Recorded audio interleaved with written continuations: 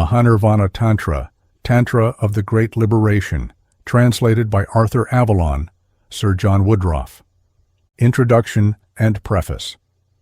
The Indian Tantras, which are numerous, constitute the scripture, Shastra, of the Kali Yuga, and as such are the voluminous source of present and practical orthodox Hinduism. The Tantra Shastra is, in fact, and whatever be its historical origin, a development of the Vaidika Karmakanda promulgated to meet the needs of that age. Shiva says, "For the benefit of men of the Kali age, men bereft of energy and dependent for existence on the food they eat, the Kaula doctrine, O auspicious one, is given." To the Tantra we must therefore look if we would understand aright both ritual, yoga, and sadhana of all kinds, as also the general principles of which these practices are but the objective expression. Yet of all the forms of Hindu Shastra, the Tantra is that which is least known and understood, a circumstance in part due to the difficulties of its subject matter and to the fact that the key to much of its terminology and method rest with the initiate. The present translation is, in fact, the first published in Europe of any Indian Tantra. An inaccurate version rendered in imperfect English was published in Calcutta by a Bengali editor some 12 years ago, preceded by an introduction which displayed insufficient knowledge in respect of what it somewhat quaintly described as the mystical and superficially technical passages of this Tantra. A desire to attempt to do it greater justice has in part prompted its selection as the first for publication. This Tantra is, further, one which is well known and esteemed, though perhaps more highly so, amongst that portion of the Indian public which favors reformed Hinduism than amongst some Tantrikas, to whom, as I have been told, certain of its provisions appear to display unnecessary timidity. The former admire it on account of its noble exposition of the worship of the Supreme Brahman, and in the belief that certain of its passages absolutely discountenance the orthodox ritual. Nothing can be more mistaken than such belief, even though it be the fact that, for him who has faith in the root, of what use are the branches and leaves? This anyone will discover who reads the text. It is true that, as chapter 7, verse 94, says, "In the purified heart knowledge of Brahman grows, and Brahmajnani samutpani kritya krityang navidyate." But the statement assumes the attainment of Brahmajnana, and this, the Shastra says, can be attained not by Vedantic discussions nor mere prayer, after the manner of Protestant systems of Christian worship, but by the sadhana, which is its main subject matter. I have referred to Protestant systems, for the Catholic Church possesses an elaborate ritual and a sadhana of its own, which is in many points strikingly analogous to the Hindu system.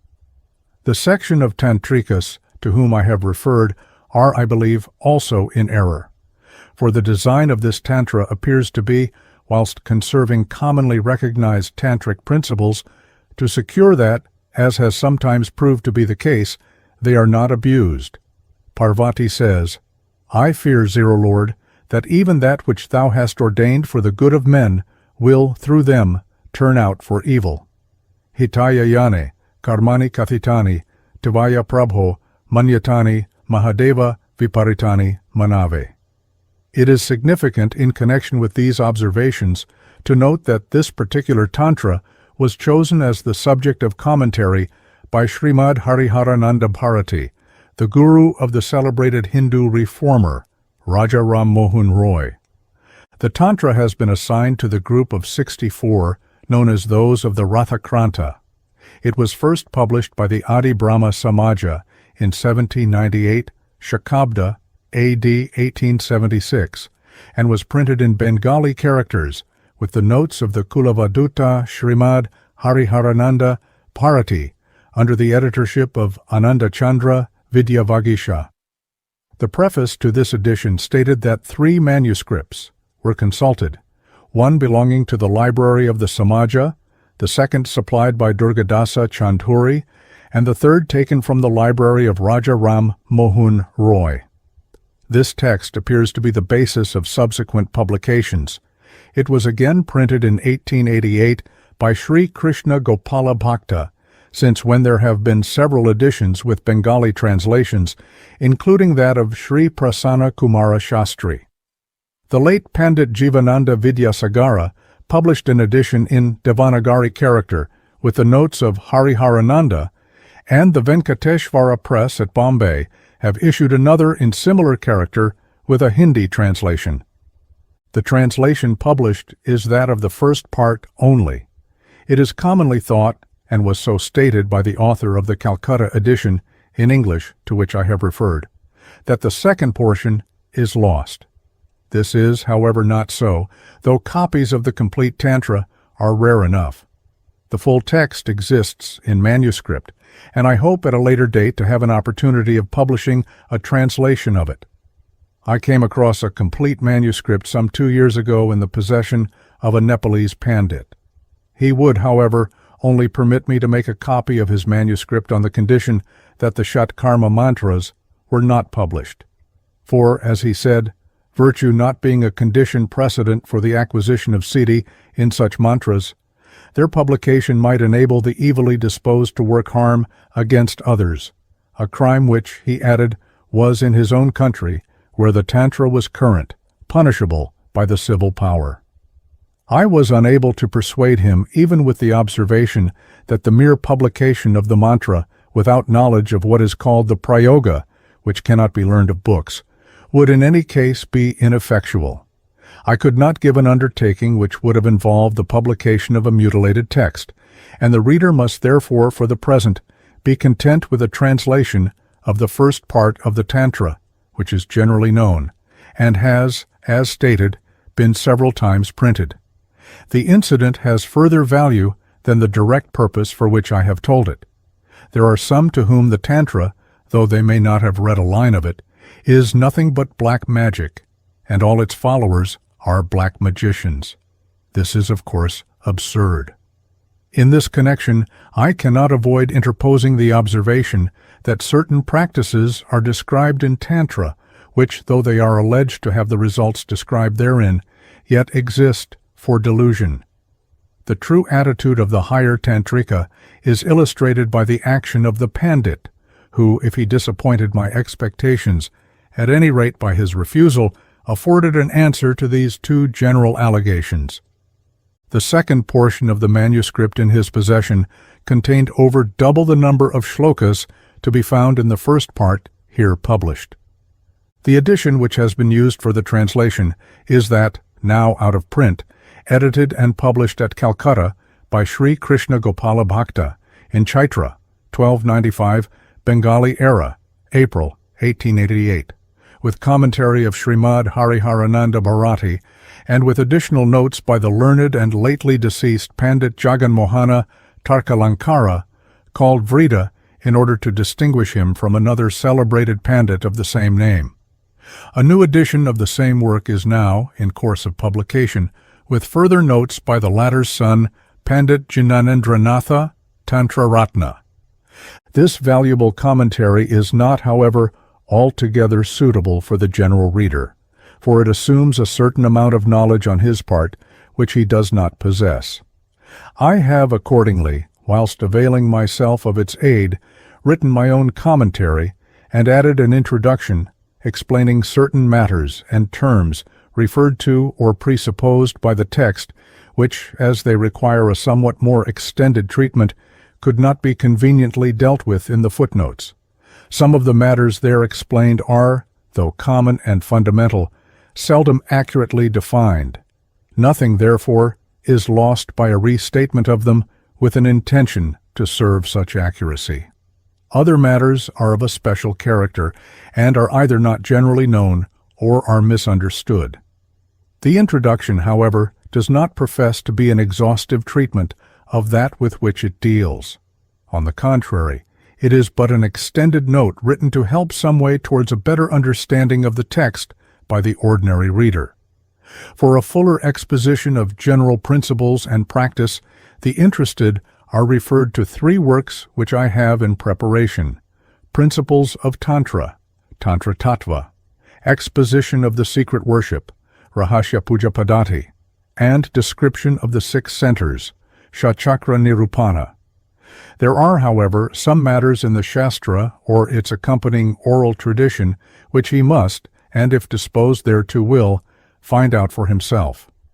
This, too, is implied by the saying in this Tantra that it is by merit acquired in previous births that the mind inclines to Kaula doctrine.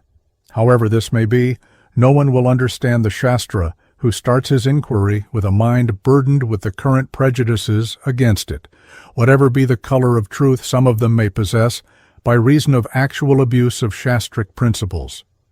In conclusion, I wish to thank my Indian friends for the aid they have given me in the preparation of this and other kindred works, and to whom I am indebted for much information gathered during many pleasant hours which we have spent together in the study of a subject of common interest to them and myself. The Tantras generally are written in comparatively simple Sanskrit. For their rendering, however, a working knowledge of their terminology and ritual is required, which can be only fully found in those to whom it is familiar through race, upbringing, and environment, and in whom there is still some regard for their ancient inheritance. As for others, they must learn to see through the Indian eye of knowledge until their own have been trained to its lines of vision. In this way, we shall be in the future spared some of the ridiculous presentments of Indian beliefs common in the past, and even now, too current. Arthur Avalon, January 7, 1913. Introduction. Mount Kailasa. The scene of the revelation of this Tantra is laid in Himalaya, the abode of snow, a holy land weighted with the traditions of the Aryan race. Here, in these lofty uplands, encircled with everlasting snows, rose the great mountain of the north, the Saptakula Parvata. Hence the race itself came, and there its early legends have their setting. There are still shown at Pimudiyar the caves where the sons of Pandu and Draupadi rested, as did Rama and his faithful wife at the point where the Kosi joins the Sita in the grove of Asoka trees. In these mountains Munis and Rishis lived. Here also is the kshetra of Shiva Mahadeva, where his spouse Parvati, the daughter of the mountain king, was born, and where Mother Ganges also has her source. From time immemorial, pilgrims have toiled through these mountains to visit the 3 great shrines of Gangotri, Kedarnath, and Badrinath.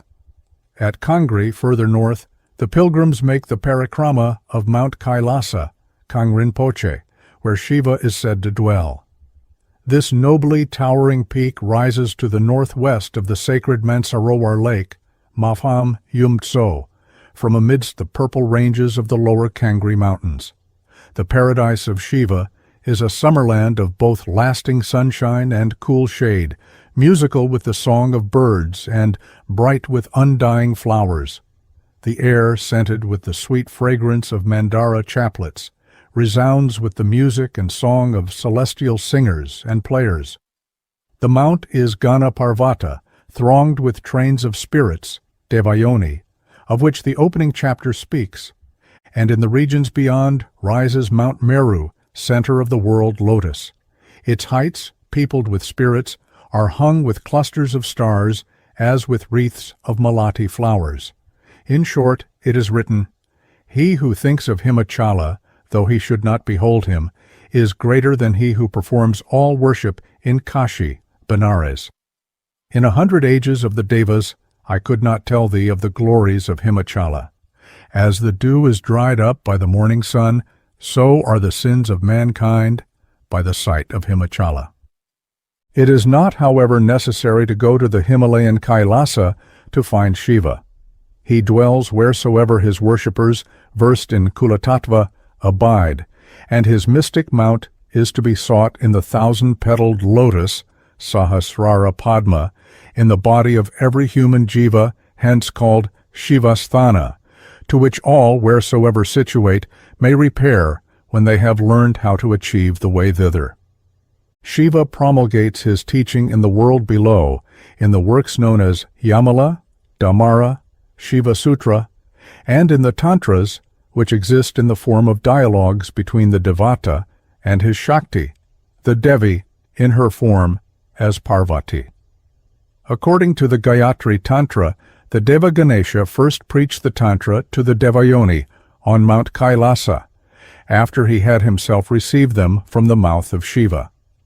After a description of the mountain, the dialogue opens with a question from Parvati, in answer to which, and those which succeed it, Shiva unfolds his doctrine on the subjects with which this particular Tantra deals: Shiva and Shakti. That eternal, immutable existence which transcends the Turiya and all other states is the unconditioned Absolute, the Supreme Brahman or Parabrahman, without Prakriti, Nishkala, or her attributes, Nirguna, which, as being the inner self and knowing subject, can never be the object of cognition, and is to be apprehended only through yoga by the realization of the self, Atmajnana, which it is. For as it is said, spirit can alone know spirit. Being beyond mind, speech, and without name, the Brahman was called Tat, that, and then Tat Sat, that which is. For the sun, moon, and stars, and all visible things, what are they but a glimpse of light caught from that, Tat? Brahman is both Nishkala and Sakala. Kala is Prakriti. The Nishkala Brahman or Parabrahman is the Tat, when thought of as without Prakriti, Prakritiranya. It is called Sakala when with Prakriti. As the substance of Prakriti is the three gunas, it is then Suguna. As in the previous state, it was Nirguna. Though in the latter state it is thought of as without Shakti, yet, making accommodation to human speech, in it potentially exists Shakti, its power, and the whole universe produced by it. To say, however, that the Shakti exists in the Brahman is but a form of speech, since it and Shakti are, in fact, one, and Shakti is eternal, Anadi Rupa. She is Brahma Rupa, and both Viguna, Nirguna, and Saguna, the Chaitanya Rupini Devi, who manifests all Bhuta. She is the Ananda Rupini Devi, by whom the Brahman manifests itself, and who, to use the words of the Sarada, pervades the universe as does oil the sesamum seed. In the beginning, the Nishkala Brahman alone existed. In the beginning, there was the One. It willed and became many. Ahab Bahu Sham, may I be many. In such manifestation of Shakti, the Brahman is known as the lower, Apara, or manifested Brahman, who, as the subject of worship, is meditated upon with attributes. And in fact, to the mind and sense of the embodied spirit, Jiva, the Brahman has body and form. It is embodied in the forms of all devas and devils, and in the worshipper himself. Its form is that of the universe, and of all things and beings therein. As Shruti says, he saw, sa aikshata, aham bahu sham prajayaya. He thought to himself, may I be many. Sa aikshaya was itself a manifestation of Shakti, the Paramapurva Nirvana Shakti, or Brahman as Shakti. From the Brahman with Shakti, Parashakti Maya, issued Nada, Shiva Shakti, as the word or sound, and from Nada, Vindu appeared. Kalicharana, in his commentary on the Shatchakra Nirupana, says that Shiva and Nirvana Shakti, bound by a Mayak bond and covering, should be thought of as existing in the form of Parang Vindu. The Sarada says, Sachchidananda Vibhavat Sakalat Parameshvarat Asikchaktistato Nado Nadad Vindu Samudbhava, from Parameshvara, vested with the wealth of Sachchidananda and with Prakriti, Sakala, issued Shakti. From Shakti came Nada, and from Nada was born Vindu. The state of subtle body, which is known as Kamakala, is the mula of mantra. The term mula mantratmika, when applied to the Devi, refers to this subtle body of hers known as the Kamakala. The Tantra also speaks of three Vindus, namely Shiva Maya, Shakti Maya, and Shiva Shakti Maya. The Parang Vindu is represented as a circle, the center of which is the Brahmapada, or place of Brahman, wherein are Prakriti Purusha, the circumference of which is encircling Maya. It is on the crescent of Nirvana Kala, the 17th, which is again in that of Amakala, the 16th digit, referred to in the text, of the moon circle, Chandramandala, which circle is situate above the sun circle, Surya Mandala, the Guru, and the Hangsa, which are in the pericarp of the thousand-petaled lotus, Sahasrara Padma. Next to the Vindu is the fiery Bodhini, or Nibodhika, V-post. The Vindu with the Nirvana Kala, Nibodhika, and Amakala are situated in the lightning-like inverted triangle known as A-Ka-Tha, and which is so called because at its apex is A, at its right base is Za, and at its left base Tha. It is made up of 48 letters, matrika, the 16 vowels running from A to Ka, 16 consonants of the Ka Varga, and other groups running from A to Ka, and the remaining 16 from Ka to Tha. Inside are the remaining letters, matrika, Ha, La second, and Kasha. As the substance of Devi is matrika, matrikamayi, the triangle represents the word of all that exists. The triangle is itself encircled by the Chandramandala. The Vindu is symbolically described as being like a grain of gram, chanaka, which under its encircling sheath contains a divided seed. This Parang Vindu is Prakriti Purusha, Shiva Shakti. It is known as the Shabda Brahman, the sound Brahman, or Apara Brahman. A polarization of the two Shiva and Shakti tattvas then takes place in Parashakti Maya. The Devi becomes Unmukhi. Her face turns towards Shiva. There is an unfolding which bursts the encircling shell of Maya, and creation then takes place by division of Shiva and Shakti, or of Hang and Sa. The Sarada says, the Devata Parashakti Maya is again itself divided, such divisions being known as Vindu, Vajra, and Nada. Vindu is of the nature of Nada or Shiva, and Vajra of Shakti, and Nada has been said to be the relation of these two by those who are versed in all the agamas. The Sarada says that before the bursting of the shell enclosing the Brahmapada, which together with its defining circumference constitute the Shabda Brahman, an indistinct sound arose, avyaktat maravo bhavat. This avyaktanada is both the first and the last state of nada, according as it is viewed from the standpoint of evolution or involution. For nada, as Raghavabhata says, exists in three states. In nada are the guna, sattva, rajas, and tamas, which form the substance of prakriti, which with Shiva it is. When tamaguna predominates, nada is merely an indistinct or unmanifested dvanyat, makovikta nada, sound in the nature of dvani. In this state, in which it is a phase of avyaktanada, it is called nibodhika, or bodhini. It is nada when rajoguna is in the ascendant, when there is a sound in which there is something like a connected or combined disposition of the letters. When the sattva guna preponderates, nada assumes the form of vindu. The action of rajas on tamas is to veil. Its own independent action effects an arrangement which is only perfected by the emergence of the essentially manifesting sattvika guna set into play by it. Nada, vindu, and nibodhika, and the Shakti, of which they are the specific manifestation, are said to be in the form of sun, moon, and fire respectively. Jnana, spiritual wisdom, is spoken of as fire as it burns up all actions, and the tamaguna is associated with it. For when the effect of cause and effect of action are really known, then action ceases. Ichcha is the moon. The moon contains the 16th digit, the amakala with its nectar, which neither increases nor decays, and Ichcha, or will, is the eternal precursor of creation. Kriya is like the sun, for as the sun by its light makes all things visible, so unless there is action and striving, there cannot be realization or manifestation. As the Gita sways, as one sun makes manifest all the loka.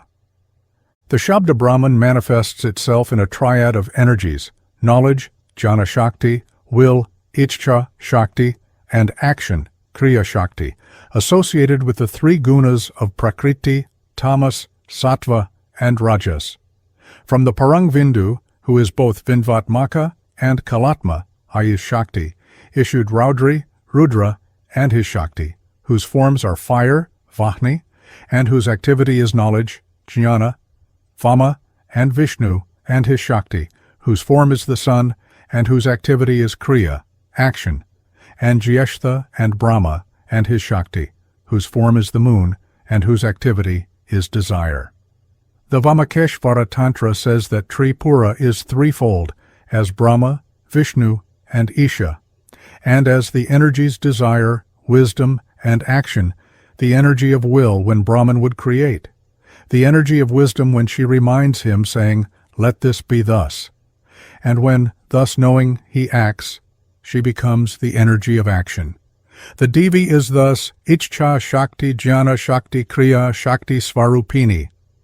Parashiva exists as a septenary under the form, firstly, of Shambhu, who is the associate of time, Kalabandhu.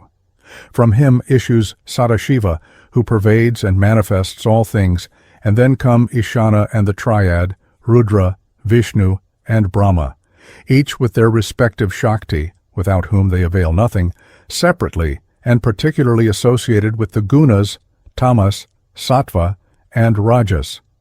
Of these devas, the last triad, together with Ishana and Sadashiva, are the five Shivas who are collectively known as the Mahapreta, whose Vija is Sau.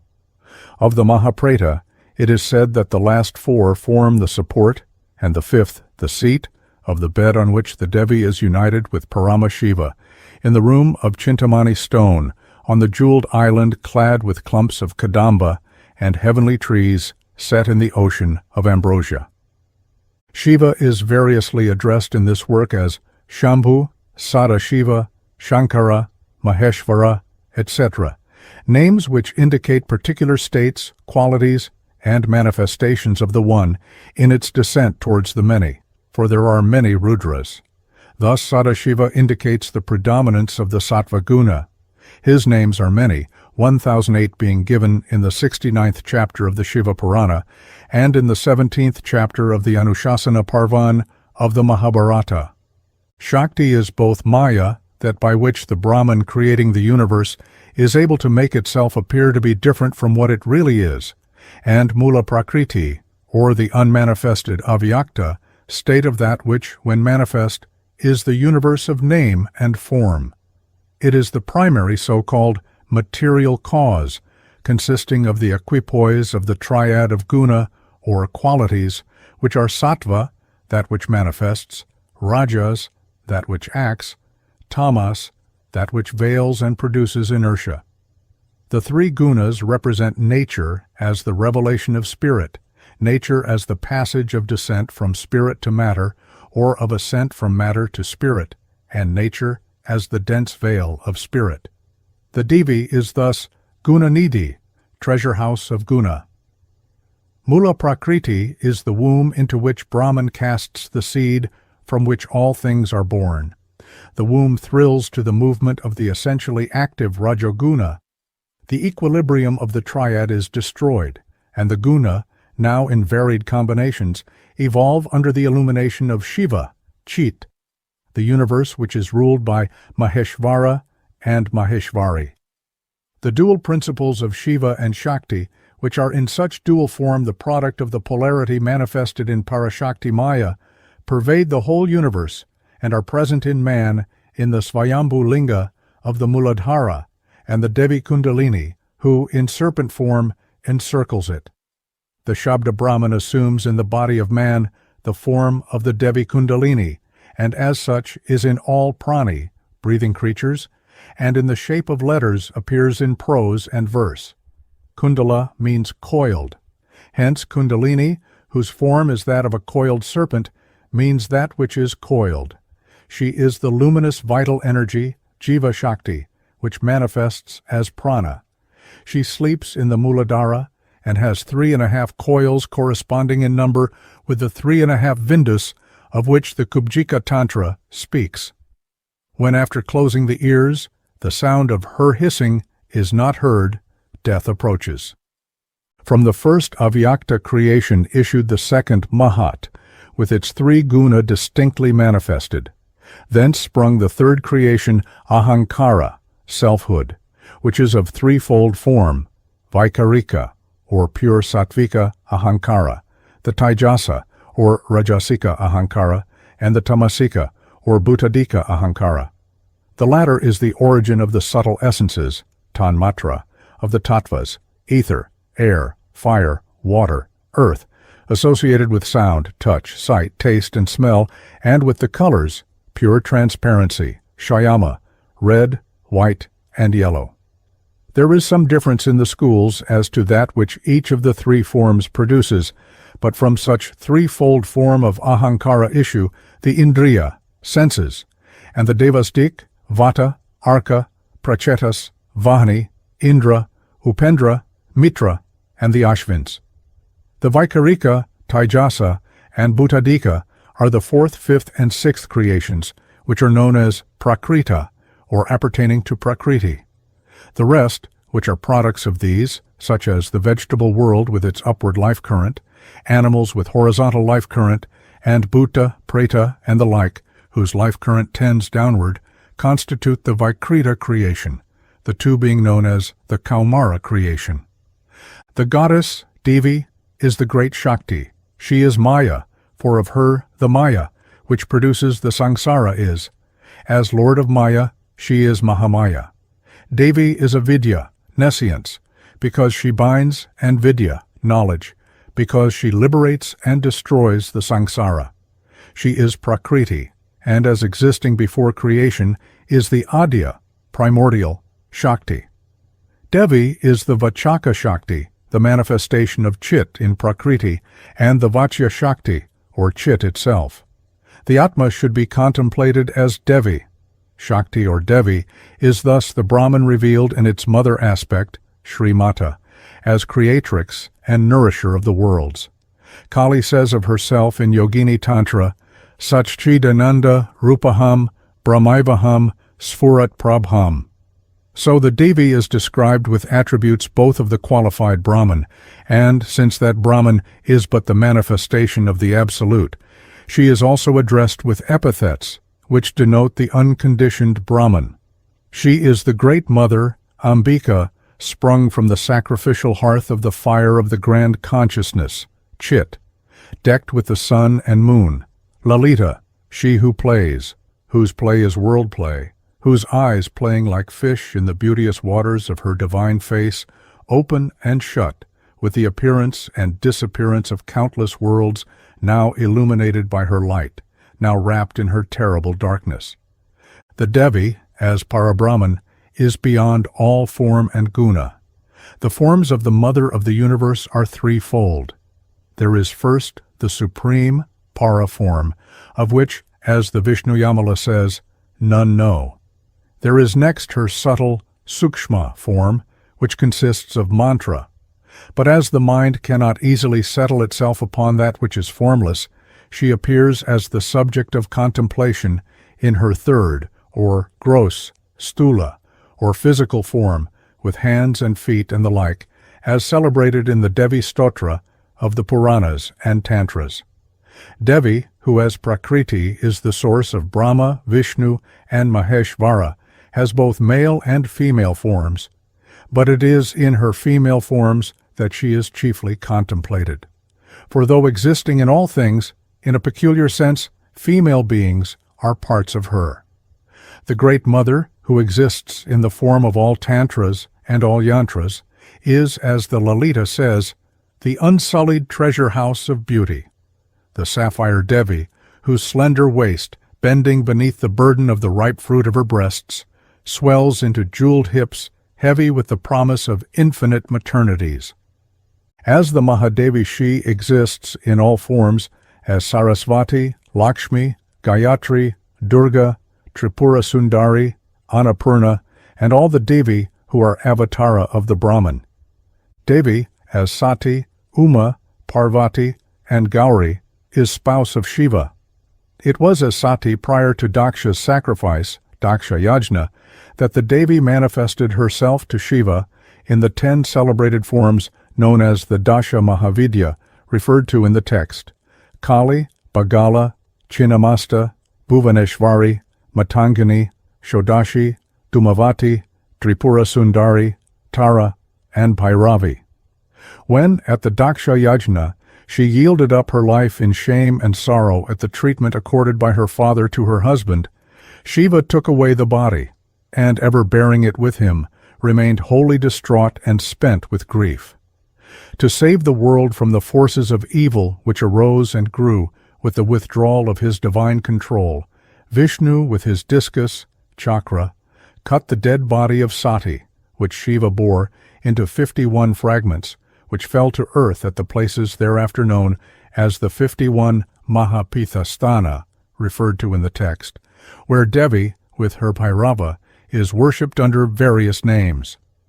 Besides the forms of the Devi in the Brahmanda, there is her subtle form called Kundalini in the body, Pindanda.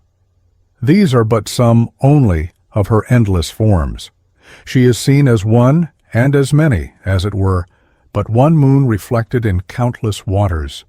She exists, too, in all animals and inorganic things, since the universe with all its beauties is, as the Devi Purana says, but a part of her. All this diversity of form is but the infinite manifestations of the flowering beauty of the one supreme life, a doctrine which is nowhere else taught with greater wealth of illustration than in the Shakti Shastras and Tantras. The great Parga in the bright sun and all devatas, and indeed all life and being, are wonderful and are worshipful, but only as her manifestations. And he who worships them otherwise is, in the words of the great Devi Bhagavata, like unto a man who with the light of a clear lamp in his hands yet falls into some waterless and terrible well. The highest worship for which the sadhaka is qualified, adhikari, only after external worship and that internal form known as sadhara is described as niradhara. Therein pure intelligence is the supreme Shakti who is worshipped as the very self, the witness freed of the glamour of the manifold universe. By one's own direct experience of Maheshwari as the self, she is with reverence made the object of that worship which leads to liberation, guna.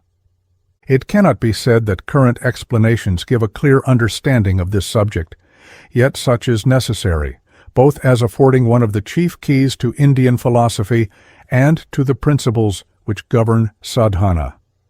The term guna is generally translated quality, a word which is only accepted for default of a better. For it must not be overlooked that the 3 guna, sattva, rajas, and tamas, which are of Prakriti, constitute her very substance. This being so, all nature which issues from her, the Mahakarana Svarupa, is called Trigunatmaka, and is composed of the same guna in different states of relation to one another. The functions of sattva, rajas, and tamas are to reveal, to make active, and to suppress respectively. Rajas is the dynamic, as sattva and tamas are static principles. That is to say, sattva and tamas can neither reveal nor suppress without being first rendered active by rajas. These gunas work by mutual suppression. The unrevealed Prakriti, avyakta Prakriti, or Devi, is the state of stable equilibrium of these 3 guna. When this state is disturbed, the manifested universe appears, in every object of which one or other of the 3 guna is in the ascendant. Thus in devas, as in those who approach the divya state, sattva predominates, and rajas and tamas are very much reduced. That is, their independent manifestation is reduced. They are in one sense still there, for where rajas is not independently active, it is operating on sattva to suppress tamas, which appears or disappears to the extent to which it is, or is not, subject to suppression by the revealing principle. In the ordinary human jiva, considered as a class, tamas is less reduced than in the case of the deva, but very much reduced when comparison is made with the animal jiva. Rajas has great independent activity, and Sattva is also considerably active. In the animal creation, Sattva has considerably less activity. Rajas has less independent activity than in man, but is much more active than in the vegetable world. Tamas is greatly less preponderant than in the latter. In the vegetable kingdom, tamas is more preponderant than in the case of animals, and both rajas and sattva less so. In the inorganic creation, rajas makes tamas active to suppress both sattva and its own independent activity. It will thus be seen that the upward or revealing movement from the predominance of tamas to that of sattva represents the spiritual progress of the jivatma. Again, as between each member of these classes, one or other of the three guna may be more or less in the ascendant. Thus, in one man, as compared with another, the sattva guna may predominate, in which case his temperament is sattvic, or, as the Tantra calls it, divyabhava. In another, the rajoguna may prevail, and in the third, the tamoguna, in which case the individual is described as rajasic or tamasic, or, to use tantric phraseology, he is said to belong to virabhava or is a pashu respectively. Again, the vegetable creation is obviously less tamasic and more rajasic and sattvic than the mineral, and even amongst these last there may be possibly some which are less tamasic than others. Etymologically, sattva is derived from sat, that which is eternally existent. The eternally existent is also chit, pure intelligence or spirit, and ananda or bliss. In a secondary sense, sat is also used to denote the good, and commonly, though such use obscures the original meaning, the word sattva guna is rendered good quality. It is, however, good in the sense that it is productive of good and happiness. In such case, however, stress is laid rather on a necessary quality or effect, in the ethical sense, of sat than upon its original meaning. In the primary sense, sat is that which reveals. Nature is a revelation of spirit, sat. Where nature is such a revelation of spirit there, it manifests as sattva guna. It is the shining forth from under the veil of the hidden spiritual substance, sat. And that equality in things which reveals this is sattva guna. So, of a pregnant woman it is said that she is anta sattva, or instinct with sattva. She in whom sattva, as jiva, whose characteristic guna is sattva, is living in an hidden state. But nature not only reveals, but is also a dense covering or veil of spirit, at times so dense that the ignorant fail to discern the spirit which it veils. Where nature is a veil of spirit, there it appears in its quality of tamaguna. In this case, the tamaguna is currently spoken of as representative of inertia, because that is the effect of the nature which veils. This quality, again, when translated into the moral sphere, becomes ignorance, sloth, etc. In a third sense, nature is a bridge between spirit which reveals and matter which veils. Where nature is a bridge of descent from spirit to matter, or of ascent from matter to spirit, there it manifests itself as rajoguna. This is generally referred to as the quality of activity, and when transferred to the sphere of feeling, it shows itself as passion. Each thing in nature then contains that in which spirit is manifested or reflected as in a mirror or sattvaguna, that by which spirit is covered, as it were, by a veil of darkness or tamaguna, and that which is the vehicle for the descent into matter or the return to spirit or rajoguna. Thus sattva is the light of nature, as tamas is its shade. Rajas is, as it were, a blended tint oscillating between each of the extremes constituted by the other guna. The object of tantric sadhana is to bring out and make preponderant the sattva guna by the aid of rajas, which operates to make the former guna active. The subtle body, linga sharira, of the jivatma comprises in it buddhi, ahankara, manas, and the 10 senses. This subtle body creates for itself gross bodies suited to the spiritual state of the jivatma. Under the influence of prarabdha karma, buddhi becomes tamasic, rajasic, or sattvic. In the first case, the jivatma assumes inanimate bodies, in the second, active, passionate bodies, and in the third, sattvic bodies of varying degrees of spiritual excellence, ranging from man to the deva.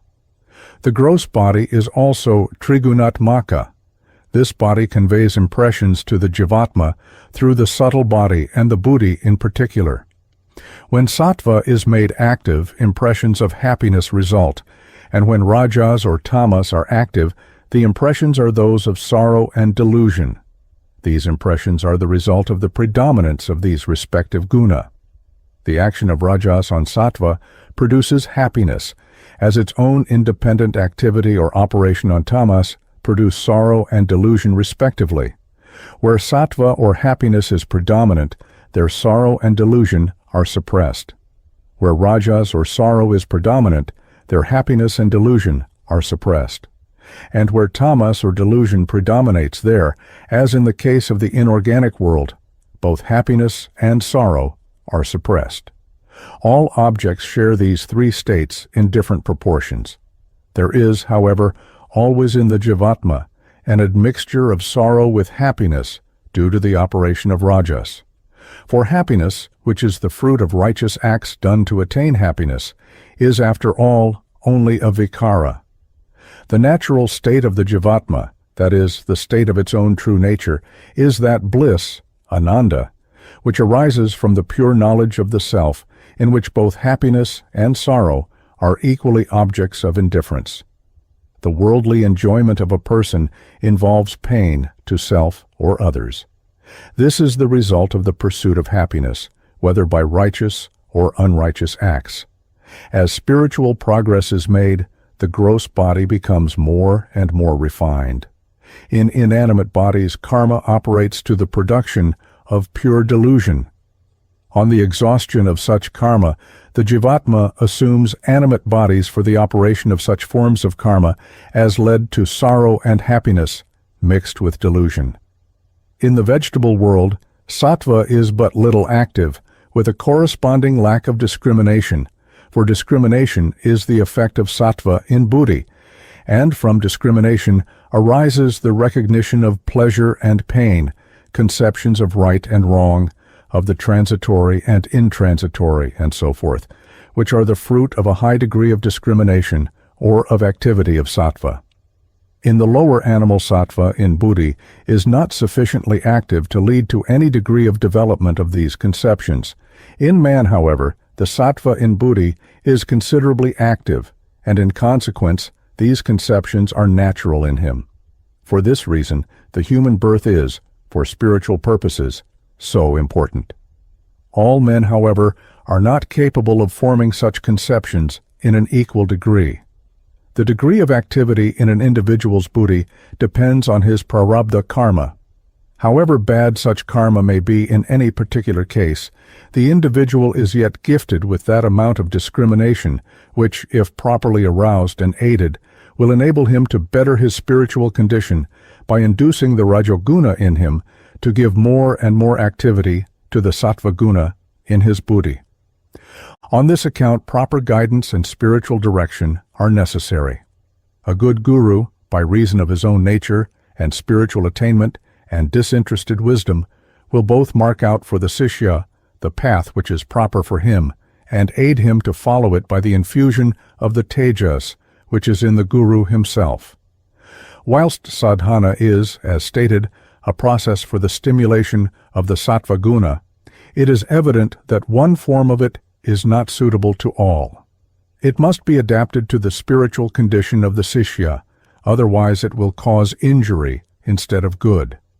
Therefore, it is that the adoption of certain forms of sadhana by persons who are not competent, adhikari, may not only be fruitless of any good result, but may even lead to evils which sadhana as a general principle is designed to prevent. Therefore also is it said that it is better to follow one's own dharma than that, however exalted it be, of another. The worlds, loka. This earth, which is the object of the physical senses and of the knowledge based thereon, is but one of 14 worlds or regions placed above and below it, of which, as the sutra says, knowledge may be obtained by meditation on the solar nerve, nada, sushumna, in the Merudanda. On this nadi 6 of the upper worlds are threaded, the seventh and highest overhanging it in the Sahasrara Padma, the 1,000-petaled lotus. The sphere of earth, Purloka, with its continents, their mountains and rivers, and with its oceans, is the seventh or lowest of the upper worlds. Beneath it are the hells and nether worlds, the names of which are given below. Above the terrestrial sphere is Bhuvarloka, or the atmospheric sphere known as the Antariksha, extending from the earth to the sun, in which the Siddhas and other celestial beings, Devayoni, of the upper air dwell. From the sun to the pole star, Dhruva, is Svarloka, or the heavenly sphere. Heaven, Svarga, is that which delights the mind, as hell, Naraka, is that which gives it pain. In the former is the abode of the Deva and the blessed. These three spheres are the region of the consequences of work, and are termed transitory, as compared with the three highest spheres, and the fourth, which is of a mixed character. When the jiva has received his reward, he is reborn again on earth. For it is not good action, but the knowledge of the Atma, which procures liberation, Moksha. Above Svarloka is Maharloka, and above it the three ascending regions known as the Janarloka, Tapaloka, and Satyaloka, each inhabited by various forms of celestial intelligence of higher and higher degree. Below the earth, Bhu, and above the nether worlds are the hells, commencing with Avicii, and of which, according to popular theology, there are 34, though it is elsewhere said there are as many hells as there are offenses for which particular punishments are meted out. Of these, 6 are known as the Great at Hells. Hinduism, however, even when popular, knows nothing of a hell of eternal torment. To it, nothing is eternal but the Brahman. Issuing from the hells, the jiva is again reborn to make its future. Below the hells are the 7 nether worlds, Sutala, Vitala, Talatala, Mahatala, Rasatala, Atala, and Patala, where, according to the Puranas, dwell the Naga serpent divinities, brilliant with jewels, and whereto the lovely daughters of the Daityas and Danavas wander, fascinating even the most austere. Yet below Patala is the form of Vishnu proceeding from the dark quality, Tamoguna, known as the Sesha serpent or Ananta, bearing the entire world as a diadem, attended by his Shakti Varuni, his own embodied radiance. Inhabitants of the worlds. The worlds are inhabited by countless grades of beings, ranging from the highest devas, of whom there are many classes and degrees, to the lowest animal life.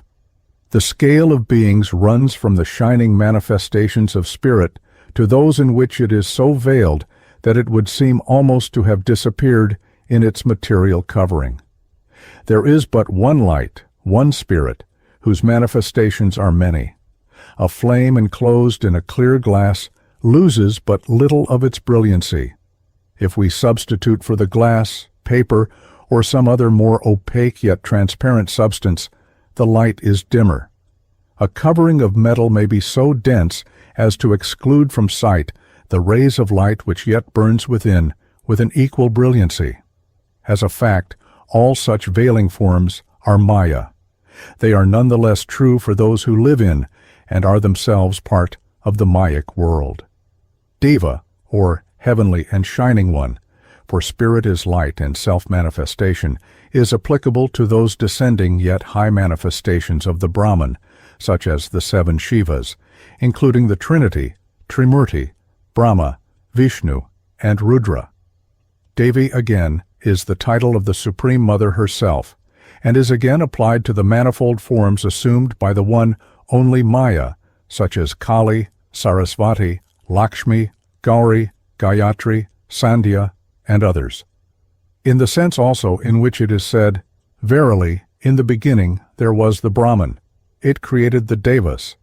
The latter term also includes lofty intelligences belonging to the created world, intermediate between Ishvara, himself a Purusha, and man, who in the person of the Brahmana is known as Earth Deva, Bhudeva.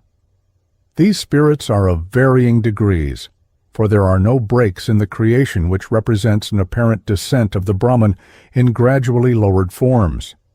Throughout these forms play the divine currents of Prakriti and Nivritti, the latter drawing to itself that which the former has sent forth.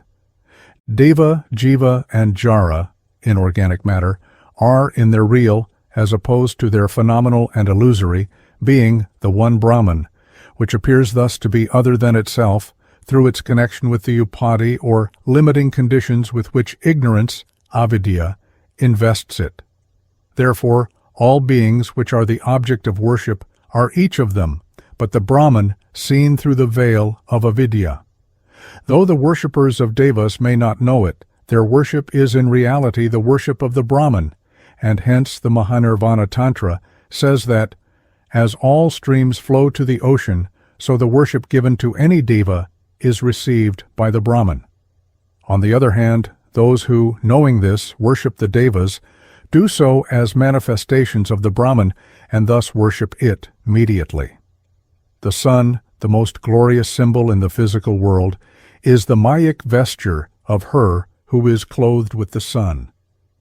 In the lower ranks of the celestial hierarchy are the Devayonis, some of whom are mentioned in the opening verses of the first chapter of the text. The Devas are of two classes, unborn, ajata, that is, those which have not, and those which have, sadhya, evolved from humanity, as in the case of King Nahusha, who became Indra. Opposed to the divine hosts are the Asura, Danava, Daitya, Rakshasa, who, with other spirits, represent the tamasic or demonic element in creation. All Devas, from the highest downwards, are subordinate to both time and karma. So it is said, salutation to karma, over which not even Vidhi, Brahma, prevails. Namastat karmabhyo vidirapi, nayebhya prabhavati. The rendering of the term Deva by God has led to a misapprehension of Hindu thought. The use of the term angel may also mislead, for though the world of Devas has, in some respects, analogy to the angelic choirs, the Christian conception of these beings, their origin and functions, does not include, but in fact excludes, other ideas connoted by the Sanskrit term. The Pitris, or fathers, are a creation, according to some, separate from the predecessors of humanity, and are, according to others, the lunar ancestry who are addressed in prayer with the Devas. From Brahma, who is known as the grandfather Pitamaha of the human race, issued Marichi, Atri, and others, his mental sons, the Agnishvatva, Saumya, Havishmanta, Ushmapa, and other classes of Pitris, numbering, according to the Markandeya Purana, 31. Tarpanam, or oblation, is daily offered to these Pitris. The term is also applied to the human ancestors of the worshipper, generally up to the 7th generation, to whom in Shraddha, the obsequial rites, Pinda and water, are offered with the mantra Svada. The Rishi are seers who know, and by their knowledge are the makers of Shastra and see all mantras. The word comes from the root Rish Rishati, Prapnoti, Sarvang, Mantrang, Jnanena, Pashyati, Sangsara Parangva, etc. The 7 great Rishi or Saptarshi of the first Manvantara are Marichi, Atri, Angiras, Pulaha, Kratu, Pulastya, and Vashishtha. In other Manvantara there are other Saptarshi. In the present Manvantara the 7 are Kashyapa Atri, Vashishtha, Vishvamitra, Gautama, Jamadagni, Bharadvaja. To the Rishi the Vedas were revealed. Vyasa taught the Rigveda, so revealed to Paila, the Yajurveda to Vaishampayana, the Samaveda to Jaimini, Atharvaveda to Samantu, and Itihasa and Purana to Sutta. The 3 chief classes of Rishi are the Brahmarshi, born of the mind of Brahma, the Devarshi of lower rank, and Rajarshi or kings who became rishis through their knowledge and austerities such as Janaka, Ritaparna, etc. THC Shrutarshi are makers of Shastras, as Sushruta. The Kandarshi are of the Karmakanda, such as Jaimini. The Muni, who may be a rishi, is a sage. Muni is so called on account of his mananam, mananat muniruchyate. Mananam is that thought, investigation, and discussion which marks the independent thinking mind. First there is Shravanam, listening, then Mananam, which is the thinking or understanding, discussion upon, and testing of what is heard, as opposed to the mere acceptance on trust of the lower intelligence. There too are followed by Nididhyasanam, which is attention and profound meditation on the conclusions, Siddhanta, drawn from what is so heard and reasoned upon. As the Mahabharata says, the Veda differ, and so do the Smriti. No one is a Muni who has no independent opinion of his own, Nasau Muniryasha, Matang Nabinam. The human being is called Jiva, that is, the embodied Atma possessed by egoism, and of the notion that it directs the Puryashtaka, namely, the 5 organs of action, Karmendriya, the 5 organs of perception, Jnanendriya, the 4-fold Antakarana, or mental self, Manas, Buddhi, Ahankara, Chitta, the 5 vital airs, Prana, the 5 elements, Kama, desire, Karma, action and its results, and Avidya, illusion. When these false notions are destroyed, the embodiment is destroyed, and the wearer of the Mayak garment attains nirvana. When the jiva is absorbed in Brahman, there is no longer any jiva remaining as such. Varna. Ordinarily, there are 4 chief divisions or castes, Varna, of Hindu society, vis-a-vis Brahmana, priesthood, teaching, Kshatriya, warrior, Vaishya, merchant, Shudra, servile, said to have sprung respectively from the mouth, arm, thigh, and foot of Brahma. A man of the first 3 classes becomes an investiture during the Upanayana ceremony of the sacred thread, twice born Davija. It is said that by birth one is Shudra, by Sanskara, Upanayana, Davija, twice born.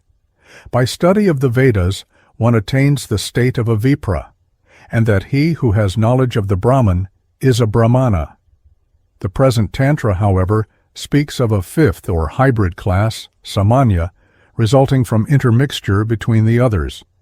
It is a peculiarity of Tantra that its worship is largely free of Vedic exclusiveness, whether based on caste, sex, or otherwise. As the Gautamiya Tantra says, the Tantra is for all men, of whatever caste, and for all women. Sarvavarnadikarascha, narinang yogya evacha. Ashrama. The 4 stages, conditions, or periods in the life of a Brahman are, first, that of the chaste student, or brahmachari. Second, the period of secular life as a married householder, or grihastha. Third, that of the recluse, or vanaprastha, when there is retirement from the world. And lastly, that of the beggar, or bhikshu, who begs his single daily meal and meditates upon the Supreme Spirit to which he is about to return. For the Kshatriya, there are the first 3 ashramas, for the Vaishya, the first 2, and for the Shudra, the Grihastha ashrama only. This Tantra states that in the Kali age there are only 2 ashrama, the second Garhasthya, and the last Bhikshuka, or Avadhuta. Neither the conditions of life nor the character, capacity, and powers of the people of this age allow of the first and third. The 2 ashramas prescribed for the Kali age are open to all castes indiscriminately. There are, it is now commonly said, 2 main divisions of Avadhuta, namely Shaivavadhuta and Brahmavadhuta, of each of which there are, again, 3 divisions. Of the first class, the divisions are firstly Shaivavadhuta, who is apurna, imperfect. Though an ascetic, he is also a householder and like Shiva, hence his name. The second is the wandering stage of the Shaiva, or the Parivrajaka, who has now left the world and passes his time doing puja, japa, etc., visiting the Tirtha and Pitha, or places of pilgrimage. In this stage, which, though higher, is still imperfect, the Avaduta is competent for ordinary sadhana with a Shakti. The third is the perfect stage of a Shaiva. Wearing only the kaupina, he renounces all things and all rights, though within certain limits he may practice some yoga, and is permitted to meet the request of a woman who makes it of him. Of the second class, the three divisions are, firstly, the Brahma Vadhuta, who, like the Shaiva Vadhuta, is imperfect, a Purna, and a householder. He is not permitted, however, to have a Shaiva Shakti, and is restricted to Sviya Shakti. The second class, Brahma Parivrajaka, is similar to the Shaiva of the same class, except that ordinarily he is not permitted to have anything to do with any woman, though he may, under the guidance of his guru, practice yoga accompanied by Shakti. The third or highest class, Hangsavaduta, is similar to the third Shaiva degree, except that he must under no circumstances touch a woman or metals, nor may he practice any rites or keep any observances. Correspondence between macrocosm and microcosm. The universe consists of a Mahabrahmanda, or grand cosmos, and of numerous Brihat Brahmanda, or macrocosms, evolved from it. As is said by the Nirvana Tantra, all which is in the first is in the second. In the latter are heavenly bodies and beings, which are microcosms, reflecting on a minor scale the greater worlds which evolve them. As above, so below. This mystical maxim of the West is stated in the Vishvasara Tantra as follows. What is here is elsewhere. What is not here is nowhere. Yadihasti tadanyatra, yanihasti natatkvachit. The macrocosm has its meru, or vertebral column, extending from top to bottom. There are 14 regions descending from Satyaloka, the highest. These are the 7 upper and the 7 nether worlds, vid ante.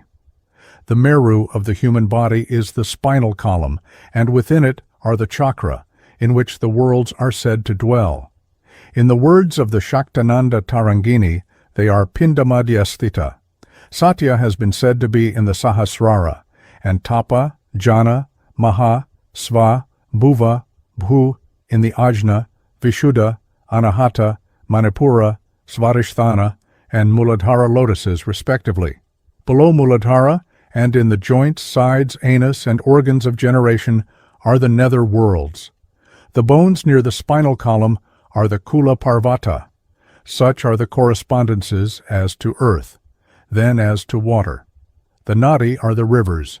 The 7 substances of the body, dhatu, are the 7 islands. Sweat, tears, and the like are the oceans. Fire exists in the Muladhara, Sushumna, navel, and elsewhere. As the worlds are supported by the Pravahana and other Vayu, airs, so is the body supported by the 10 Vayu prana, etc. There is the same Akasha, ether, in both. The witness within is the Purusha without, for the personal soul of the microcosm corresponds to the cosmic soul, Hiranyagarbha, in the macrocosm. The ages, the passage of time within a Mahayoga, influences for the worse man and the world in which he lives. This passage is marked by the 4 ages, Yuga, called Satya, Treta, Dvapara, and Kali Yuga, the last being that in which it is generally supposed the world now is. The Yuga is a fraction of a kalpa, or day of Brahma, of 4,820,000 human years.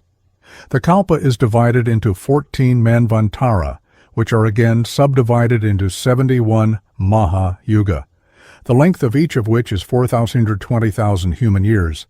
The Maha Yuga, great age, is itself composed of 4 Yuga, ages, A. Satya, B. Treta, C. Dvapara, D. Kali. Official science teaches that man appeared on the earth in an imperfect state from which he has since been gradually, though continually, raising himself. Such teaching is, however, in conflict with the traditions of all peoples, Jew, Babylonian, Egyptian, Hindu, Greek, Roman, and Christian, which speak of an age when man was both innocent and happy. From this state of primal perfection he fell, continuing his descent until such time as the great Avatara, Christ and others, descended to save his race and enable it to regain the righteous path. The Garden of Eden is the emblem of the paradisiacal body of man. There man was one with nature. He was himself paradise, a privileged enclosure in a garden of delight, Gan be Eden. Et eruditus est Moise omni sapientia Egyptiorum. The Satya Yuga is, according to Hindu belief, the golden age of righteousness, free of sin, marked by longevity, physical strength, beauty, and stature.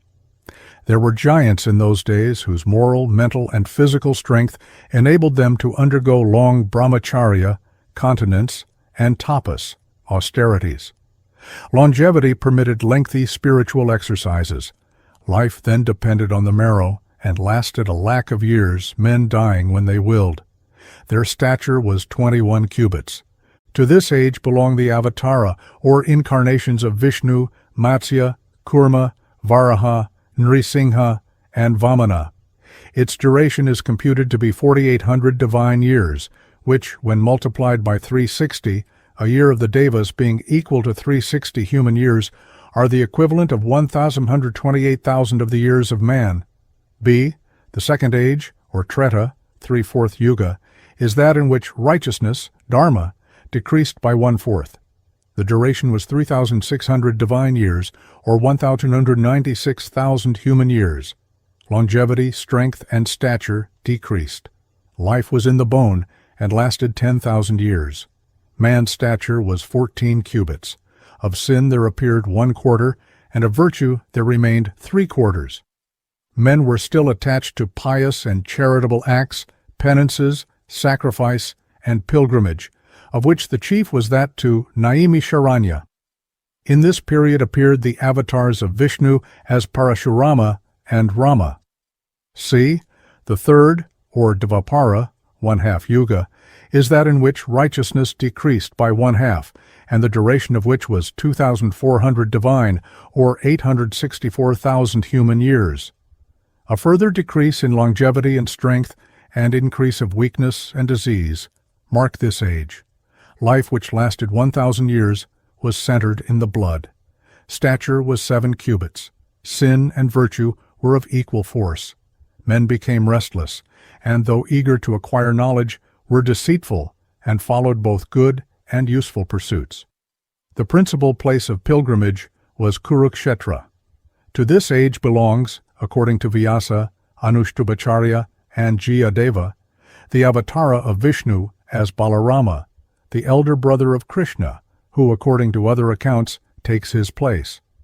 In the Sandhya, or intervening period of 1,000 years between this and the next Yuga, the Tantra was revealed, as it will be revealed at the dawn of every Kali Yuga. D. Kali Yuga is the alleged present age, in which righteousness exists to the extent of 1/4 only, the duration of which is 1,200 divine, or 432,000 human years. According to some, this age commenced in 3120 BC, on the date of Vishnu's return to heaven after the 8th incarnation.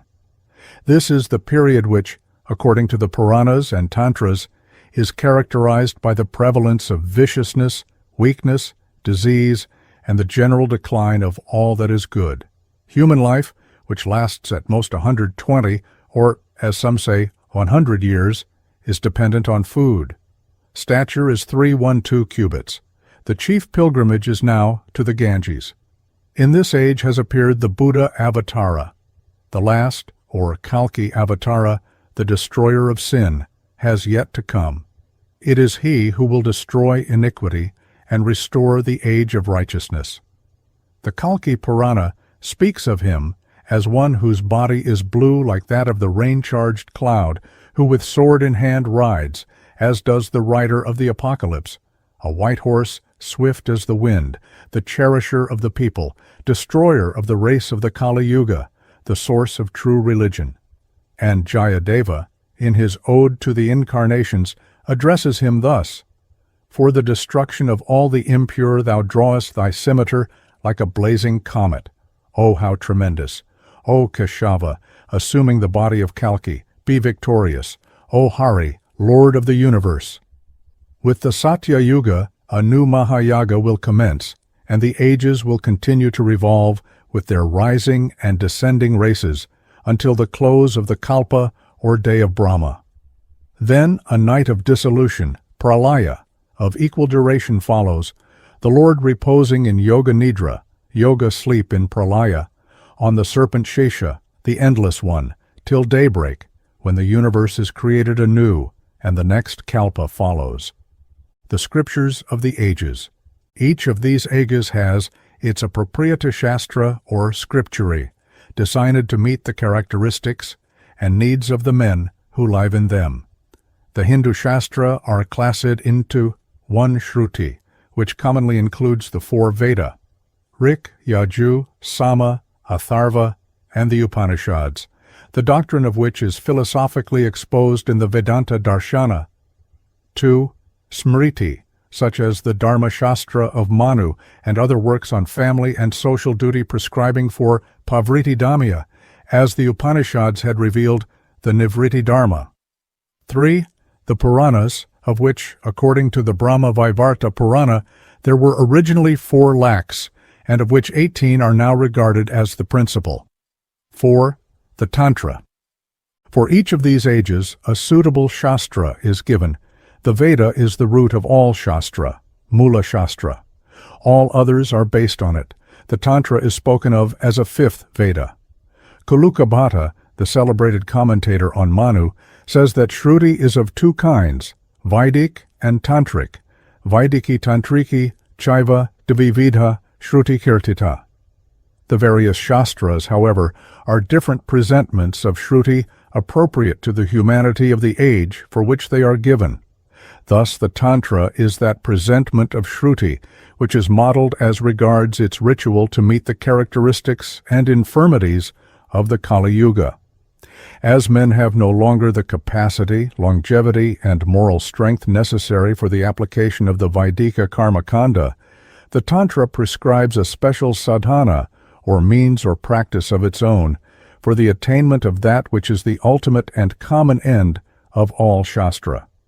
The Kularnava Tantra says that in the Satya or Krita age, the Shastra is Shruti, in the sense of the Veda and Upanishads. In Treta Yuga, Smriti, in the sense of the Dharma Shastra and Shruti Jivika, etc. In Dvapara Yuga, the Purana, and in the last, or Kali Yuga, the Tantra, which should now be followed by all orthodox Hindu worshippers. The Mahanirvana and other Tantras and Tantric works lay down the same rule. The Tantra is also said to contain the very core of the Veda, to which it is described to bear the relation of the Paramatma to the Jivatma. In a similar way, Kaulachara is the central informing life of the gross body called Vedachara, each of the Achara which follow it up to Kaulachara being more and more subtle sheaths. The human body. The human body is Brahmapara, the city of Brahman. Ishvara himself enters into the universe as Jiva. Wherefore the Mahavakya, that thou art, means that the ego, which is regarded as Jiva only from the standpoint of an upadi, is Brahman. The 5 sheaths. In the body there are 5 kosha or sheaths, Annamaya, Pranamaya, Manomaya, Vijnanamaya, Anandamaya, or the physical and vital bodies, the 2 mental bodies, and the body of bliss. In the first, the Lord is self-conscious as being dark or fair, short or tall, old or youthful. In the vital body, he feels alive, hungry, and thirsty. In the mental bodies, he thinks and understands. And in the body of bliss, he resides in happiness. Thus garmented with the 5 garments, the Lord, though all-pervading, appears as though he were limited by them. Annamaya Kosha. In the material body, which is called the sheath of food, Annamaya Kosha, reign the elements earth, water, and fire, which are those presiding in the lowest chakra, the Muladhara, Svadhisthana, and Manipura centers. The 2 former produce food and drink, which is assimilated by the fire of digestion and converted into the body of food. The Indriya are both the faculty and organs of sense. There are in this body the material organs, as distinguished from the faculty of sense. In the gross body, Sharira Kosha, there are 6 external kosha, vis-a-vis hair, blood, flesh, which come from the mother, and bone, muscle, marrow, from the father. The organs of sense, indriya, are of 2 kinds, vis-a-vis jananendriya, or organs of sensation, through which knowledge of the external world is obtained, ear, skin, eyes, tongue, nose, and karmendriya, or organs of action, mouth, arms, legs, anus, penis, the functions of which are speech, holding, walking, excretion, and procreation. Pranamaya Kosha. The second sheath is the Pranamaya Kosha, or sheath of breath, prana, which manifests itself in air and ether, the presiding elements in the Anahata and Vishuddha chakra. There are 10 vayu, airs, or inner vital forces, of which the first 5 are the principal, namely, the sapphire prana, apana, the color of an evening cloud, the silver vyana, udana, the color of fire, and the milky samana. These are all aspects of the action of the one prana devata. Kundalini is the mother of prana, which she, the mula prakriti, illumined by the light of the Supreme Atma, generates. Prana is vayu, or the universal force of activity, divided on entering each individual into 5-fold function. Specifically considered, prana is inspiration, which with expiration is from and to a distance of 8 and 12 inches respectively. Udana is the ascending vayu. Apana is the downward vayu, expelling wind, excrement, urine, and semen. The samana, or collective vayu, kindles the bodily fire, conducting equally the food, etc., throughout the body. Vyana is the separate vayu, effecting division and diffusion. These forces cause respiration, excretion, digestion, circulation. Manomaya, Vijnana Kosha, and Anandamaya Kosha. The next 2 sheaths are the Manomaya and Vijnana Kosha. These constitute the Antakarana, which is 4-fold, namely, mind in its 2-fold aspect of buddhi and manas, selfhood, ahankara, and chitta. The function of the first is doubt sankalpa vikalpatmaka, uncertainty, certainty. Of the second, determination, nishchaya karini.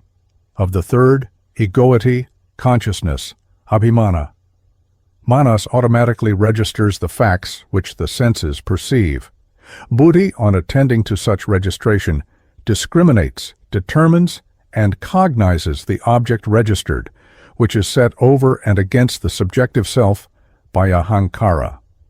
The function of chitta is contemplation, chinta, the faculty whereby the mind in its widest sense raises for itself the subject of its thought and dwells thereon. For whilst buddhi has but 3 moments in which it is born, exists, and dies, chitta endures. The Antakarana is master of the 10 senses, which are the outer doors through which it looks forth upon the external world. The faculties, as opposed to the organs or instruments of sense, reside here. The centers of the powers inherent in the last 2 sheaths are in the Ajna chakra, and the region above this and below the Sahasrara lotus. In the latter, the Atma of the last sheath of bliss resides.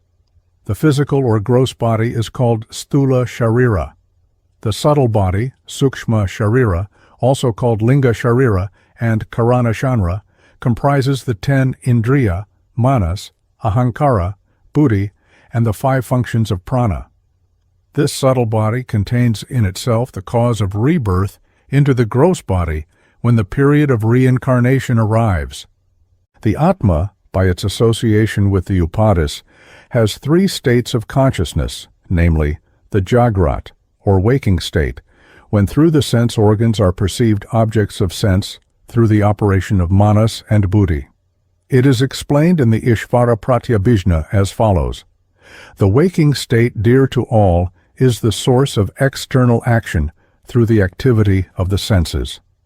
The jiva is called Jagari, that is, he who takes upon himself the gross body called Vishva. The second is Svapna, the dream state, When, the sense organs being withdrawn, Alma is conscious of mental images generated by the impressions of Jagrat experience.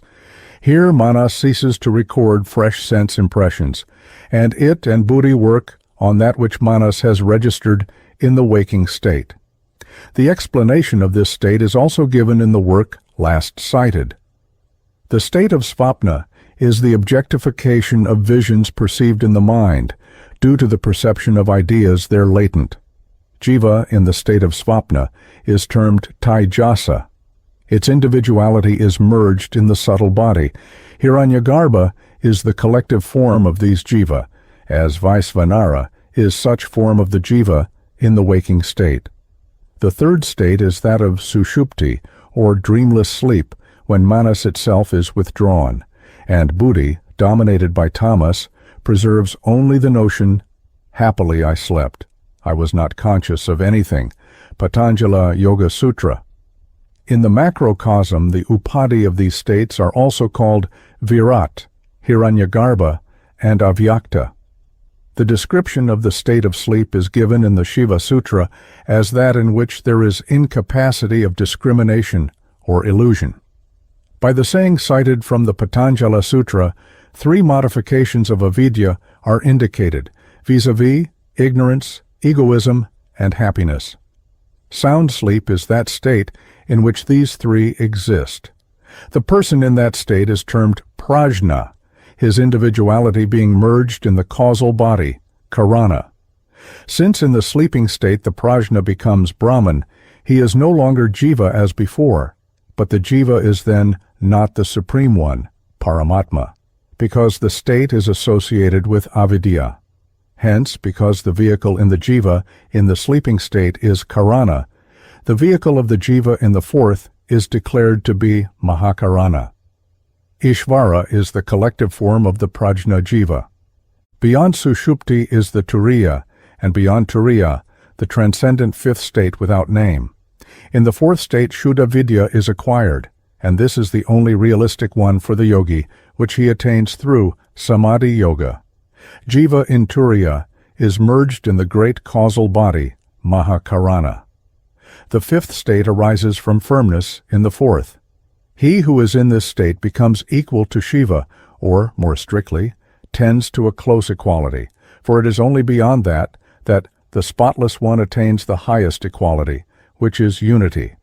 Hence, even in the fourth and fifth states, there is an absence of that full perfection which constitutes the supreme. Bhaskara Raya, in his commentary on the Lalita, when pointing out that the Tantric theory adds the fourth and fifth states to the first 3 adopted by the followers of the Upanishads, says that the latter states are not separately enumerated by them owing to the absence in those 2 states of the full perfection of Jiva or of Shiva. Nadi. It is said that there are 312 crores of nadi in the human body, of which some are gross and some are subtle. Nadi means a nerve or artery in the ordinary sense, but all the nadis of which the books on yoga speak are not of this physical character, but are subtle channels of energy. Of these nadi, the principal are 14, and of these 14, Ida, Pingala, and Sushumna are the chief. And again, of these 3 Sushumna is the greatest, and to it all, others are subordinate. Sushumna is in the hollow of the Meru, in the cerebrospinal axis. It extends from the Muladhara lotus, the Tattvic earth center, to the cerebral region. Sushumna is in the form of fire, Vahni Svarupa, and has within it the Vajrini Nadi in the form of the sun, Surya Svarupa. Within the latter is the pale nectar-dropping Chitra, or Chitrini Nadi, which is also called Brahma Nadi, in the form of the moon, Chandra Svarupa. Sushumna is thus Triguna. The various lotuses in the different chakra of the body, Vide Post, are all suspended from the Chitra Nadi, the chakra being described as knots in the nadi, which is as thin as the 1,000th part of a hair. Outside the Meru and on each side of Sushumna are the nadi Ida and Pingala. Ida is on the left side, and coiling round Sushumna has its exit in the left nostril. Pingala is on the right, and, similarly coiling, enters the right nostril. The Sushumna, interlacing Ida and Pingala, and the Ajna chakra, round which they pass, thus forms a representation of the caduceus of Mercury.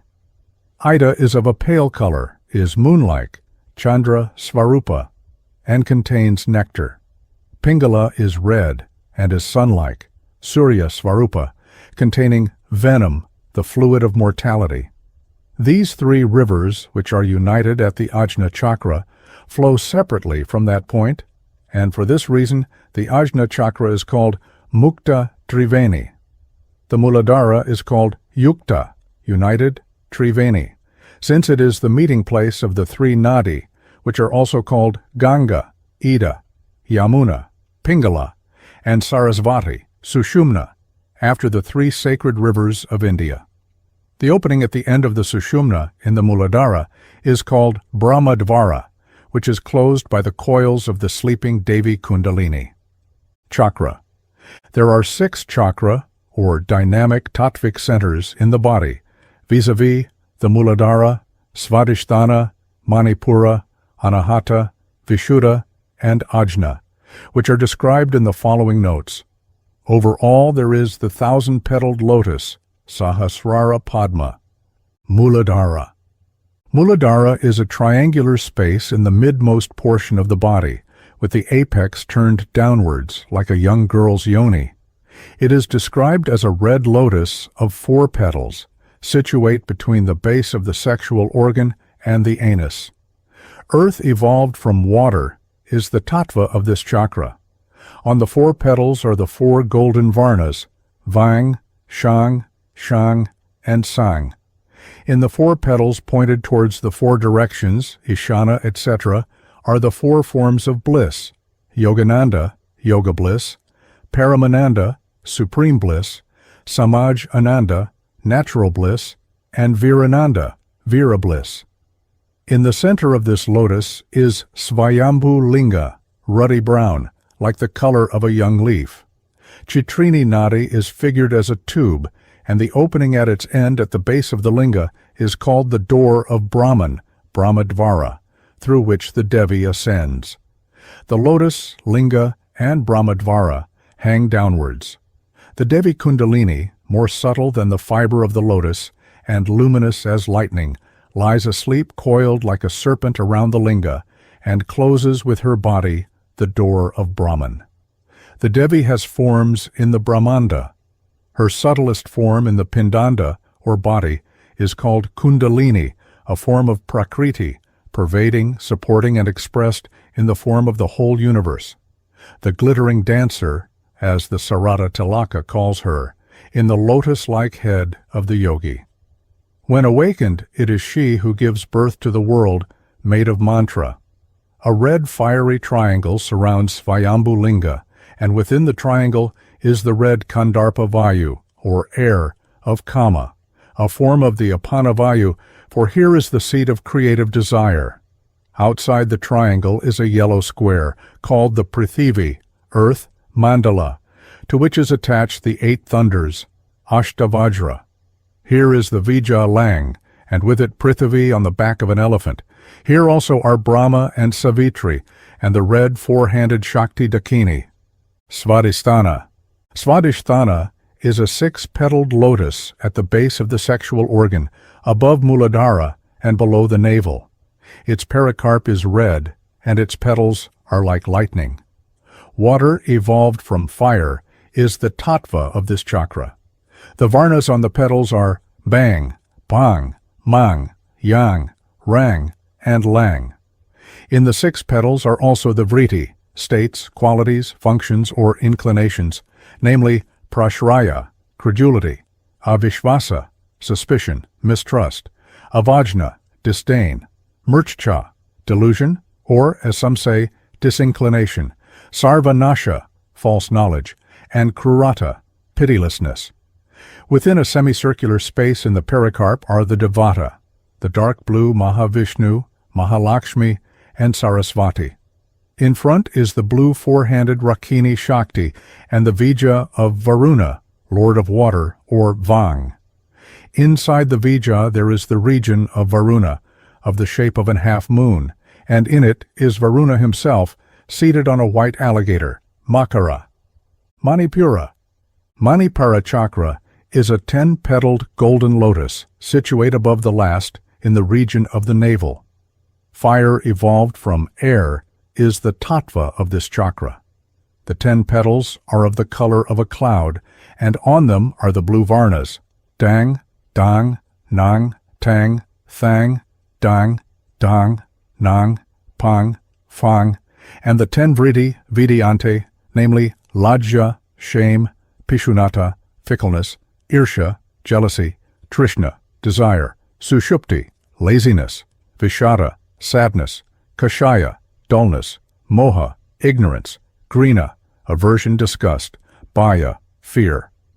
Within the pericarp is the vija of fire, rang, and a triangular figure, mandala, of Agni, lord of fire, to each side of which figure are attached 3 auspicious signs or svastika. Agni, red, four-handed, and seated on a ram, is within the figure. In front of him are Rudra and his Shakti Bhadrakali. Rudra is of the color of vermilion and is old. His body is smeared with ashes. He has 3 eyes and 2 hands. With one of these he makes the sign which grants boons and blessings, and with the other that which dispels fear. Near him is the 4-armed Lakini Shakti of the color of molten gold, Tapta Kanchana, wearing yellow raiments and ornaments. Her mind is maddened with passion, Madamata Chitta. Above the lotus is the abode and region of Surya. The solar region drinks the nectar which drops from the region of the moon. Anahata. Anahata chakra is a deep red lotus of 12 petals, situate above the last and in the region of the heart, which is to be distinguished from the heart, lotus facing upwards of 8 petals, spoken of in the text, where the patron deity, Ishta Devata, is meditated upon. Air evolved from ether is the tattva of the former lotus.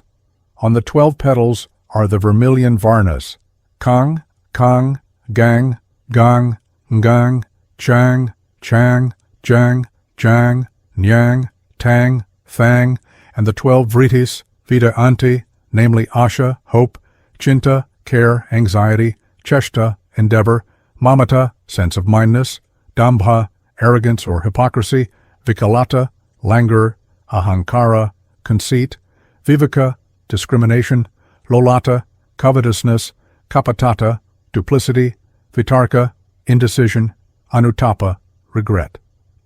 A triangular mandala within the pericarp of this lotus of the luster of lightning is known as the Trikona Shakti. Within this mandala is a red Vanalinga called Narayana or Hiranyagarbha, and near it Ishvara and his Shakti Bhuvaneshvari.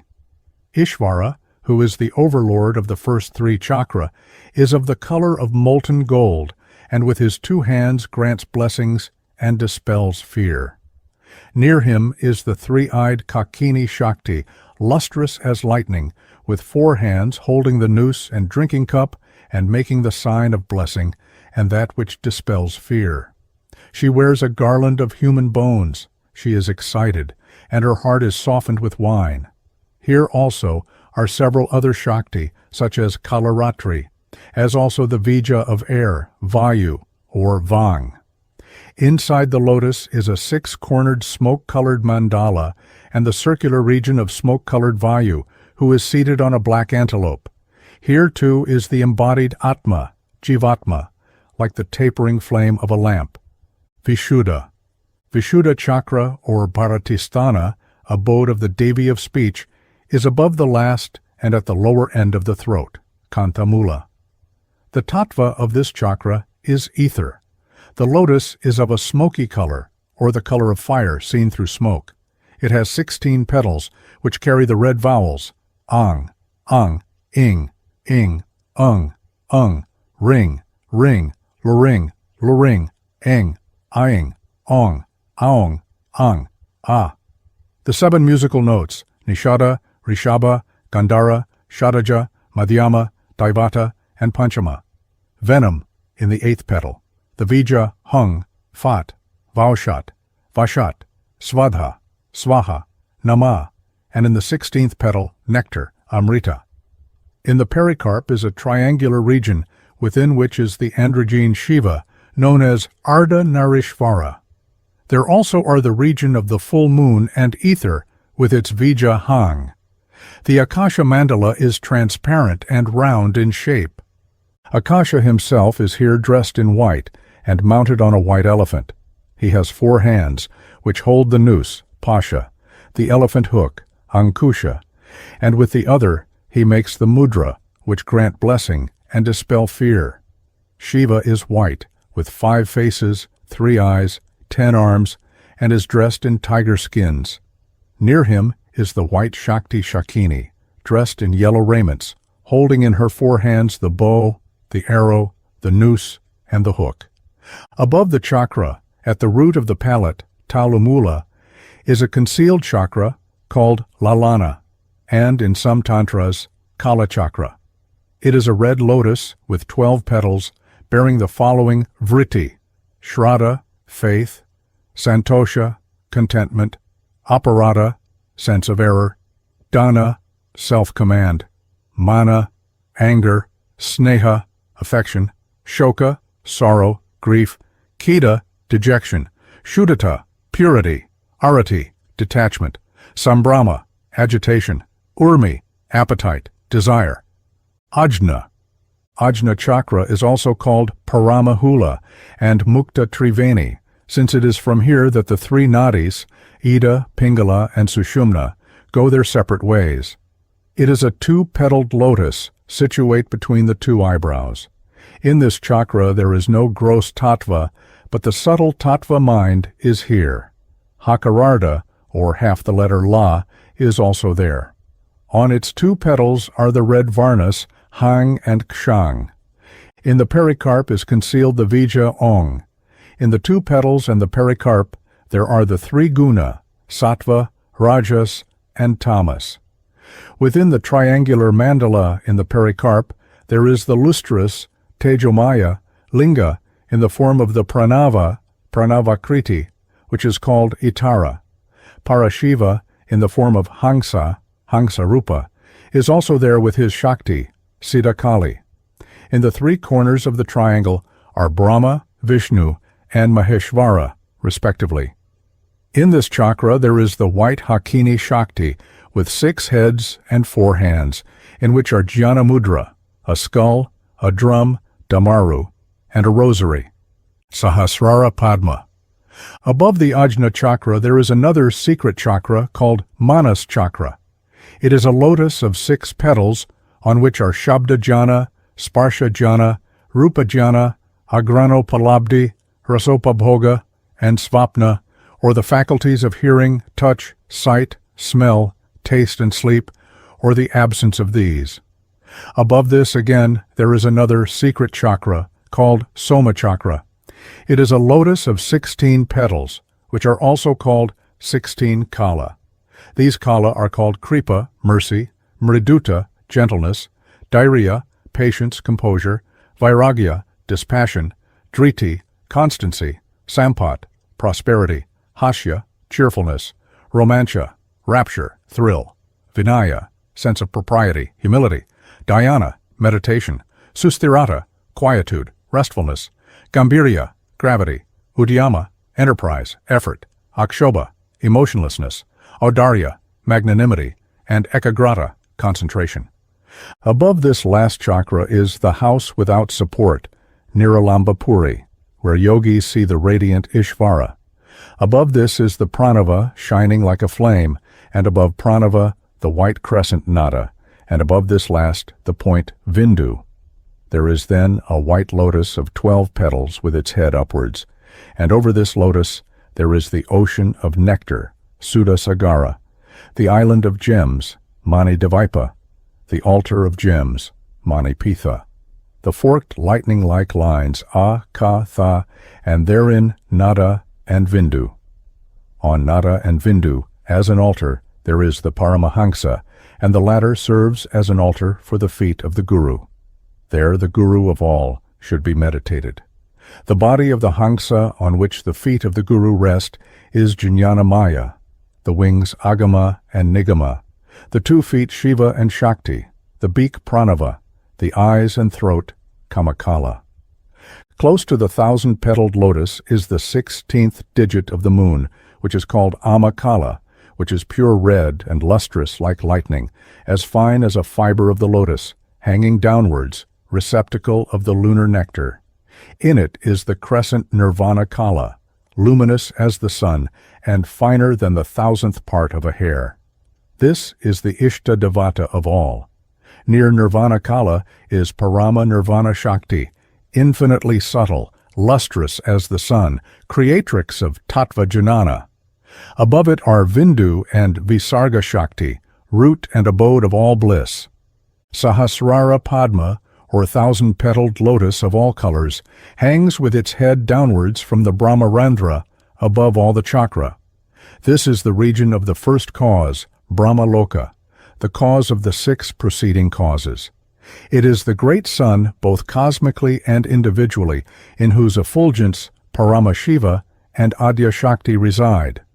The power is the Vachaka Shakti, or Saguna Brahman, holding potentially within itself the gunas, powers, and planes. Paramashiva is in the form of the great ether, Paramakasha Rupi, the Supreme Spirit, Paramatma, the sun of the darkness of ignorance.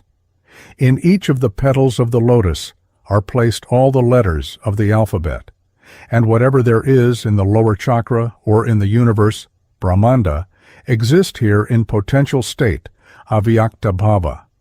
Shaivas call this place Shivasthana, Vaishnavas, Paramapurusha, Shaktas, Devi Sthana, the Sankhya sages Prakriti Purusha Sthana. Others call it by other names such as Hariharasthana, Shakti Sthana, Paramabrahma, Paramahansa, Paramajyotih, Kulasthana, and Paramashiva Akula. But whatever the name, all speak of the same, the 3 temperaments. The Tantras speak of 3 temperaments, dispositions, characters, bhava, or classes of men, namely the Pashubhava, animal, Virabhava, heroic, and Divyabhava, diva-like or divine. These divisions are based on various modifications of the guna, via, ante, as they manifest in man, jiva. It has been pointed out that the analogous Gnostic classification of men as material, psychical, and spiritual correspond to the 3 guna of the Sankhya Darshana. In the Pashu, the Rajoguna operates chiefly on tamas, producing such dark characteristics as error, bhranti, drowsiness, tandra, and sloth, alasya. It is, however, an error to suppose that the Pashu is as such a bad man. On the contrary, a jiva of this class may prove superior to a jiva of the next. If the former, who is greatly bound by matter, lacks enlightenment, the latter may abuse the greater freedom he has won. There are also numerous kinds of Pashu, some more, some less tamasic than others. Some there are at the lowest end of the scale, which marks the first advance upon the higher forms of animal life. Others approach and gradually merge into the Vira class. The term Pashu comes from the root pash, to bind. The Pashu is, in fact, the man who is bound by the bonds, pasha, of which the Kularnava Tantra enumerates 8, namely piti, daya, ignorance and delusion, moha, fear, bhaya, shame, lajja, disgust, grina, family, kula, custom, shila, and caste, varna. Other enumerations are given of the afflictions which, according to some, are 62, but all such larger divisions are merely elaborations of the simpler enumerations. The Pashu is also the worldly man, in ignorance and bondage, as opposed to the yogi and the tattva jnani. 3 divisions of Pashsu are also spoken of, namely Sakala, who are bound by the 3 pasha, called Anu, want of knowledge or erroneous knowledge of the self, Pida, the division also induced by Maya of the one self into many, and Karma, action and its product. These are the 3 impurities, mala, called Anavamala, Mayamala, and Karmamala. Pratayakala are those bound by the first and last, and Vijnana Kevala are those bound by Anavamala only. He who frees himself of the remaining impurity of Anu becomes Shiva himself. The Devi bears the Pasha and is the cause of them, but she too is Pashupasha Vimochini, liberatrix of the Pashu from his bondage. What has been stated gives the root notion of the term Pashu. Men of this class are also described in Tantra by exterior traits, which are manifestations of the interior disposition. So the Kubjika Tantra says, those who belong to Pashubhava dart re simply Pashu. A Pashu does not touch a yantra, nor make japa of mantra at night. He entertains doubt about sacrifices and Tantra, regards a mantra as being merely letters only. He lacks faith in the Guru and thinks that the image is but a block of stone. He distinguishes one deva from another and worships without flesh and fish. He is always bathing, owing to his ignorance, and talks ill of others. Such an one is called Pashu, and he is the worst kind of man. Similarly, the Nitya Tantra describes the Pashu as he who does not worship at night, nor in the evening, nor in the latter part of the day, who avoids sexual intercourse except on the 5th day after the appearance of the courses, Ritukalang Vina Devi Ramanang Parivarjayat, who do not eat meat, etc., even on the 5 auspicious days, Parvana. In short, those who, following Vedachara, Vaishnavachara, and Shaivachara, are bound by the Vedic rules which govern all Pashus. In the case of Virabhava, Rajas more largely works on Sattva, yet also largely, though in lessening degrees, until the highest stage of Divya Bhava is reached, works independently towards the production of acts in which sorrow inheres. There are several classes of Vira.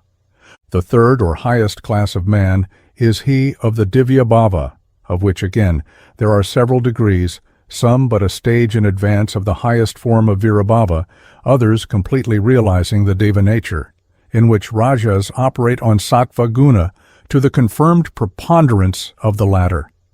The Nitya Tantra says that of the Bhava, the Divya is the best, the Vira the next best, and the Pashu the lowest, and that Devata Bhava must be awakened through Virabhava. The Pichchila Tantra says that the only difference between the Vira and Divya men is that the former are very udata, by which is probably meant excitable, through the greater prevalence of the independent working of the Rajoguna in them than in the calmer Sattvic temperament. It is obvious that such statements must not be read with legal accuracy. There may be in fact a considerable difference between a low type of Vira and the highest type of Divya, though it seems to be true that this quality of udata which is referred to is the cause of such differences, whether great or small. The Kubjika Tantra describes the marks of the Divya as he who daily does ablutions, sandhya, and wearing clean cloth, the Tripundara mark in ashes, or red sandal, and ornaments of Rudraksha beads, performs japa and archana. He gives charity daily also. His faith is strong in Veda, Shastra, Guru, and Deva. He worships the Pitri and Deva, and performs all the daily rites. He has a great knowledge of mantra. He avoids all food, except that which his Guru offers him, and all cruelty and other bad actions, regarding both friend and foe as one and the same. He himself ever speaks the truth, and avoids the company of those who decry the Devata.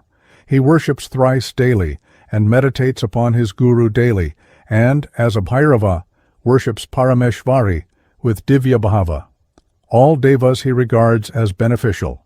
He bows down at the feet of women, regarding them as his Guru. Strinang paratalang drishtva guruvad bhavayat sada. He worships the Devi at night, and makes japa at night with his mouth full of pan, and makes obeisance to the Kula Vriksha. He offers everything to the Supreme Devi. He regards this universe as pervaded by Stri, Shakti, and as Devata. Shiva is in all men, and the whole Brahmanda is pervaded by Shiva Shakti. He ever strives for the attainment and maintenance of Devata Bhava, and is himself of the nature of a Devata.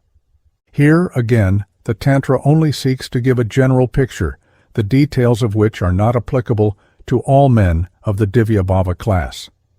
The passage shows that it, or portions of it, refer to the ritual Divya, for some of the practices they're referred to would not be performed by the Avadhuta, who is above all ritual acts, though he would also share, possibly in intenser degree, the beliefs of Divya men of all classes, that he and all else are but manifestations of the universe-pervading supreme Shakti.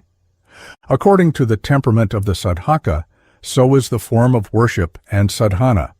In fact, the specific worship and sadhana of the other classes is strictly prohibited by the Tantra to the Pashu. It is said in this Tantra and elsewhere that, in the Kali Yuga, Divya and Pashu dispositions can scarcely be found. It may be thought difficult at first sight to reconcile this, so far as the Pasha is concerned, with other statements as to the nature of these respective classes. The term Pashu in these and similar passages would appear to be used in a good sense as referring to a man who, though tamasic, yet performs his functions with that obedience to nature which is shown by the still more tamasic animal creation, free from the disturbing influences of rajas, which, if it may be the source of good, may also be, when operating independently, the source of evil.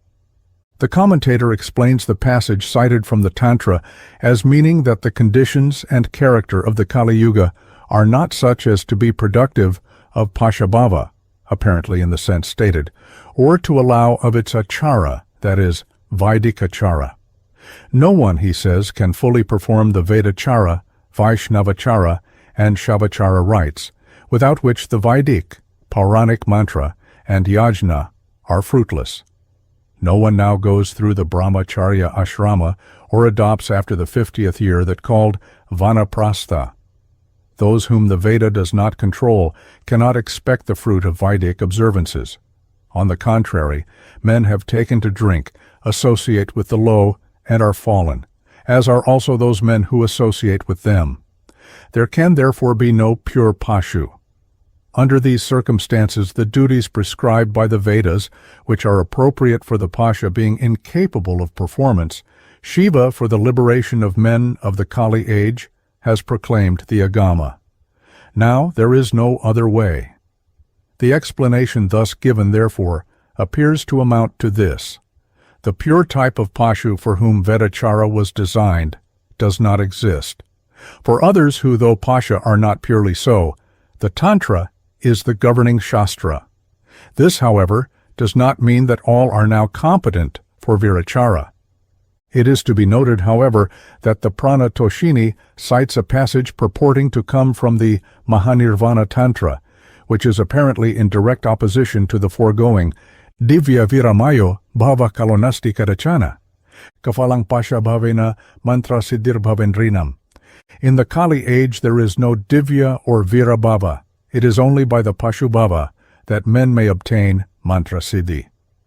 This matter of the Bhava prevalent in the Kali Yuga has been the subject of considerable discussion and difference of opinion, and is only touched upon here. Guru and Shishya.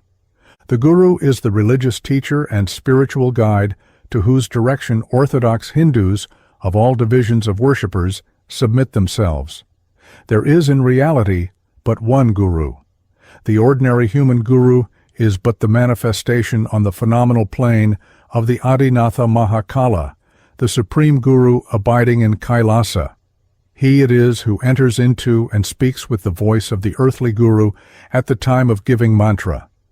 Guru is the root, mala, of Diksha, imitation. Diksha is the root of mantra. Mantra is the root of devata, and devata is the root of siddhi. The Mundamala Tantra says that mantra is born of Guru and devata of mantra, so that the Guru occupies the position of a grandfather to the Ishta Devata. It is the Guru who initiates and helps, and the relationship between him and the disciple, Shishya, continues until the attainment of monistic siddhi. Manu says, "Of him who gives natural birth, and of him who gives knowledge of the Veda, the giver of sacred knowledge is the more venerable father, since second or divine birth ensures life to the twice-born in this world and the next." The Shastra is, indeed, full of the greatness of Guru. The Guru is not to be thought of as a mere man. There is no difference between Guru, Mantra, and Deva. Guru is father, mother, and Brahman. Guru, it is said, can save from the wrath of Shiva, but none can save from the wrath of the Guru. Attached to this greatness there is, however, responsibility, for the sins of the disciple recoil upon him. 3 lines of Guru are worshipped: heavenly, Divyanga; Siddha, Siddhanga; and human, Manavanga.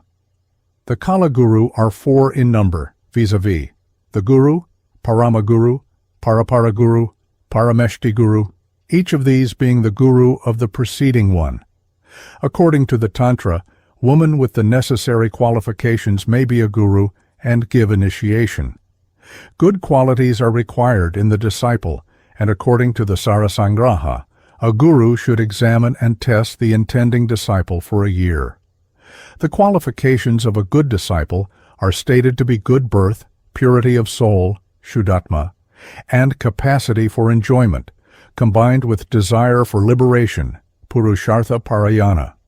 Those who are lewd, Kamuka, adulterous, Paradaratura, constantly addicted to sin, Sada Papakriya, ignorant, slothful, and devoid of religion, should be rejected.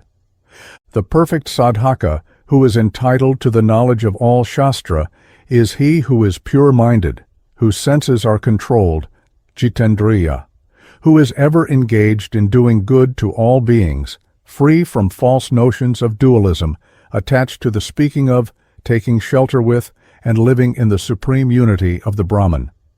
So long as Shakti is not fully communicated, see next note, to the Shishya's body from that of the Guru, so long the conventional relation of Guru and Shishya exists. A man is Shishya only so long as he is Sadhaka. When, however, Siddhi is attained, both Guru and Shishya are above this dualism. With the attainment of pure monism, naturally this relation, as all others, disappears. Initiation. Diksha. Initiation is the giving of mantra by the Guru. At the time of initiation, the Guru must first establish the life of the Guru in his own body, that is, the vital force, prana Shakti, of the Supreme Guru, whose abode is in the 1,000-petaled lotus. As an image is the instrument, yantra, in which divinity, devatva, inheres, so also is the body of Guru. The day prior thereto the Guru should, according to Tantra, seat the intending candidate on a mat of kusha grass. He then makes japa of a sleep mantra, supta mantra, in his ear and ties his crown lock. The disciple, who should have fasted and observed sexual continence, repeats the mantra thrice, prostrates himself at the feet of the Guru, and then retires to rest. Initiation, which follows, gives spiritual knowledge and destroys sin. As one lamp is lit at the flame of another, so the divine Shanti, consisting of mantra, is communicated from the Guru's body to that of the Shishya. Without daksha, japa of the mantra, puja, and other ritual acts are said to be useless. Certain mantra are also said to be forbidden to Shudra and women. A note, however, in the first Chalakshara Sutra to the Lalita would, however, show that even the Shudra are not debarred the use even of the pranava, as is generally asserted. For, according to the Kalika Purana, when dealing with svara or tone, whilst the udatta, anudatta, and prachita are appropriate to the first of these castes, the svara, called aukara, with anusvara and nada, is appropriate to Shudra, who may use the pranava either at the beginning or end of mantra, but not, as the Divija may, at both places. The mantra chosen for initiation should be suitable, anukula. Whether a mantra is svakula or akula to the person about to be initiated is ascertained by the kula chakra, the zodiacal circle called Rashi chakra, and other chakra, which may be found described in the Tantra Sara. Initiation by a woman is efficacious, that by a mother is eightfold so. Certain special forms of initiation, called abhisheka, are described in the next note. Abhisheka. Abhisheka is of 8 kinds, and the forms of Abhisheka, which follow the first at later stages, mark greater and greater degrees of initiation. The first Shaktabhisheka is given on entrance into the path of sadhana. It is so called because the Guru then reveals to the Shishya the preliminary mysteries of Shakti Tattva. By it the Shishya is cleansed of all sinful or evil Shakti or proclivities and acquires a wonderful new Shakti. The next Purnabhisheka is given in the stage beyond Dakshinachara, when the disciple has qualified himself by Purasharana and other practices to receive it. Here the real work of sadhana begins. Asana, yama, etc. strengthen the disciple's determina, tiyun, pratijna, to persevere along the higher stages of sadhana. The third is the difficult stage commenced by Krama Dikshabhisheka, in which it is said the great Vashishtha became involved and in which the Rishi Vishvamitra acquired Brahmajnana and so became a Brahmana. The sacred thread is now worn round the neck like a garland.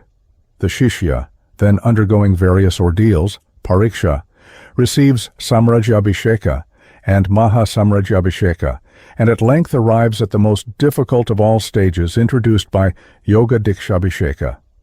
In previous stages, the sadhaka has performed the Panchanga Purasharana, and with the assistance of his guru, with whom he must constantly reside, and whose instructions he must receive direct, he does the Panchanga Yoga, that is, the last 5 limbs of the Ashtanga. He is thereafter qualified for Purna Dikshabhisheka, and, following that, Mahapurna Dikshabhisheka, sometimes called Viraja Grahanabhisheka. On the attainment of perfection in this last grade, the sadhaka performs his own funeral rite, shraddha, makes purnahuti with his sacred thread and crown lock. The relation of guru and shishya now ceases. From this point he ascends by himself until he realizes the great saying, Soham, I am he. At this stage, which the Tantra calls Jivan Mukta, liberated whilst yet living, he is called Paramahansa, sadhana. Sadhana is that which produces siddhi, kaivi. It is the means or practice by which the desired end may be attained, and consists in the exercise and training of the body and psychic faculties, upon the gradual perfection of which siddhi follows, the nature and degree of which, again, depends upon the progress made towards the realization of the Atma, whose veiling vesture the body is. The means employed are various, such as worship, puja, exterior or mental, shastric learning, austerities, tapas, the panchatattva, mantra, and so forth. Sadhana takes on a special character according to the end sought. Thus, sadhana for Brahmajnana, which consists in the acquisition of internal control, shama, over buddhi, manas, and ahankara. External control, dhamma, over the 10 indriya, discrimination between the transitory and the external, and renunciation both of the world and heaven, svarga, is obviously different from that prescribed for, say, the purposes of the lower magic. The sadhaka and sadhika are respectively the man or woman who perform sadhana. They are, according to their physical, mental, and moral qualities, divided into 4 classes: mridu, madhya, adimatraka, and the highest adimatrama, who is qualified, adhikari, for all forms of yoga. In a similar way, the kaula division of worshippers are divided into the prakriti, or common kaula, following virachara, addicted to ritual practice, and sadhana, with panchatattva, the madhyama kaulika, or middling kaula, accomplishing the same sadhana, but with a mind more turned towards meditation, knowledge, and samadhi, and the highest type of kaula, kaulikottama, who, having surpassed all ritualism, meditates upon the universal self. Worship generally. There are 4 different forms of worship corresponding with 4 states, bhava. The realization that the Jivatma and Paramatma are one, that everything is Brahman, and that nothing but the Brahman exists, is the highest state, or Brahmabhava. Constant meditation by the yoga process upon the Devata in the heart is the lower and middlemost Dhyanabhava, Japa, Q-view, and Stava, hymns and prayer, is still lower, and the lowest of all is mere external worship, puja, Q-v.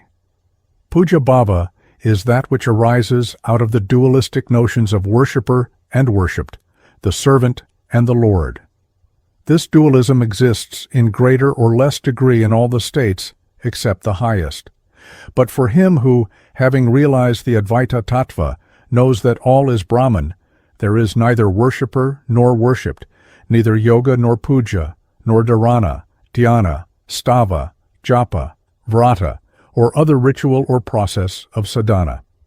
In external worship there is worship either of an image, pratima, or of a yantra, kuvi, which takes its place. The sadhaka should first worship inwardly the mental image of the form assumed by the Devi, and then by the life-giving prana pratishtha ceremony infuse the image with her life by the communication to it of the light and energy, tejas, of the Brahman, which is within him to the image without, from which there bursts the luster of her whose substance is consciousness itself, Chaitanya Mayi. She exists as Shakti in stone or metal, or elsewhere, but is there veiled and seemingly inert. Chaitanya, consciousness, is aroused by the worshipper through the prana pratishtha mantra. Rites, karma, are of two kinds. Karma is either nitya nor naimitika. The first is both daily and obligatory, and is done because so ordained, such as the sandhya, vir post, which in the case of Shudras is in the Tantric form, and daily puja, via post, of the Ishta and Kula Devata, via post, and for Brahmamas, the Pancha Mahayajna, via post. The second, or conditional karma, is occasional and voluntary, and is kamya when done to gain some particular end, such as yajna, for a particular object. Tapas with the same end, for certain forms of tapas are also nitya, and vrata, v. post. The Shudra is precluded from the performance of Vedic rites, or the reading of the Vedas, or the recital of the Vedic mantra. His worship is practically limited to that of the Ishta Devata and the Banalinga Puja, with Tantric and Pauranic mantra and such vrata as consist in penance and charity. In other cases, the vrata is performed through a brahmana. The Tantra makes no caste distinctions as regards worship. All may read the Tantras, perform the Tantric worship, such as the Sandhya, verse post, and recite the Tantric mantra, such as the Tantric Gayatri. All castes, and even the lowest Chandala, may be a member of a chakra, or Tantric circle of worship. In the chakra, all its members partake of food and drink together, and are deemed to be greater than Brahmanas, though upon the breakup of the chakras, the ordinary caste and social relations are re-established. All are competent for the specially Tantric worship, for, in the words of the Gautamiya Tantra, the Tantra Shastra is for all castes and for all women. The latter are also excluded under the present Vedic system, though it is said by Shankha Dharma Shastrakara that the wife may, with the consent of her husband, fast, take vows, perform homa and vrata, etc. According to the Tantra, a woman may not only receive mantra, but may, as a guru, initiate and give it. She is worshipful as guru and as wife of guru. The Devi is herself guru of all shastras and woman, as indeed all females who are her embodiments are, in a peculiar sense, her earthly representatives, forms of akara. There are 7, or as some say, 9, divisions of worshippers. The extra divisions are bracketed in the following quotation. The Kularnava Tantra mentions 7, which are given in their order of superiority, the first being the lowest, Vedachara, Vaishnavachara, Shaivachara, Dakshinachara, Vamachara, Siddhantachara, Agorachara, Yogachara, and Kaulachara, the highest of all. The achara is the way, custom, and practice of a particular class of sadhaka. They are not, as sometimes supposed, different sects, but stages through which the worshipper in this or other births has to pass before he reaches the supreme stage of the Kaula.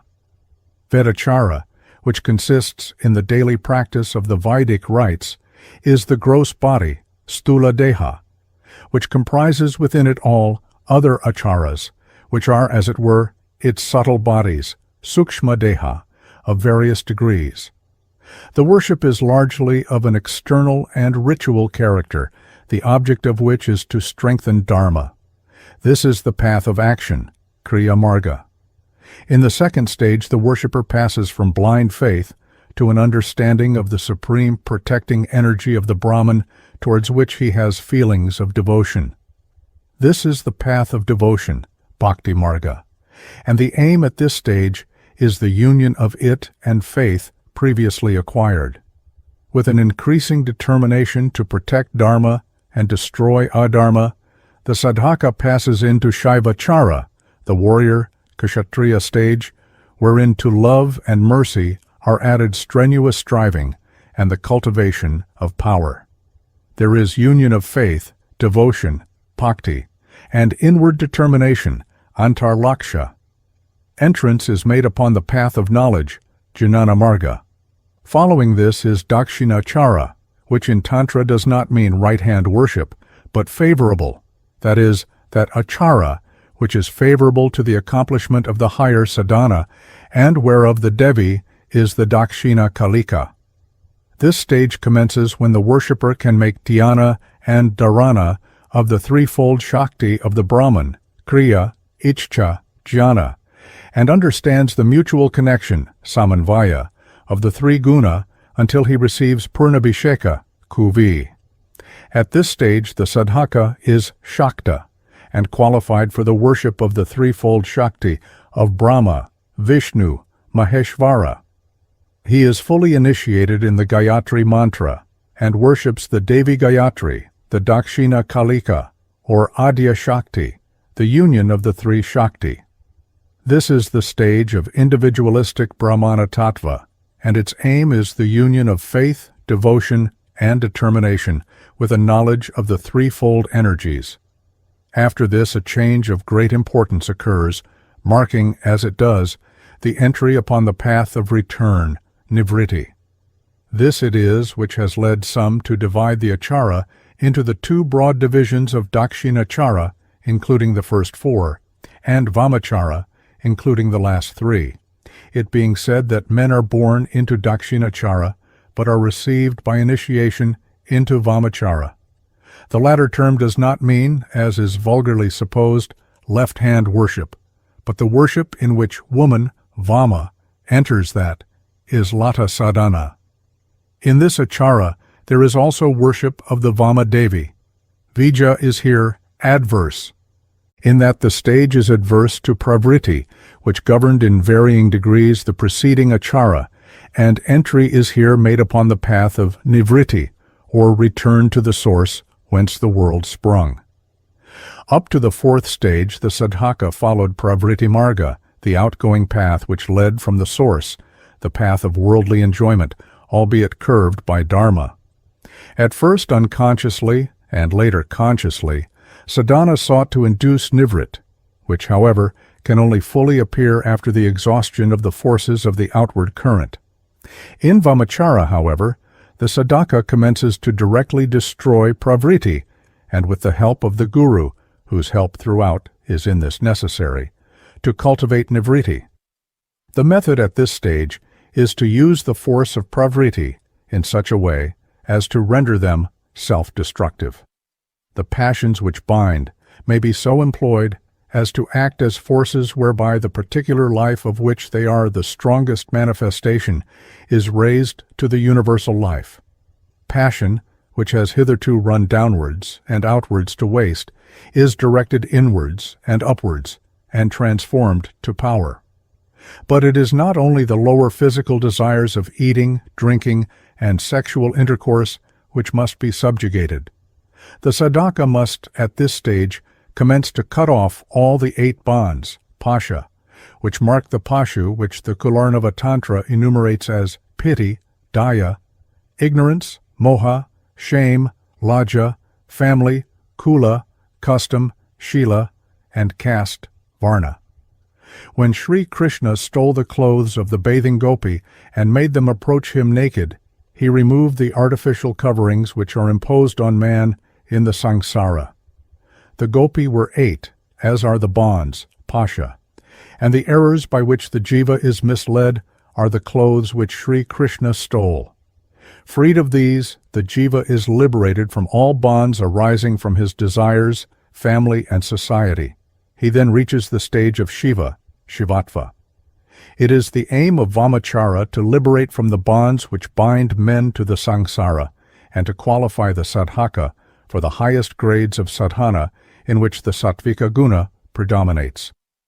To the truly sattvic, there is neither attachment, fear, or disgust. That which has been commenced in these stages is by degrees completed in those which follow, vis-a-vis siddhantachara, and according to some, agorachara and yogachara. The sadhaka becomes more and more freed from the darkness of the samsara, and is attached to nothing, hates nothing, and is ashamed of nothing, having freed himself of the artificial bonds of family, caste, and society. The sadhaka becomes, like Shiva himself, a dweller in the cremation ground, smashana. He learns to reach the upper heights of sadhana and the mysteries of yoga. He learns the movements of the different vayu in the microcosm, the Kshudra Brahmanda, the regulation of which controls the inclinations and propensities, vritti. He learns also the truth which concern the macrocosm, Brahmanda. Here also the Guru teaches him the inner core of Vedachara. Initiation by Yoga Diksha fully qualifies him for Yogachara. On attainment of perfection in Ashtanga Yoga, he is fit to enter the highest stage of Kaulachara. Kauladharma is in no wise sectarian, but, on the contrary, is the heart of all sects. This is the true meaning of the phrase which, like many another touching the Tantra, is misunderstood and used to fix the Kaula with hypocrisy, Antashakta, Vahishaiva, Sabhayang, Vaishnava Matanana, Rupadara Kaula, Vicharanti Mahitale, outwardly Shaivas, in gatherings Vaishnavas, at heart Shaktas. Under various forms, the Kaulas wander on earth. A Kaula is one who has passed through these and other stages, which have as their own inmost doctrine, whether these worshippers know it or not, that of Kaulachara. It is indifferent what the Kaula's apparent sect may be. The form is nothing and everything. It is nothing in the sense that it has no power to narrow the Kaula's own inner life. It is everything in the sense that knowledge may infuse its apparent limitations with an universal meaning. So understood, form is never a bond. The Vishvasara Tantra says of the Kaula that for him there is neither rule of time nor place. His actions are unaffected either by the phases of the moon or the position of the stars. The Kaula roams the earth in differing forms, at times adhering to social rules, shishta. He at others appears, according to their standard, to be fallen, prashta. At times, again, he seems to be as unearthly as a ghost, bhuta or pishacha. To him, no difference is there between mud and sandal paste, his son and an enemy, home and the cremation ground. At this stage, the sadhaka attains to Brahmajnana, which is the true gnosis in its perfect form. On receiving Mahapurna Daksha, he performs his own funeral rites and is dead to the samsara. Seated alone in some quiet place, he remains in constant samadhi and attains its nirvikalpa form. The Great Mother, the Supreme Prakriti Mahashakti, dwells in the heart of the sadhaka, which is now the cremation ground wherein all passions have been burnt away. He becomes a Paramahansa who is liberated whilst yet living, Javan Mukta. It must not, however, be supposed that each of these stages must necessarily be passed through by each jiva in a single life. On the contrary, they are ordinarily traversed in the course of a multitude of births. The weaving of the spiritual garment is recommenced where in a previous birth it was dropped on death. In the present life, a sadhaka may commence at any stage. If he is born into kaulachara, and so is a kaula in its fullest sense, it is because in previous births he has by sadhana, in the preliminary stages, won his entrance into it. Knowledge of Shakti is, as the Niruttara Tantra says, acquired after many births, and according to the Mahanirvana Tantra, it is by merit acquired in previous births that the mind is inclined to kaulachara. Mantra, shabda, or sound, which is of the Brahman, and as such the cause of the Brahmanda, is the manifestation of the Chit Shakti itself. The Vishvasara Tantra says that the Para-Brahman, as Shabda Brahman, whose substance is all mantra, exists in the body of the Jivatma. It is either unlettered, Dvani, or lettered, Varna. The former, which produces the latter, is the subtle aspect of the Jiva's vital Shakti. As the Prapancha Sara states, the Brahmanda is pervaded by Shakti, consisting of Dvani, also called Nada, Prana, and the like. The manifestation of the gross form, Stula, of Shabda is not possible unless Shabda exists in a subtle, Sukshma form. Mantras are all aspects of the Brahman and manifestations of Kula Kundalini. Philosophically, Shabda is the guna of Akasha, or ethereal space. It is not, however, produced by Akasha, but manifests in it. Shabda is itself the Brahman. In the same way, however, as in outer space, waves of sound are produced by movements of air, vayu. So in the space within the jiva's body, waves of sound are produced according to the movements of the vital air, pranavayu, and the process of inhalation and exhalation. Shabda first appears at the Muladhara, and that which is known to us as such is, in fact, the Shakti which gives life to the jiva. She it is who, in the Muladhara, is the cause of the sweet, indistinct, and murmuring Dvani, which sounds like the humming of a black bee. The extremely subtle aspect of sound which first appears in the Muladhara is called para. Less subtle when it has reached the heart, it is known as pashyanti. When connected with buddhi, it becomes more gross and is called madhyama. Lastly, in its fully gross form, it issues from the mouth as vikari. As Kula Kundalini, whose substance is all Varna and Dvani, is but the manifestation of, and herself, the Paramatma. So the substance of all mantra is Chit, notwithstanding their external manifestation, as sound, letters, or words. In fact, the letters of the alphabet, which are known as Akshara, are nothing but the yantra of the Akshara, or imperishable Brahman. This, however, is only realized by the sadhaka when his Shakti, generated by sadhana, is united with the mantra Shakti.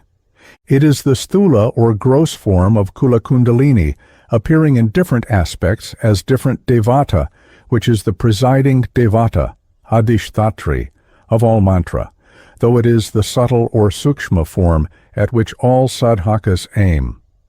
When the mantra Shakti is awakened by sadhana, the presiding devata appears, and when perfect mantra siddhi is acquired, the devata, who is Satchidananda, is revealed.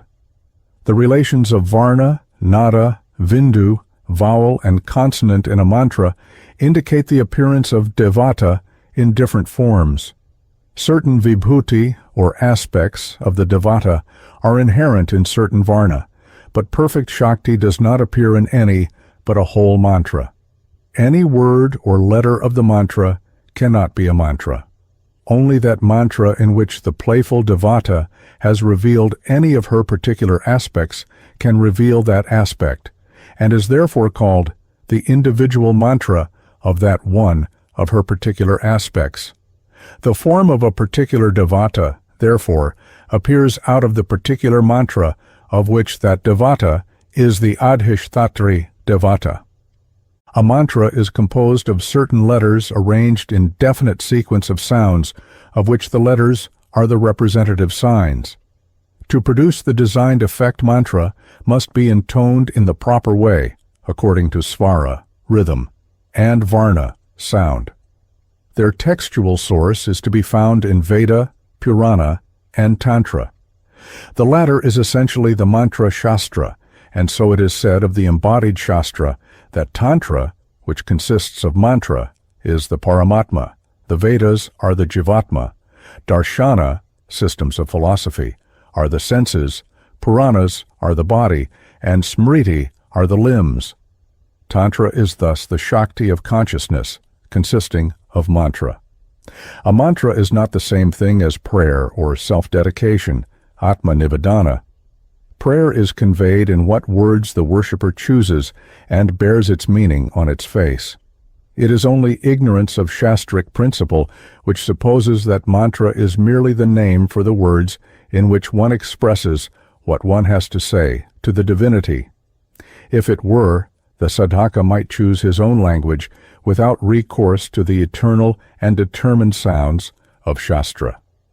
A mantra may, or may not, convey on its face its meaning. Vija, seed, mantra, such as eyeing, kling, hring, have no meaning according to the ordinary use of language. The initiate, however, knows that their meaning is the own form, svarupa, of the particular devata, whose mantra they are, and that they are the Dvani, which makes all letters sound, and which exists in all which we say or hear. Every mantra is, then, a form, rupa, of the Brahman. Though therefore manifesting in the form and sound of the letters of the alphabet, Shastra says that they go to hell, who think that the Guru is but a stone, and the mantra but letters of the alphabet. From manana, or thinking, arises the real understanding of the monistic truth, that the substance of the Brahman and the Brahmanda are one and the same. Man of mantra comes from the first syllable of manana, and tra from trana, or liberation from the bondage of the samsara, or phenomenal world. By the combination of man and tra, that is called mantra, which calls forth amantrana, the chaturvarga, Vaid-post, or four aims of sentient being. Whilst therefore mere prayer often ends in nothing but physical sound, mantra is a potent compelling force, a word of power, the fruit of which is mantra siddhi, and is thus effective to produce the chaturvarga, advaitic perception, and mukti. Thus it is said that siddhi is the certain result of japa, qvya. By mantra, the sought-for sadhya, devata, is attained and compelled. By siddhi in mantra is opened the vision of the three worlds, though the purpose of worship, puja, reading, patha, hymn, stava, sacrifice, homa, dhyana, dharana, and samadhi, Vaid-post, and that of the Diksha mantra are the same, yet the latter is far more powerful, and this for the reason that, in the first, the sadhaka's sadhana shakti only operates, whilst in the case of mantra that sadhana shakti works, in conjunction with mantra shakti, which has the revelation and force of fire, and than which nothing is more powerful. The special mantra which is received at initiation, diksha, is the vija, or seed mantra, sown in the field of the sadhaka's heart, and the tantric sandhya, nyasa, puja, and the like are the stem and branches upon which hymns of praise, stuti, and prayer and homage, vandana, are the leaves and flower, and the kavacha, consisting of mantra, the fruit. Mantra are solar, saura, and lunar, saumya, and are masculine, feminine, or neuter. The solar are masculine and lunar feminine. The masculine and neuter forms are called mantra. The feminine mantra is known as vidya. The neuter mantra, such as the Pauranic mantra, ending with nama, are said to lack the force and vitality of the others. The masculine and feminine mantra end differently. Thus hung, fat, are masculine terminations, and thang, or svaha, are feminine ones. The Nitya Tantra gives various names to mantra, according to the number of their syllables, a one-syllabled mantra being called pinda, a three-syllabled one kartari, a mantra with 4 to 9 syllables vija, with 10 to 20 syllables mantra, and mantra with more than 20 syllables mala. Commonly, however, the term Vija is applied to monosyllabic mantra. The Tantric mantras called Vija, seed, are so named because they are the seed of the fruit, which is siddhi, and because they are the very quintessence of mantra. They are short, unetymological vocables such as hring, shring, kring, hung, aing, fat, etc., which will be found throughout the text. Each devata has his or her Vija. The primary mantra of a devata is known as the root mantra, Mula mantra. It is also said that the word Mula denotes the subtle body of the devata, called Kamakala. The utterance of a mantra without knowledge of its meaning or of the mantra method is a mere movement of the lips and nothing more. The mantra sleeps. There are various processes preliminary to and involved in its right utterance, which processes again consist of mantra such as purification of the mouth, Mukha Shodhana, purification of the tongue, Jiva Shodhana, and of the mantra, Ashauchabhanga, Kuluka, Nirvana, Setu, Nidrabhanga, awakening of mantra, mantra chaitanya, or giving of life or vitality to the mantra. Mantrartha bhavana, forming of mental image of the divinity. There are also 10 sanskara of the mantra. Tipani is 7 japa of the Vija, preceded and followed by 1. Where hring is employed instead of ong, it is prana yoga. Yoni mudra is meditation on the guru in the head and on the ishta devata in the heart, and then on the yoni rupa bhagavati from the head to the muladhara, and from the muladhara to the head, making japa of the yoni vija, eng, 10 times. The mantra itself is devata. The worshipper awakens and vitalizes it by chit shakti, putting away all thought of the letter, piercing the 6th chakra, and contemplating the spotless one. The Shakti of the mantra is the Vachaka Shakti, or the means by which the Vachya Shakti or object of the mantra is attained. The mantra lives by the energy of the former. The Saguna Shanti is awakened by sadhana and worshipped, and she it is who opens the portals whereby the Vachya Shakti is reached. Thus, the mother in her Saguna form is the presiding deity, Adhishthatri Devata, of the Gayatri Mantra. As the Nirguna, formless one, she is its Vachya Shakti. Both are in reality one and the same, but the Jiva, by the laws of his nature and its 3 guna, must first meditate on the gross, stula, form, before he can realize the subtle, sukshma, form, which is his liberator. The mantra of a devata is the devata. The rhythmical vibrations of its sounds not merely regulate the unsteady vibrations of the sheaths of the worshipper, thus transforming him, but from it arises the form of the devata, which it is. Mantra siddhi is the ability to make a mantra efficacious and to gather its fruit, in which case the mantra is called mantra siddha. Mantra are classified as siddha, sadhya, susiddha, and ari, according as they are friends, servers, supporters, or destroyers, a matter which is determined for each sadhaka by means of chakra calculations. The Gayatri Mantra. The Gayatri is the most sacred of all Vedic mantras.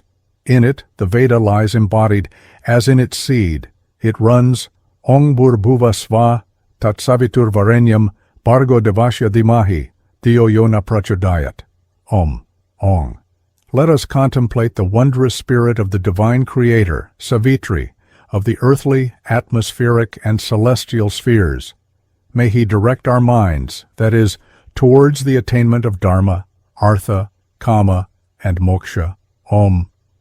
The Gayatri Vyakarana of Yogi Yajnavalkya thus explains the following words: Tat, that. The word yat, which, is understood. Savitu is the possessive case of Savitri, derived from the root su, to bring forth. Savitri is, therefore, the bringer forth of all that exists. The sun, Surya, is the cause of all that exists, and of the state in which they exist. Bringing forth and creating all things, it is called Savitri. The Bhavishya Purana says, Surya is the visible devata. He is the eye of the world and the maker of the day. There is no other Devata eternal like unto him. This universe has emanated from, and will be again absorbed into, him. Time is of and in him. The planets, stars, the Vasas, Rudras, Vayu, Agni, and the rest are but parts of him. By Bharga is meant the Aditya Devata, dwelling in the region of the sun, Surya Mandala, in all his might and glory. He is to the sun what our spirit, Atma, is to our body. Though he is in the region of the sun in the outer or material sphere, he also dwells in our inner selves. He is the light of the light in the solar circle, and is the light of the lives of all beings. As he is in the outer ether, so also is he in the ethereal region of the heart. In the outer ether, he is Surya, and in the inner ether, he is the wonderful light, which is the smokeless fire. In short, that being whom the sadhaka realizes in the region of his heart is the Aditya in the heavenly firmament. The two are one. The word is derived in two ways. One, from the root brij, to ripen, mature, destroy, reveal, shine. In this derivation, Surya is he who matures and transforms all things. He himself shines and reveals all things by his light. And it is he who at the final dissolution, pralaya, will in his image of destructive fire, kalagni, destroy all things. 2. From Bra, dividing all things into different classes, Ra, color, for he produces the color of all created objects, Ga, constantly going and returning. The sun divides all things, produces the different colors of all things, and is constantly going and returning. As the Brahmana Sarvasva says, the Bharga is the Atma of all that exists, whether moving or motionless, in the three loka, Purbhuva Sva. There is nothing which exists apart from it. Devasya is the genitive of Deva, agreeing with Savitu. Deva is the radiant and playful Lilamaya, one. Surya is in constant play with creation, Srishti, existence, Sthiti, and destruction, Pralaya, and by his radiance pleases all. Lila, as applied to the Brahman, is the equivalent of Maya. Varenyam, Varaniya, or adorable. He should be meditated upon and adored that we may be relieved of the misery of birth and death. Those who fear rebirth, who desire freedom from death and liberation, and who strive to escape the three kinds of pain, tapatraya, which are adhyatmika, adhidaivika, and adhibhautika, meditate upon and adore the Bharga, who, dwelling in the region of the sun, is himself the three regions called Burloka, Bhuvarloka, and Svarloka. Dimahi nya dhyayema, from the root dhyai. We meditate upon, or let us meditate upon, prachodayat, may he direct. The Gayatri does not so expressly state, but it is understood that such direction is along the Chaturvarga, or fourfold path, which is Dharma, Artha, Kama, and Moksha, piety, wealth, desire, and its fulfillment and liberation, Vidpost. The Bharga is ever directing our inner faculties, buddhivritti, along these paths. The above is the Vaidika Gayatri, which according to the Vedic system, none but the twice-born may utter. To the Shudra, whether man or woman, and to women of all other castes, it is forbidden. The Tantra, which has Gayatri mantra of its own, shows no such exclusiveness. Chapter 3, verses 109-111, gives the Brahma Gayatri for worshippers of the Brahman. Parameshvaraya vidmahe, paratatvaya dimahi, tan no Brahma prachodayat. May we know the Supreme Lord, let us contemplate the Supreme Essence, and may that Brahman direct us. Yantra. This word in its most general sense means an instrument, or that by which anything is accomplished. In worship it is that by which the mind is fixed on its object. The Yogini Tantra says that the Devi should be worshipped either in pratima, image, mandala, or yantra. At a certain stage of spiritual progress, the sadhaka is qualified to worship yantra. The Siddha Yogi in inward worship, Antar Puja, commences with the worship of yantra, which is the sign, sanketa, of Brahma Vijnana, as the mantra is the sanketa of the Devata. It is also said that yantra is so called because it subdues, niyantrana, lust, anger, and the other sins of jiva and the sufferings caused thereby. This yantra is a diagram engraved or drawn on metal, paper, or other substances, which is worshipped in the same manner as an image, pratima. As different mantra are prescribed for different worships, so are different yantra. The yantras are therefore of various designs according to the object of worship. The cover of this work shows a silver Gayatri yantra belonging to the author. In the center triangle are engraved in the middle the words Shri Shri Gayatri Sva Prasada Siddhinkuru, Shri Shri Gayatri Devi, grant me success. And at each inner corner there are the Vija Hring and Hra. In the spaces formed by the intersections of the outer ovoid circles is the Vija Hring. The outside circular band contains the Vija Tha, which indicates Svaha, commonly employed to terminate the feminine mantra or Vidya.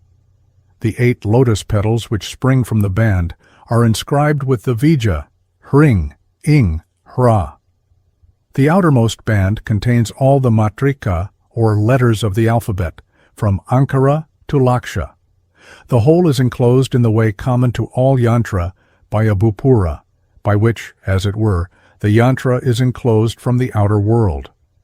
The yantra, when inscribed with mantra, serves, so far as these are concerned, the purpose of a mnemonic chart of the mantra appropriate to the particular devata whose presence is to be invoked into the yantra. Certain preliminaries precede, as in the case of a pratima, the worship of a yantra. The worshipper first meditates upon the devata and then arouses him or her in himself. He then communicates the divine presence thus aroused to the yantra.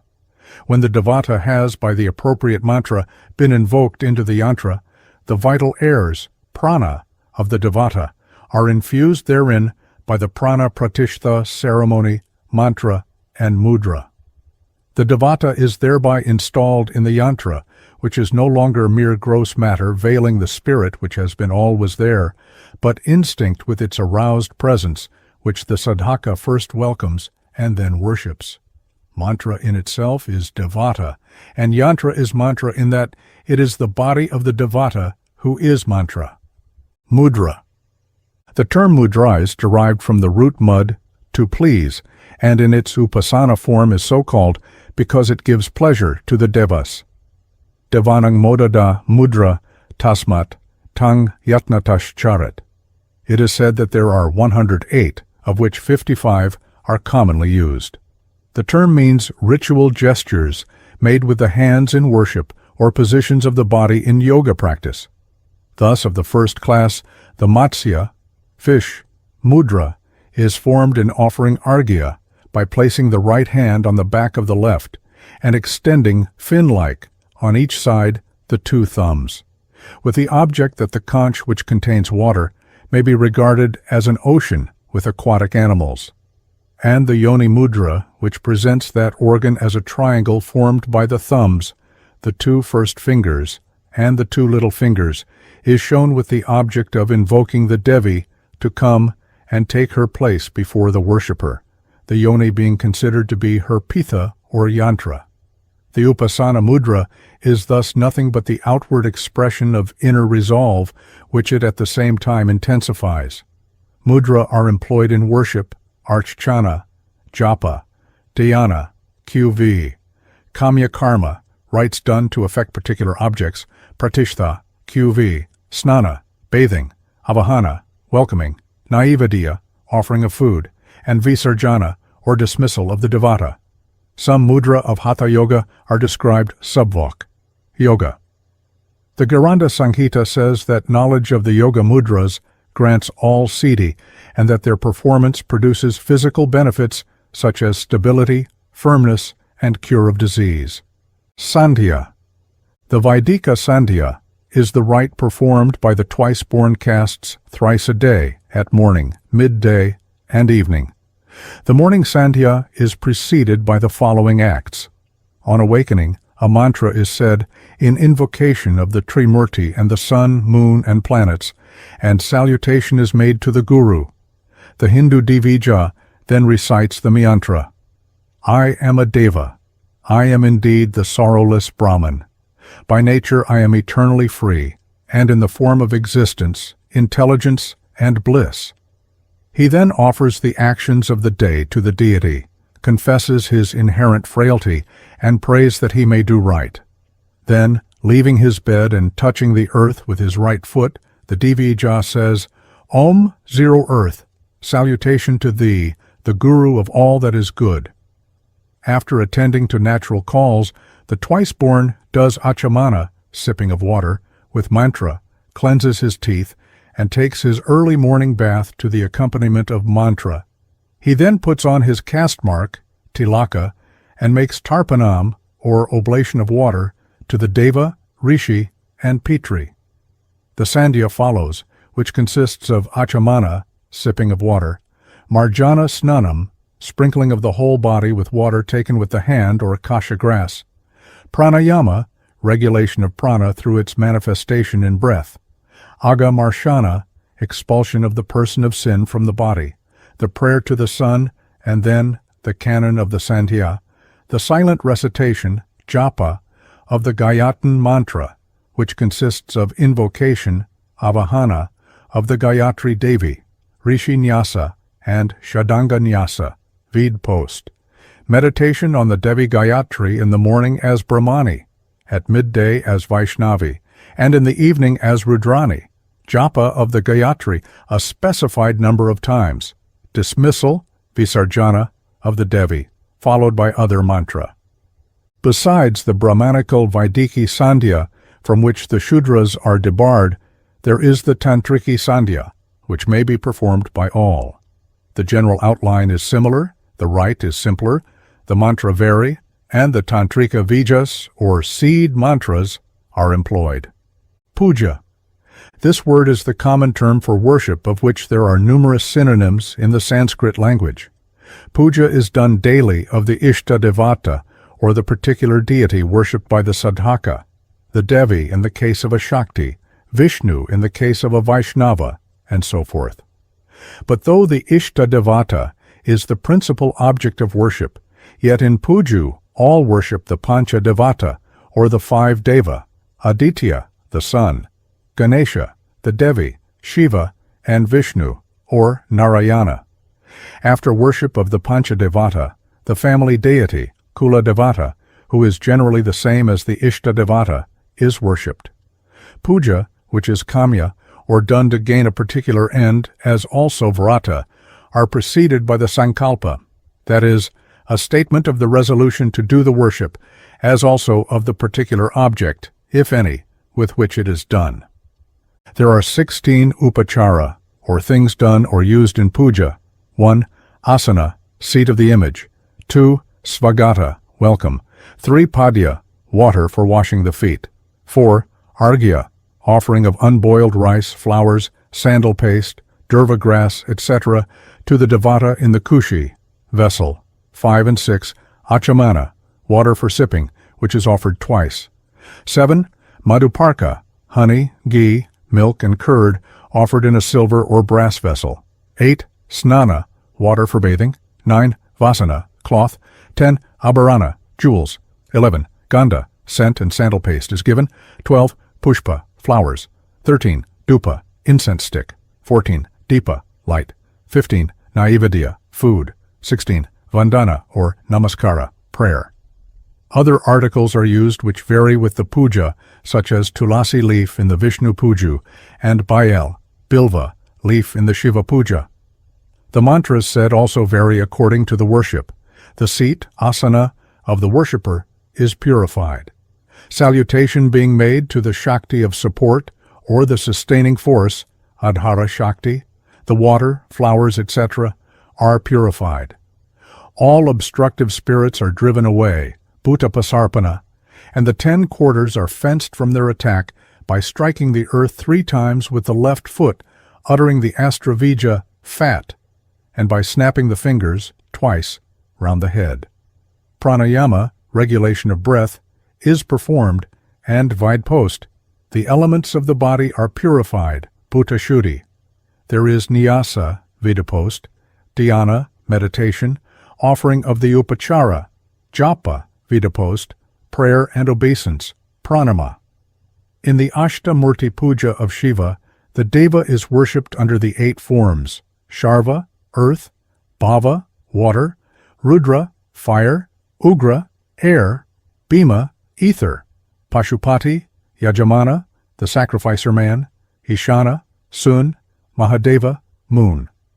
Yajna. This word, which comes from the root yaj, to worship, is commonly translated sacrifice. The Sanskrit word is, however, retained in the translation, since yajna means other things also than those which come within the meaning of the word sacrifice, as understood by an English reader. Thus, the 5 great sacrifices, Pancha Mahayajna, which should be performed daily by the Brahmana, are the Homa sacrifice, including Vaishva Deva offering, Bhuta Yajna or Vali, in which offerings are made to Deva, Bhuta, and other spirits, and to animals; Pitri Yajna or Tarpana, oblations to the Pitri; Brahma Yajna, or study of the Vedas; and Manushya Yajna, or entertainment of guests, Atithi Saparaya. By these 5 yajna, the worshipper places himself in right relations with all being, affirming such relation between Deva, Pitri, spirits, men, the organic creation, and himself. Homa, or Deva Yajna, is the making of offerings to fire, which is the carrier thereof to the Deva. A fire pit, Kunda, is prepared, and fire, when brought from the house of a Brahmana, is consecrated with mantra. The fire is made conscious with the mantra, Vangvahni Chaitanyaya Nama, and then saluted and named. Meditation is then made on the 3 nadis, Vidyante, Ida, Pingala, and Sushumna, and on Agni, the Lord of Fire. Offerings are made to the Ishta Devata in the fire. After the puja of fire, salutation is given as in Shadanganyasa, and then clarified butter, ghee, is poured with a wooden spoon into the fire with mantra, commencing with Om and ending with Svaha. Homa is of various kinds, several of which are referred to in the text, and is performed either daily, as in the case of the ordinary Nitya Vaishva Deva Homa, or on special occasions such as the Upanayana, or sacred thread ceremony, marriage, vrata, and the like. It is of various kinds, such as Prayashchita Homa, Srishtikrit Homa, Janu Homa, Dara Homa, and others, some of which will be found in the text. Besides the yajna mentioned, there are others. Manu speaks of 4 kinds: Deva, Bhauta, where articles and ingredients are employed, as in the case of Homa, Daiva, Vali, Nriyajna, and Pitri Yajna. Others are spoken of, such as Japa Yajna, Dhyana Yajna, etc. Yajna are also classified according to the dispositions and intentions of the worshipper into Sattvika, Rajasika, and Tamasika Yajna. Vrata. Vrata is a part of Nayamitika, or voluntary karma. It is that which is the cause of virtue, punya, and is done to achieve its fruit. Vrata are of various kinds. Some of the chief are Janmashtami on Krishna's birthday, Shivaratri in honor of Shiva, and the Shat Panchami, Durvashtami, Tala Navami. Ananta Chaturdashi performed at specified times in honor of Lakshmi, Narayana, and Ananta. Others may be performed at any time, such as the Savitri Vrata, by women only, and the Kartikeya Puja, by men only. The Great Vrata is the celebrated Durga Puja, Mahavrata, in honor of the Devi as Durga, which will continue as long as the sun and moon endure, and which, if once commenced, must always be continued. There are numerous other vrata which have developed to a great extent in Bengal, and for which there is no shastric authority, such as Madhu Sankranti Vrata, Jala Sankranti Vrata, and others. While each vrata has its peculiarities, certain features are common to vrata of differing kinds.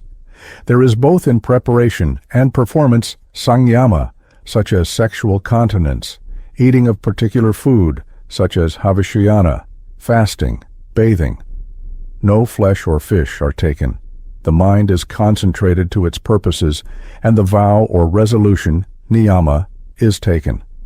Before the vrata, the sun, planets, and Kula Devata are worshipped, and by the Surya Somoyamakala mantra, all deva and beings are invoked to the side of the worshipper. In the Vaidika vrata, the sankalpa is made in the morning, and the vrata is done before midday. Tapas. This term is generally translated as meaning penance or austerities. It includes these, such as the 4 monthly fast, chaturmasya, the sitting between 5 fires, panchagnitapa, and the like.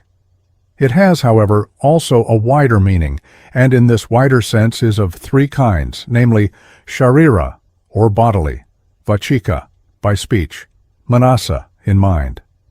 The first includes external worship, reverence, and support given to the guru, brahmanas, and the wise, prajna, bodily cleanliness, continence, simplicity of life, and avoidance of hurt to any being, ahimsa. The second form includes truth, good, gentle, and affectionate speech, and the study of the Vedas. The third, or mental tapas, includes self-restraint, purity of disposition, silence, tranquility, and silence. Each of these classes has 3 subdivisions, for tapas may be sattvika, rajasika, or tamasika, according as it is done with faith and without regard to its fruit, or for its fruit, or is done through pride and to gain honor and respect, or lastly, which is done ignorantly or with a view to injure and destroy others, such as the sadhana of the tantrika shat karma when performed for a malevolent purpose, abhichara. Japa. Japa is defined as vidanena mantrocharanam, or the repeated utterance or recitation of mantra according to certain rules. It is according to the Tantra Sara of 3 kinds, vachika, or verbal japa, in which the mantra is audibly recited, the 50 matrika being sounded nasally with vindu; upangshu japa, which is superior to the last kind, and in which the tongue and lips are moved, but no sound or only a slight whisper is heard; and lastly, the highest form, which is called manasa japa, or mental utterance. In this there is neither sound nor movement of the external organs, but a repetition in the mind which is fixed on the meaning of the mantra.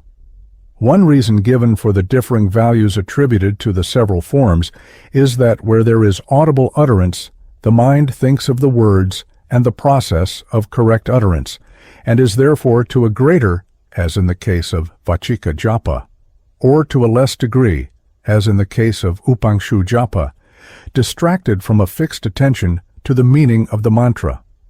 The japa of different kinds have also the relative values attachable to thought and its materialization in sound and word. Certain conditions are prescribed as those under which japa should be done, relating to physical cleanliness, the dressing of the hair, and wearing of silk garments, the seat, asana, the avoidance of certain conditions of mind and actions, and the nature of the recitation. The japa is useless unless done a specified number of times, of which 108 is esteemed to be excellent. The counting is done either with a mala or rosary, mala japa, or with the thumb of the right hand upon the joints of the fingers of that hand, kara japa. The method of counting in the latter case may differ according to the mantra. Sanskara.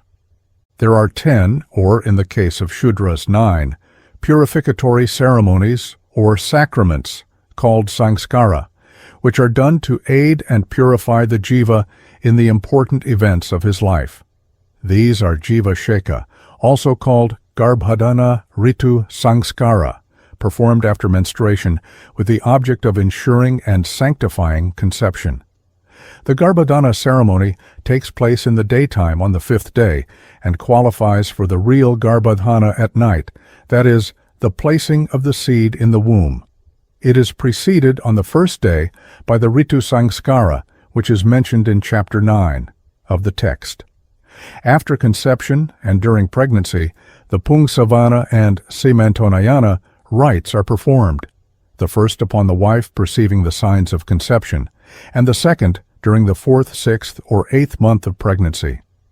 In the antenatal life, there are 3 main stages, whether viewed from the objective, physical standpoint, or from the subjective, superphysical standpoint. The first period includes on the physical side all the structural and physiological changes which occur in the fertilized ovum from the moment of fertilization until the period when the embryonic body, by the formation of trunk, limbs, and organs, is fit for the entrance of the individualized life, or jivatma. When the pronuclear activity and differentiation are completed, the jivatma, whose connection with the pronuclei initiated the pronuclear or formative activity, enters the miniature human form, and the second stage of growth and development begins.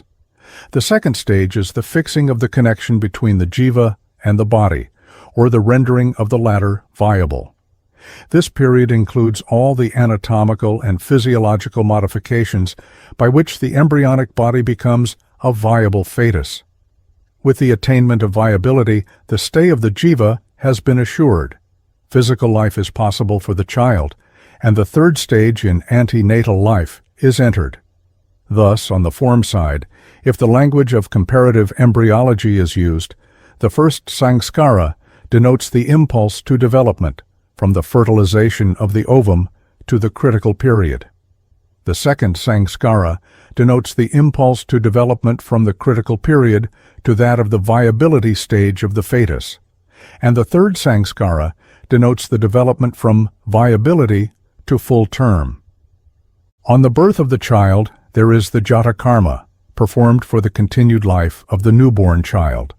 Then follows the namakarana, or naming ceremony, and nishkramana, in the 4th month after delivery, when the child is taken out of doors for the first time and shown the sun, the vivifying source of life, the material embodiment of the divine Savata. Between the 5th and 8th month after birth, the Annaprasana ceremony is observed when rice is put in the child's mouth for the first time. Then follows the Chuda Karana, or tonsure ceremony, and in the case of the first 3 or twice-born classes, Upanayana, or investiture with the sacred thread. Herein the jiva is reborn into spiritual life. There is, lastly, udvaha, or marriage, whereby the unperfected jiva ensures through offspring that continued human life which is the condition of its progress and ultimate return to its divine source. These are all described in the 9th chapter of this Tantra. There are also 10 sanskara of the mantra, QV. The sanskara are intended to be performed at certain stages in the development of the human body with the view to effect results beneficial to the human organism. Medical science of today seeks to reach the same results, but uses for this purpose the physical methods of modern Western science, suited to an age of materiality, whereas in the sanskara, the superphysical, psychic, or occult, or metaphysical and subjective methods of ancient Eastern science are employed. The sacraments of the Catholic Church and other of its ceremonies, some of which have now fallen into disuse, are Western examples of the same psychic method. Purishcharana. This form of sadhana consists in the repetition, after certain preparations and under certain conditions, of a mantra a large number of times. The ritual deals with the time and place of performance, the measurements and decoration of the mandapa, or pandal, and of the altar and similar matters. There are certain rules as to food both prior to and during its performance. The sadhaka should eat havishyana, or alternately boiled milk, kshira, fruits, or Indian vegetables, or anything obtained by begging, and avoid all food calculated to influence the passions. Certain conditions and practices are enjoined for the destruction of sin, such as continence, bathing, japa, QV, of the Savitri mantra, 5008, 3008, or 1008 times, the entertainment of brahmamas, and so forth. 3 days before puja, there is worship of Ganesha and Kshetrapala, lord of the place. Panchagavya, or the 5 products of the cow, are eaten. The sun, moon, and devas are invoked. Then follows the sankalpa. The gata, or kalasa, jar, is then placed into which the devi is to be invoked. A mandala, or figure of a particular design, is marked on the ground, and on it the gata is placed. Then the 5 or 9 gems are placed on the kalasa, which is painted with red and covered with leaves. The ritual then prescribes for the tying of the crown lock, shikha, the posture, asana, of the sadhaka, japa, QV, nyasa, QV, and the mantra, ritual or process. There is meditation as directed, kuluka is said, and the mantra awakened, mantra chaitanya, and recited the number of times for which the vow has been taken, bhuta shuddhi. The object of this ritual, which is described in Chapter 5, verses 93 et seq., is the purification of the elements of which the body is composed. The mantra Mahodari speaks of it as a rite which is preliminary to the worship of a deva. The process of evolution from the Parabrahman has been described. By this ritual, a mental process of involution takes place whereby the body is in thought resolved into the source from whence it has come. Earth is associated with the sense of smell, water with taste, fire with sight, air with touch, and ether with sound. Kundalini is roused and led to the Svadhisthana chakra. The earth element is dissolved by that of water, as water is by fire, fire by air, and air by ether. This is absorbed by a higher emanation, and that by a higher, and so on, until the source of all is reached. Having dissolved each gross element, Mahabhuta, together with the subtle element, Tanmatra, from which it proceeds, and the connected organ of sense, Indriya, by another, the worshipper absorbs the last element, ether, with the Tanmatra sound into selfhood, Ahankara, the latter into Mahat, and that, again, into Prakriti, thus retracing the steps of evolution. Then, in accordance with the monistic teaching of the Vedanta, Prakriti is herself thought of as the Brahman, of which she is the energy, and with which, therefore, she is already one. Thinking then of the black Purusha, which is the image of all sin, the body is purified by mantra, accompanied by kumbhaka and richaka, and the sadhaka meditates upon the new celestial deva body, which has thus been made, and which is then strengthened by a celestial gaze. Nyasa. This word, which comes from the root to place, means placing the tips of the fingers and palm of the right hand on various parts of the body, accompanied by particular mantra. The nyasa are of various kinds. Jiva nyasa follows upon bhuta shuddhi. After the purification of the old and the formation of the celestial body, the sadhaka proceeds by jiva nyasa to infuse the body with the life of the Devi. Placing his hand on his heart, he says the Sohang mantra, I am he, thereby identifying himself with the Devi.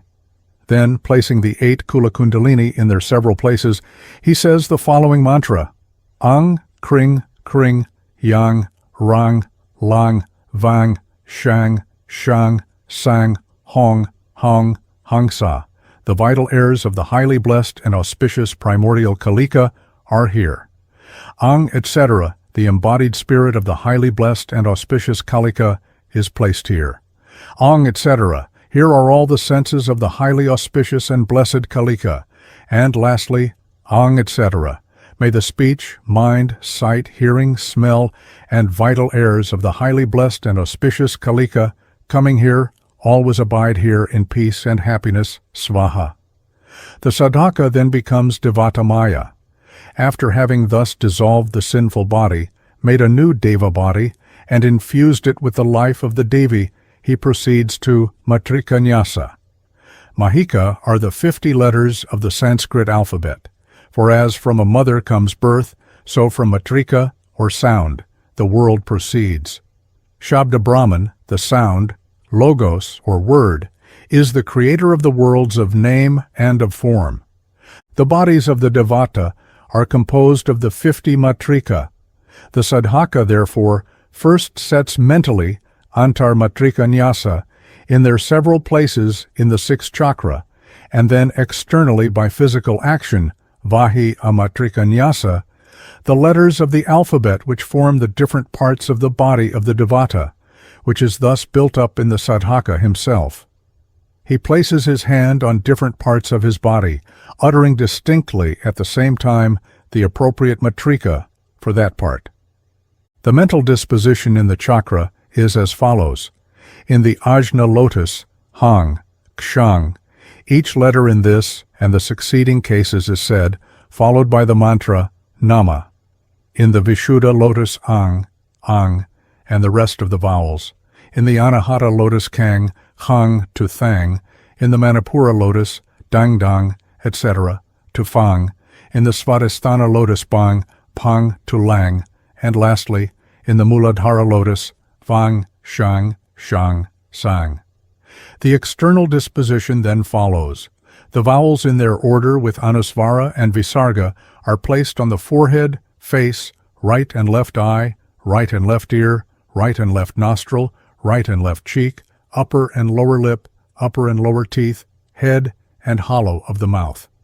The consonants kang to vang are placed on base of right arm, and the elbow, wrist, base, and tips of fingers, left arm, right and left leg, right and left side, back, navel, belly, heart, right and left shoulder, space between the shoulders, kakuta, and then from the heart to the right palm, shang is placed, and from the heart to the left palm, the second shang, from the heart to the right foot, sang, from the heart to the left foot, hang, and, lastly, from the heart to the belly, and from the heart to the mouth, kashang. In each case, ong is said at the beginning and nama at the end. According to the Tantra Sara, matrika nyasa is also classified into 4 kinds, performed with different aims. Vis-a-vis, kevala, where the matrika is pronounced without vindu, vindu sangyutta with vindu, sangsarga with visarga, and sobhya with visarga and vindu. Rishinyasa then follows for the attainment of the chaturvarga. The assignment of the mantra is to the head, mouth, heart, anus, the 2 feet, and all the body generally. The mantra commonly employed are, in the head, salutation to the rishi, revealer, Brahma. In the mouth, salutation to the mantra, Gayatri. In the heart, salutation to the Devi Mother, Sarasvati. In the hidden part, salutation to the Vija, the consonants, salutation to the Shakti, the vowels in the feet, salutation to Visarga, the Kilaka, in the whole body. Another form in which the Vija employed is that of the Aya.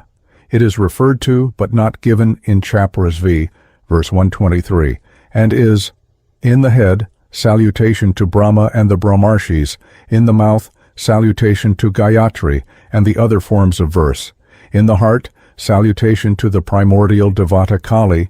In the hidden part, salutation to the Vija, Kring. In the 2 feet, salutation to the Shakti, Hring. In all the body, salutation to the Kalika Shring. Then follows Anganyasa and Karanyasa. These are both forms of Shad Anganyasa. When Shad Anganyasa is performed on the body, it is called Hridayadi Shad Anganyasa. And when done with the 5 fingers and palms of the hands only, Angushtari Shad Anga Nyasa. The former kind is done as follows. The short vowel A, the consonants of the Kavarga group, and the long vowel A are recited with Hridayaya Nama, Nama salutation to the heart. The short vowel I, the consonants of the Chavarga group, and the long vowel I are said with Shirasi Svaha, Svaha to the head. The hard Tavarga consonants set between the 2 vowels U are recited with Shikayai Vashat, Vashat to the crown lock. Similarly, the soft Tavarga between the vowels E and I are said with Kavachaya Hung. The short vowel O, the Pavarga, and the long vowel O are recited with Netra Trayaya Vaushat, Vaushat to the 3 eyes. Lastly, between Vindu and Visarga, the consonants Ya Tuksha, with Karatala Prishtabhyang Astraya fought to the front and back of the palm. The mantras of Shadanga on the body are used for Karanyasa, in which they are assigned to the thumbs, the threatening or index fingers, the middle fingers, the fourth, little fingers, and the front and back of the palm. These actions on the body, fingers, and palms also stimulate the nerve centers and nerves therein. In Pithanyasa, the Pitha are established in place of the Matrika. The Pitha, in their ordinary sense, are Kamarupa and the other places, a list of which is given in the Yogini Hridaya. For the attainment of that state in which the sadhaka feels that the bhava, nature, disposition, of the devata has come upon him, nyasa is a great auxiliary. It is, as it were, the wearing of jewels on different parts of the body. The vija of the devata are the jewels which the sudkaka places on the different parts of his body. By nyasa, he places his abhishta devata in such parts, and by vyapakanyasa, he spreads its presence throughout himself. He becomes permeated by it, losing himself in the divine self.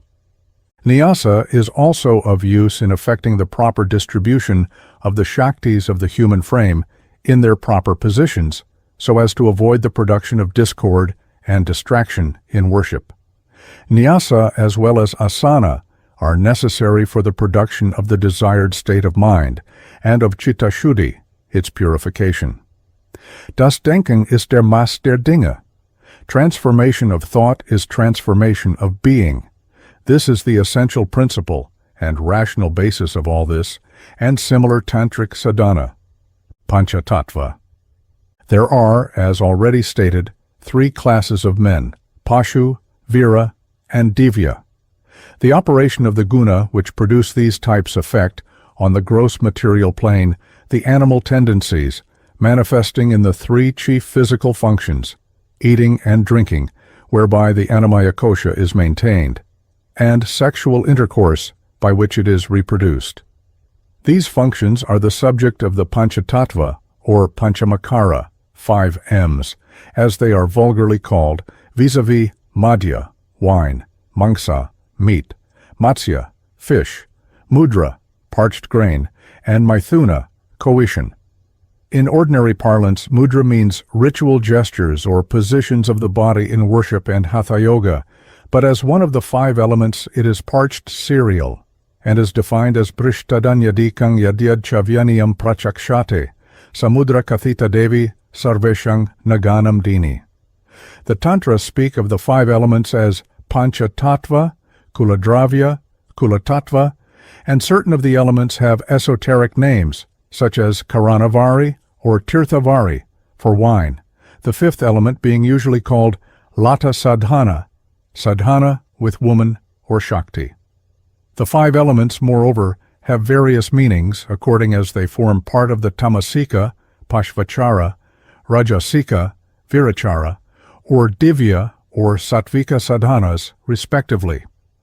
All the elements or their substitutes are purified and consecrated, and then, with the appropriate ritual, the first 4 are consumed, such consumption being followed by lata sadhana, or its symbolic equivalent. The Tantra prohibits indiscriminate use of the elements, which may be consumed or employed only after purification, shodhana, and during worship according to the Tantric ritual. Then, also, all excess is forbidden. The Shamarahasya says that intemperance leads to hell, and this Tantra condemns it in Chapter 5. A well-known saying in Tantra describes the true hero, vira, to be, not he who is of great physical strength and prowess, the great eater and drinker, or man of powerful sexual energy, but he who has controlled his senses, is a truth-seeker, ever engaged in worship, and who has sacrificed lust and all other passions. Jitendriya, Satyavadi, Nityanushtana Tatpara, Kamadivalidanascha, Savira Itigiyate. The elements in their literal sense are not available in sadhana for all. The nature of the pashu requires strict adherence to Vedic rule in the matter of these physical functions, even in worship. This rule prohibits the drinking of wine, a substance subject to the three curses of Brahma, Kacha, and Krishna, in the following terms: Madhyamapeyamade yamagrahyam. Wine must not be drunk, given, or taken. The drinking of wine in ordinary life for satisfaction of the sensual appetite is, in fact, a sin involving prayashita and entailing, according to the Vishnu Purana, punishment in the same hell as that to which a killer of a Brahmana goes. As regards flesh and fish, the higher castes outside Bengal who submit to the orthodox Smarta discipline eat neither, nor do high and strict Brahmanas even in that province. But the bulk of the people there, both men and women, eat fish, and men consume the flesh of male goats which have been previously offered to the deity. The Vaidika Dharma is equally strict upon the subject of sexual intercourse. Maithuna, other than with the householder's own wife, is condemned. And this is not only in its literal sense, but in that of which is known as Ashtanga, eightfold, Maithuna, vis-a-vis, Smaranam, thinking upon it, Kirtanam, talking of it, Kali, play with women, Prekshanam, looking upon women, Guhyabhashanan, talk in private with women, Sankalpa, wish or resolve for Maithua, Adhyavasaya, determination towards it, Kriyanishpati, actual accomplishment of the sexual act. In short, the Pashu, and except for ritual purposes those who are not Pashu, should, in the words of the Shaktakramya, avoid Maithuna, conversation on the subject, and assemblies of women, Maithunam tatkathalapang tadgoshting parivarjayat. Even in the case of the householder's own wife, marital continency is enjoined. The divinity in woman, which the Tantra in particular proclaims, is also recognized in the ordinary Vedic teaching, as must obviously be the case given the common foundation upon which all the Shastra rest. Woman is not to be regarded merely as an object of enjoyment, but as a house goddess, Grihadevata. According to the sublime notions of Shruti, the union of man and wife is a veritable sacrificial rite, a sacrifice in fire, Homa, wherein she is both hearth, Kunda, and flame, and he who knows this as Homa attains liberation. Similarly, the Tantrika mantra for the Shiva Shakti Yoga runs, "This is the internal Homa, in which, by the path of Sushumna, sacrifice is made of the functions of sense to the spirit, as fire kindled with the ghee of merit and demerit, taken from the mind, as the ghee pot svaha." It is not only thus that wife and husband are associated, for the Vaidika Dharma, in this now neglected, prescribes that the householder should worship in company with his wife. Brahmacharya, or continency, is not, as is sometimes supposed, a requisite of the student ashrama only, but is a rule which governs the married householder, grihastha, also. According to Vaidika injunctions, union of man and wife must take place once a month on the 5th day, after the cessation of the menses, and then only. Hence it is that the Nitya Tantra, when giving the characteristics of a Pashu, says that he is one who avoids sexual union except on the 5th day, Ritukalangvina Devi Ramanang Parivarjayat. In other words, the Pashu is he who in this case, as in other matters, follows for all purposes, ritual or otherwise, the Vedic injunctions which govern the ordinary life of all. The above-mentioned rules govern the life of all men. The only exception which the Tantra makes is for purpose of Sudhana in the case of those who are competent, adhikari, for virachara. It is held, indeed, that the exception is not strictly an exception to Vedic teaching at all, and that it is an error to suppose that the Tantrika Rahasya Puja is opposed to the Vedas. Thus, whilst the Vedic rule prohibits the use of wine in ordinary life, and for purpose of mere sensual gratification, it prescribes the religious yajna with wine. This ritual use the Tantra also allows, provided that the sadhaka is competent for the sadhana, in which its consumption is part of its ritual and method. The Tantra enforces the Vedic rule in all cases, ritual or otherwise, for those who are governed by the Vaidikachara. The Nitya Tantra says, they, Pashu, should never worship the Devi during the latter part of the day, in the evening, or at night. Ratrau naiva yaja deving sandhyayang vaparanhake. For all such worship connotes Maithuna prohibited to the Pashu. In lieu of it, varying substitutes are prescribed, such as either an offering of flowers with the hands formed into the Kachchapa mudra, or union with the worshipper's own wife.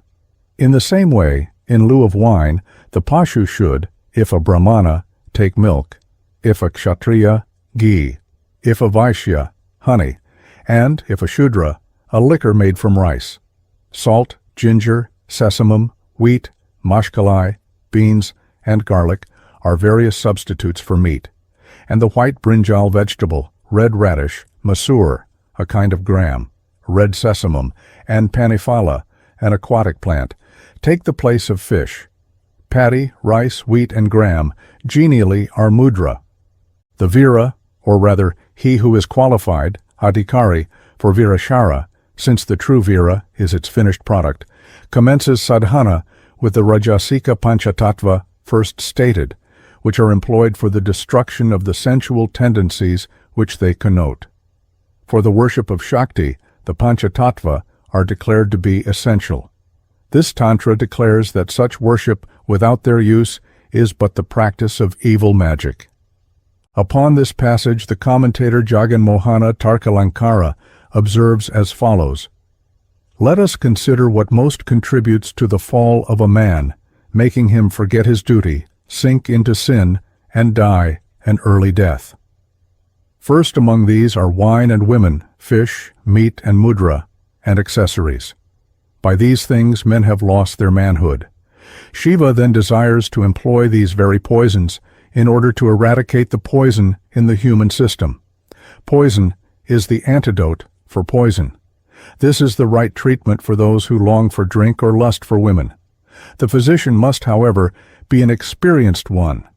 If there be a mistake as to the application, the patient is like to die. Shiva has said that the way of Kulachara is as difficult as it is to walk on the edge of a sword or to hold a wild tiger. There is a secret argument in favor of the Panchatattva, and those tattvas so understood should be followed by all. None, however, but the initiate can grasp this argument, and therefore Shiva has directed that it should not be revealed before anybody and everybody. An initiate, when he sees a woman, will worship her as his own mother or goddess, Ishtadevata, and bow before her. The Vishnu Purana says that by feeding your desires, you cannot satisfy them. It is like pouring ghee on fire. Though this is true, an experienced spiritual teacher, guru, will know how, by the application of this poisonous medicine, to kill the poison of samsara. Shiva has, however, prohibited the indiscriminate publication of this. The meaning of this passage would therefore appear to be this: the object of Tantrika worship is Brahma Sayujya, or union with Brahman. If that is not attained, nothing is attained. And with men's propensities as they are, this can only be attained through the special treatment prescribed by the Tantras. If this is not followed, then the sensual propensities are not eradicated, and the work is for the desired end of Tantra as useless as magic, which, worked by such a man, leads only to the injury of others.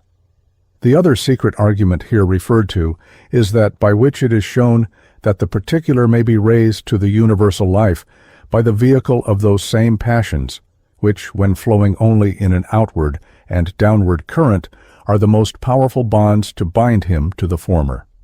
The passage cited refers to the necessity for the spiritual direction of the guru. To the want of such is accredited the abuses of the system. When the patient, Sishya, and the disease are working together, there is poor hope for the former. But when the patient, the disease, and the physician, guru, are on one, and at the wrong side, then nothing can save him from a descent on that downward path which it is the object of the sadhana to prevent. Verse 67 in chapter Dishparas. Of this Tantra is here in point. Owing, however, to abuses, particularly as regards the tattva of Madhya and Maithuna, this Tantra, according to the current version, prescribes in certain cases limitations as regards their use. It prescribes that when the Kali Yuga is in full strength, and in the case of householders, grihastha, whose minds are engrossed with worldly affairs, the three sweets, madhuratraya, are to be substituted for wine. Those who are of virtuous temperament and whose minds are turned towards the Brahman are permitted to take 5 cups of wine. So also as regards Maithuna, this Tantra states that men in this Kali age are by their nature weak and disturbed by lust, and by reason of this do not recognize woman, Shakti, to be the image of the deity. It accordingly ordains that when the Kali Yuga is in full sway, the 5th tattva shall only be accomplished with Sviya Shakti, or the worshipper's own wife, and that union with a woman who is not married to the sadhaka in either Brahma or Shaiva form is forbidden. In the case of other Shakti, Parakya and Sadharani, it prescribes, in lieu of Maithuna, meditation by the worshipper upon the lotus feet of the Devi, together with japa of his Ishta mantra. This rule, however, the commentator says, is not of universal application. Shiva has, in this Tantra, prohibited sadhana with the last tattva, with Parakya, and Sadharani Shakti in the case of men of ordinary weak intellect, ruled by lust. But for those who have, by sadhana, conquered their passions and attained the state of a true vira, or siddha, there is no prohibition as to the mode of lata sadhana. This Tantra appears to be, in fact, a protest against the misuse of the tattva, which had followed upon a relaxation of the original rules and conditions governing them. Without the Panchatattva in one form or another, the Shakti Puja cannot be performed. The Mother of the Universe must be worshipped with these elements. By their use, the universe, Jagat Brahmanda, itself, is used as the article of worship. Wine signifies the power, Shakti, which produces all fiery elements, meat and fish all terrestrial and aquatic animals, mudra all vegetable life, and Maithuna the will, Ichcha, action, kriya, and knowledge, jnana, Shakti of the supreme Prakriti, productive of that great pleasure which accompanies the process of creation. To the Mother is thus offered the restless life of her universe. The object of all sadhana is the stimulation of the sattva guna. When by such sadhana this guna largely preponderates, the sattvika sadhana, suitable for men of a high type of divya bhava, is adopted. In this latter sadhana, the names of the Panchatattva are used symbolically for operations of a purely mental and spiritual character. Thus, the Kaivalya says that wine is that intoxicating knowledge acquired by yoga of the Parabrahman, which renders the worshipper senseless as regards the external world. Meat, Moksha, is not any fleshly thing, but the act whereby the sadhaka consigns all his acts to me, Mam. Matsya, fish, is that sattvika knowledge by which, through the sense of mindness, the worshipper sympathizes with the pleasure and pain of all beings. Mudra is the act of relinquishing all association with evil which results in bondage, and Maithuna is the union of the Shakti Kundalini with Shiva in the body of the worshipper. This, the Yogini Tantra says, is the best of all unions for those who have already controlled their passions, yati. According to the Agamasara, wine is the somadara, or lunar ambrosia, which drops from the Brahmarandra. Moksha, meat, is the tongue, ma, of which its part, angsha, is speech. The sadhaka, in eating it, controls his speech.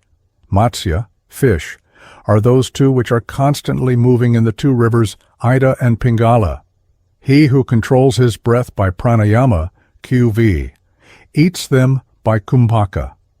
Mudra is the awakening of knowledge in the pericarp of the great Sahasrara lotus, where the Atma, like Mercury, resplendent as 10 million suns, and deliciously cool as 10 million moons, is united with the Devi Kundalini. The esoteric meaning of Maithuna is thus stated by the Agama.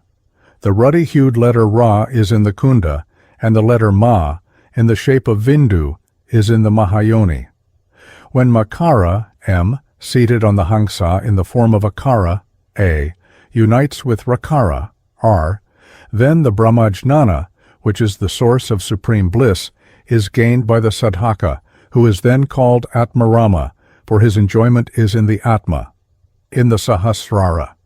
This is the union on the purely sattvika plane, which corresponds on the rajasika plane to the union of Shiva and Shakti in the persons of their worshippers. The union of Shiva and Shakti is described as a true yoga, from which, as the Yamala says, arises that joy, which is known as the supreme bliss, chakra puja. Worship with the Panchatattva generally takes place in an assembly called a chakra, which is composed of men, sadhaka, and women, Shakti, or Bhairava and Bhairavi. The worshippers sit in a circle, chakra, men and women alternately, the Shakti sitting on the left of the sadhaka. The lord of the chakra, Chakrasvaman or Chakrashvara, sits with his Shakti in the center, where the wine jar and other articles used in the worship are kept. During the chakra, all eat, drink, and worship together, there being no distinction of caste. No pashu should, however, be introduced. There are various kinds of chakra, such as the Vira, Raja, Deva, Maha, chakras productive, it is said, of various fruits for the participators therein. Chapter 6 of the Mahanirvana Tantra deals with the Panchatattva, and Chapter 8 gives an account of the Bhairavi and Tattva, or Divya, chakras. The latter is for worshippers of the Brahma mantra, yoga. This word, derived from the root yuj, to join, is in grammar sandhi, in logic avayava shakti, or the power of the parts taken together, and in its most widely known and present sense, the union of the jiva, or embodied spirit, with the Paramatma, or Supreme Spirit, and the practices by which this union may be attained. There is a natural yoga in which all beings are, for it is only by virtue of this identity, in fact, that they exist. This position is common ground, though in practice too frequently overlooked. Primus modus unionis est, quo Deus, ratione suae immensitatis, est in omnibus rebus per essentiam, presentiam, et potentiam. Per essentiam ut don omnibus esse, per presentiam ut omnia prospiciens, per potentiam ut de omnibus disponens. The mystical theologian cited, however, proceeds to say, sed hec unio anime cum Deo est generalis, communis omnibus et ordinis naturalis. Illa namque de qua loquimur est ordinis supernaturalis, actualis, et fructiva. It is of this special yaga, though not in reality more supernatural than the first, that we here deal. Yoga, in its technical sense, is the realization of this identity, which exists, though it is not known, by the destruction of the false appearance of separation. There is no bond equal in strength to Maya, and no force greater to destroy that bond than yoga. There is no better friend than knowledge, jnana, nor worse enemy than egoism, ahankara. As to learn the Shastra, one must learn the alphabet, so yoga is necessary for the acquirement of tattvajnana, truth. The animal body is the result of action, and from the body flows action, the process being compared to the seesaw movement of a gati yantra, or water lifter. Through their actions, beings continually go from birth to death. The complete attainment of the fruit of yoga is lasting and unchanging life in the noumenal world of the Absolute. Yoga is variously named according to the methods employed, but the two main divisions are those of the Hatha Yoga, or Gatastha Yoga, and Samadhi Yoga, of which Raja Yoga is one of the forms. Hatha Yoga is commonly misunderstood, both in its definition and aim being frequently identified with exaggerated forms of self-mortification. The Giranda Samhita well defines it to be the means whereby the excellent Raja Yoga is attained. Actual union is not the result of Hatha Yoga alone, which is concerned with certain physical processes preparatory or auxiliary to the control of the mind, by which alone union may be directly attained. It is, however, not meant that all the processes of Hatha Yoga here or in the books described are necessary for the attainment of Raja Yoga. What is necessary must be determined according to the circumstances of each particular case. What is suited or necessary in one case may not be so for another. A peculiar feature of Tantrika Virachara is the union of the sadhaka and his Shakti in Lata Sadhana. This is a process which is expressly forbidden to Pashus by the same tantras which prescribe it for the Vira. The union of Shiva and Shakti in the higher sadhana is different in form, being the union of the Kundalini Shakti of the Muladhara with the Vindu, which is upon the Sahasrara. This process, called the piercing of the sixth chakra, is described later on in a separate paragraph. Though, however, all Hatha Yoga processes are not necessary, some, at least, are generally considered to be so. Thus, in the well-known Ashtanga Yoga, eight-limbed yoga, of which samadhi is the highest end, the physical conditions and processes known as asana and pranayama, Vedpost, are prescribed. This yoga prescribes 5 exterior, vahiranga, methods for the subjugation of the body, namely 1. Yama, forbearance or self-control, such as sexual continence, avoidance of harm to others, ahimsa, kindness, forgiveness, the doing of good without desire for reward, absence of covetousness, temperance, purity of mind and body, etc. 2. Niyama, religious observances, charity, austerities, reading of the Shastra and Ishvara Pranidhana, persevering devotion to the Lord. 3. Asana, seated positions or postures, Vedpost. 4. Pranayama, regulation of the breath. A yogi renders the vital airs equable and consciously produces the state of respiration, which is favorable for mental concentration, as others do it occasionally and unconsciously, Vedpost. 5. Pratyahara, restraint of the senses, which follow in the path of the other 4 processes which deal with the subjugation of the body. There are then 3 interior, yoganga, methods for the subjugation of the mind, namely 6.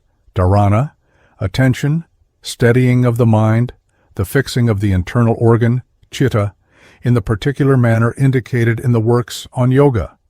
7.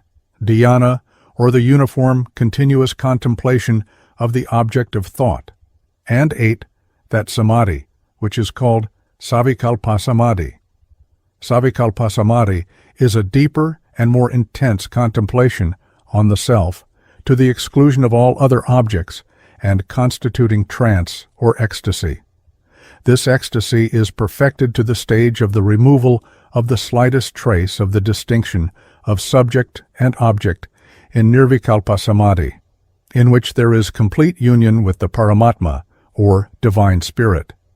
By vairagya, dispassion, and keeping the mind in its unmodified state, yoga is attained. This knowledge, ahang brahmasmi, I am the Brahman, does not produce liberation, moksha, but is liberation itself, whether yoga is spoken of as the union of Kula Kundalini with Paramashiva, or the union of the individual soul, Jivatma, with the Supreme Soul, Paramatma, or as the state of mind in which all outward thought is suppressed, or as the controlling or suppression of the thinking faculty, Chittavritti, or as the union of the moon and the sun, Ida and Pingala, Prana and Apana, Nada and Vindu. The meaning and the end are in each case the same. Yoga, in seeking mental control and concentration, makes use of certain preliminary physical processes, sadhana, such as the shatkarma, asana, mudra, and pranayama. By these 4 processes and 3 mental acts, 7 qualities known as shodhana, dridhata, sthirata, dhairya, laghava, pratyaksha, nirliptatva, Vedpost, are acquired. Shodhana, shatkarma. The first, or cleansing, is effected by the 6 processes known as the Shatkarma. Of these, the first is Dauti, or washing, which is fourfold, or inward washing, Antardauti, cleansing of the teeth, etc., Dantadauti, of the heart, Hridauti, and of the rectum, Muladauti. Antardauti is also fourfold, namely Vatasara, by which air is drawn into the belly and then expelled, Varisara, by which the body is filled with water, which is then evacuated by the anus, Vahnisara, in which the Nabi Granthi is made to touch the spinal column, Meru, and Vahishkrita, in which the belly is by Kakini Mudra filled with air, which is retained half a yama, and then sent downward. Dantadauti is fourfold, consisting in the cleansing of the root of the teeth and tongue, the ears, and the hollow of the forehead, Kapalarandra. By Hridhauti, phlegm and bile are removed. This is done by a stick, Dandadhauti, or cloth, Vasodhauti, pushed into the throat or swallowed, or by vomiting, Vamanadhauti. Mudadhauti is done to cleanse the exit of the Apanavayu, either with the middle finger and water or the stalk of a turmeric plant. Vasti, the second of the Shatkarma, is twofold and is ether of the dry, Shuska, or watery, Shala, kind. In the second form, the yogi sits in the Utkatasana, posture in water up to the navel, and the anus is contracted and expanded by Ashvini Mudra. Or the same is done in the Paschimottanasana, and the abdomen below the navel is gently moved. In Neti, the nostrils are cleansed with a piece of string. Lauliki is the whirling of the belly from side to side. In Trataka, the yogi, without winking, gazes at some minute object until the tears start from his eyes. By this, the celestial vision, Divya Drishti, so often referred to in the Tantrika Upasana, is acquired. Kapalabhati is a process for the removal of phlegm and is threefold, Vadakrama, by inhalation and exhalation, Vyutkrama, by water drawn through the nostrils and ejected through the mouth, and Shitkrama, the reverse process.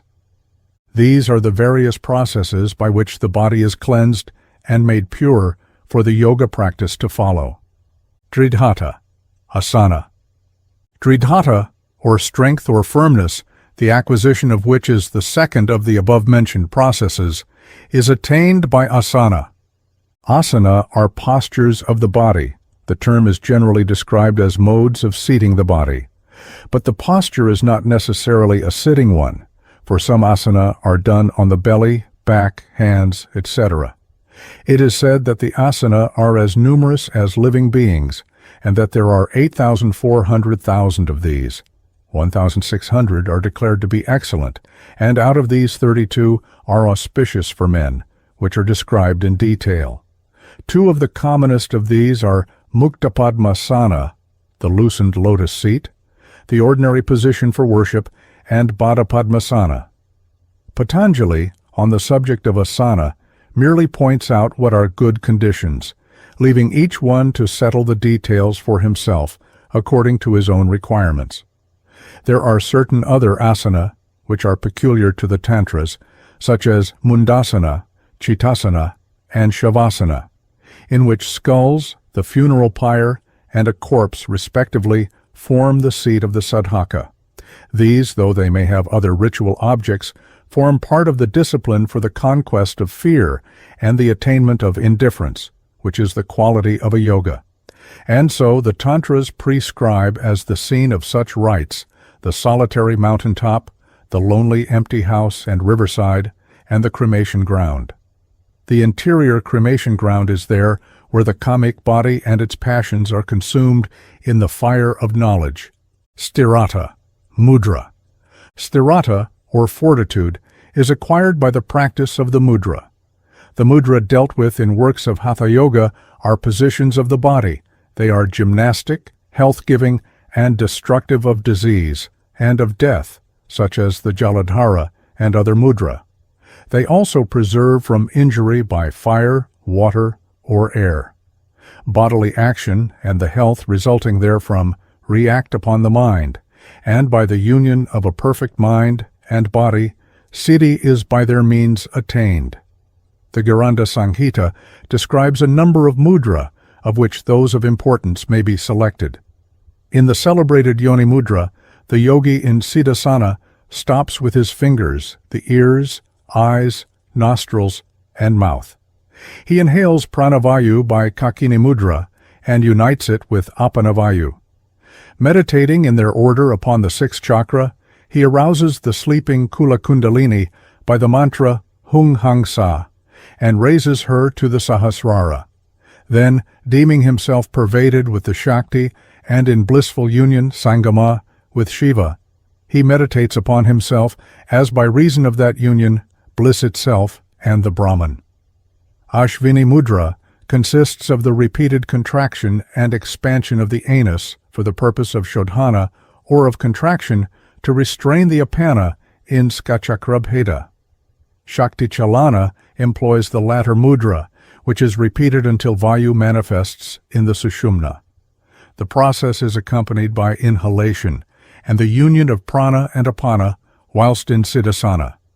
Dhairya, Pratyahara. Dhairya, or steadiness, is produced by Pratyahara. Pratyahara is the restraint of the senses, the freeing of the mind from all distractions, and the keeping of it under the control of the Atma. The mind is withdrawn from whatsoever direction it may tend by the dominant and directing self. Pratyahara destroys the six sins. Laghava, Pranayama. From pranayama, kuavi, arises laghava, lightness.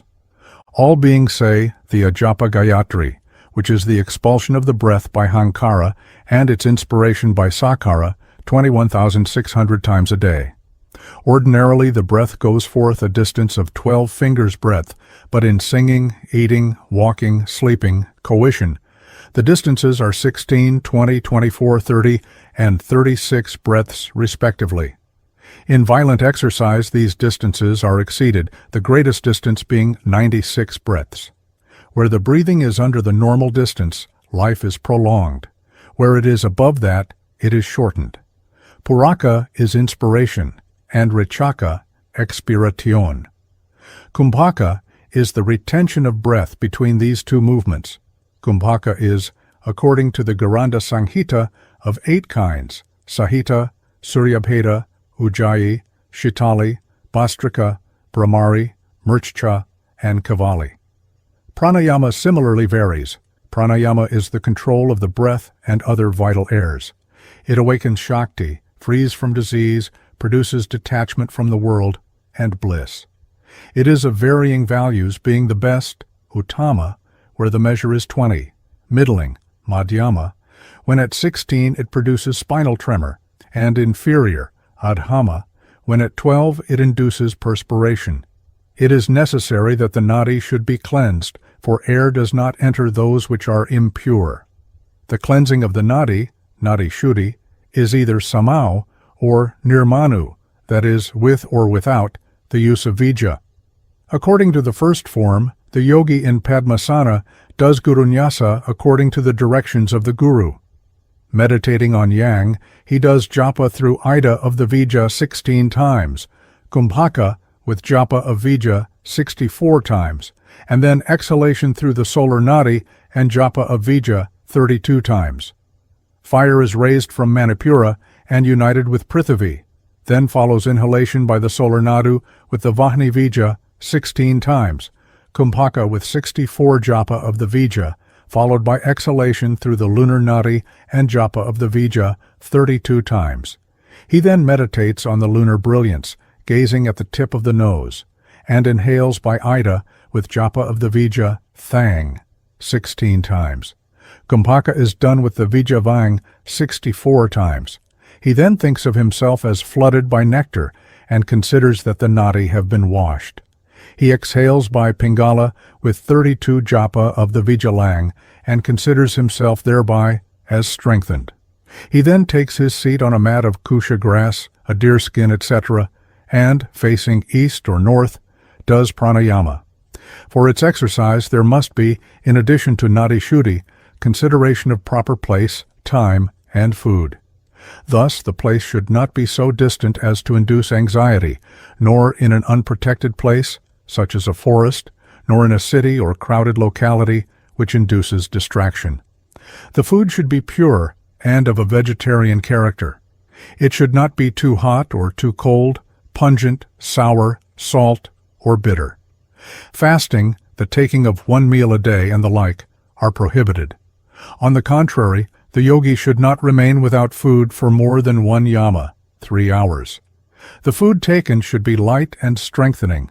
Long walks and other violent exercise should be avoided, as also, certainly in the case of beginners, sexual intercourse. The stomach should only be half filled.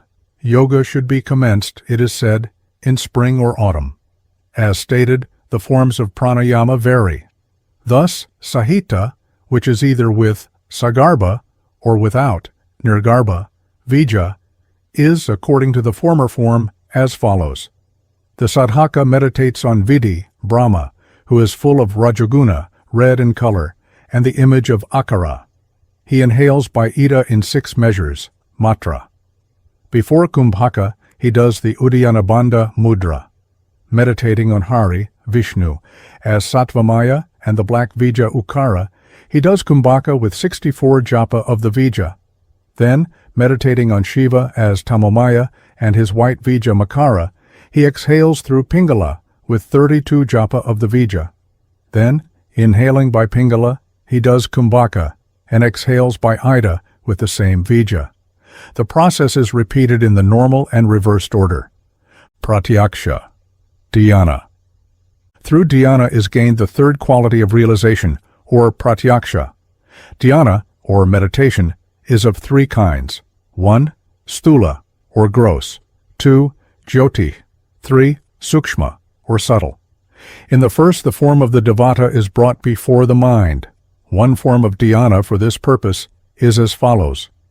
Let the sadhana think of the great ocean of nectar in his heart. In the middle of that ocean is the island of gems, the shores of which are made of powdered gems. The island is clothed with a kadamba forest in yellow blossom. This forest is surrounded by malati, champaka, parijata, and other fragrant trees. In the midst of the kadamba forest there rises the beautiful kalpa tree, laden with fresh blossom and fruit. Amidst its leaves the black bees hum, and the coal birds make love. Its 4 branches are the 4 Vedas.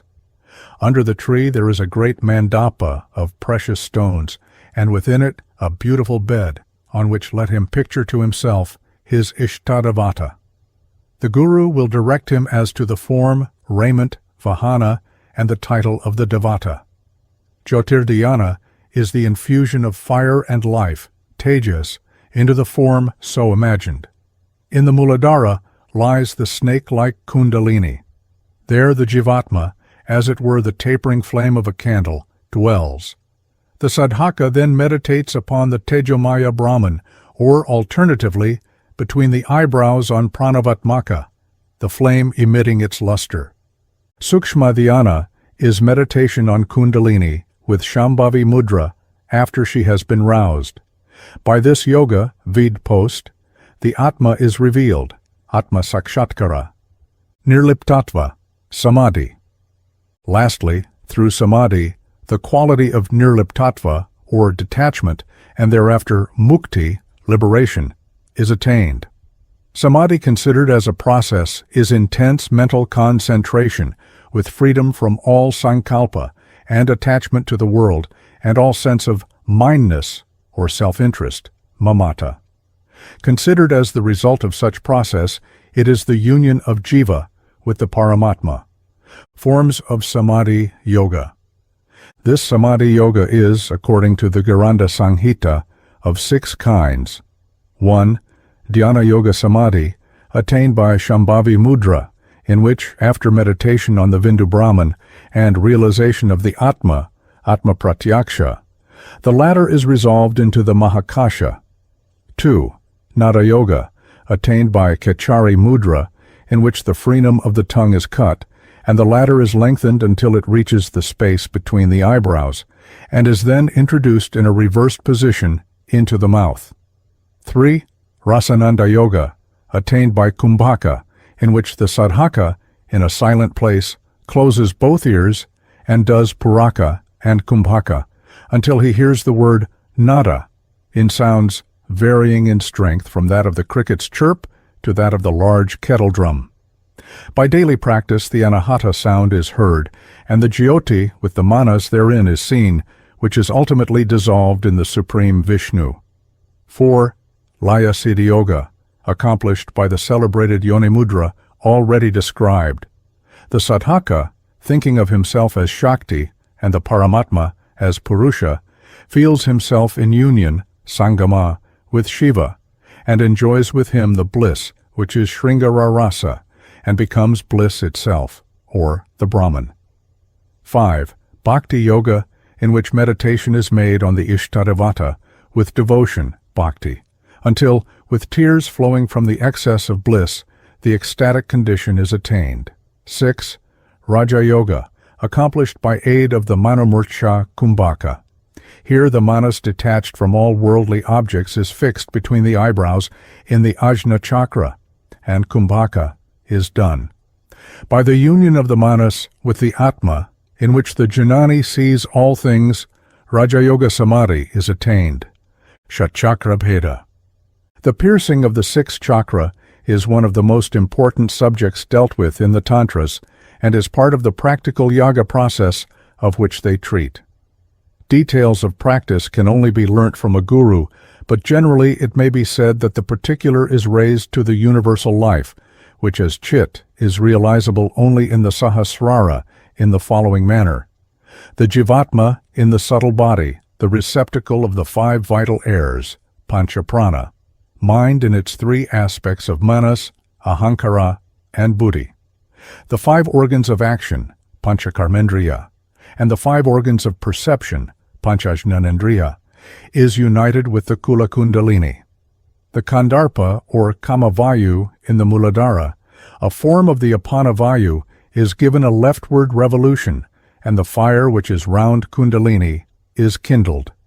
By the Vija Hung, and the heat of the fire thus kindled, the coiled and sleeping Kundalini is wakened. She who lay asleep around Svayambhu Linga, with her coils 3 circles and a half closing the entrance of the Brahmadvara, will, on being roused, enter that door and move upwards, united with the Jivatma. On this upward movement, Brahma, Savitri, Dakini Shakti, the Devas, Vija, and Vritti are dissolved in the body of Kundalini. The Mahimandala or Prithivi is converted into the Vija Lang, and is also merged in her body. When Kundalini leaves the Muladhara, that lotus which, on the awakening of Kundalini, had opened and turned its flower upwards, again closes and hangs downwards. As Kundalini reaches the Svadhisthana chakra, that lotus opens out and lifts its flower upwards. Upon the entrance of Kundalini, Mahavishnu, Mahalakshmi, Sarasvati, Rakini Shakti, Deva, Matrikas, and Vritti, Vaikunthadama, Golaka, and the Deva and Devi residing therein are dissolved in the body of Kundalini. The Prithivi, or Earth Vija Lang, is dissolved in Apas, and Apas converted into the Vija Vang remains in the body of Kundalini. When the Devi reaches the Manipura chakra, all that is in the chakra merges in her body. The Varuna Vija Vang is dissolved in fire, which remains in the body of the Devi as the Vija Rang. This chakra is called the Brahma Granthi, or knot of Brahma. The piercing of this chakra may involve considerable pain, physical disorder, and even disease. On this account, the directions of an experienced guru are necessary, and therefore also other modes of yoga have been recommended for those to whom they are applicable. For in such modes, activity is provoked directly in the higher center, and it is not necessary that the lower chakras should be pierced. Kundalini next reaches the Anahata chakra, where all which is therein is merged in her. The Vija of Tejas, Rang, disappears in Vayu, and Vayu converted into its Vija Yang merges into the body of Kundalini. This chakra is known as Vishnu Granthi, knot of Vishnu. Kundalini then ascends to the abode of Parati, or Sarasvati, or the Vishuddha chakra. Upon her entrance, Ardhanarishvara Shiva, Shakini, the 16 vowels, mantra, etc., are dissolved in the body of Kundalini.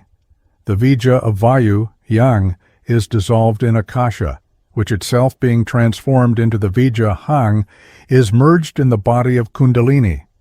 Piercing the Lalana chakra, the Devi reaches the Ajna chakra, where Parama Shiva, Siddha Kali, the Deva, Guna, and all else therein are absorbed into her body. The Vija of Akasha, Hang, is merged in the Manas chakra and mind itself in the body of Kundalini. The Ajna chakra is known as Rudra Granthi, or knot of Rudra or Shiva. After this chakra has been pierced, Kundalini of her own motion unites with Parama Shiva.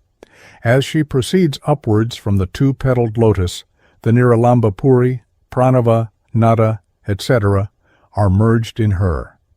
The Kundalini has then, in her progress upwards, absorbed in herself the 24 tattva, commencing with the gross elements, and then unites herself and becomes one with Parama Shiva. This is the Maithuna, coition, of the Sattvika Panchatattva. The nectar which flows from such union floods the Kshudra Brahmanda, or human body. It is then that the sadhaka, forgetful of all in this world, is immersed in ineffable bliss. Thereafter, the sadhaka, thinking of the Vayuvija Yang as being in the left nostril, inhales through Ida, making japa of the Vija 16 times. Then, closing both nostrils, he makes japa of the Vija 64 times. He then thinks that the black man of sin, Papapurusha, in the left cavity of the abdomen is being dried up by air. And so, thinking, he exhales through the right nostril Pingala, making japa of the Vija 32 times. The sadhaka then, meditating upon the red-colored Vija Rang in the Manipura, inhales, making 16 japa of the Vija, and then closes the nostrils, making 16 japa.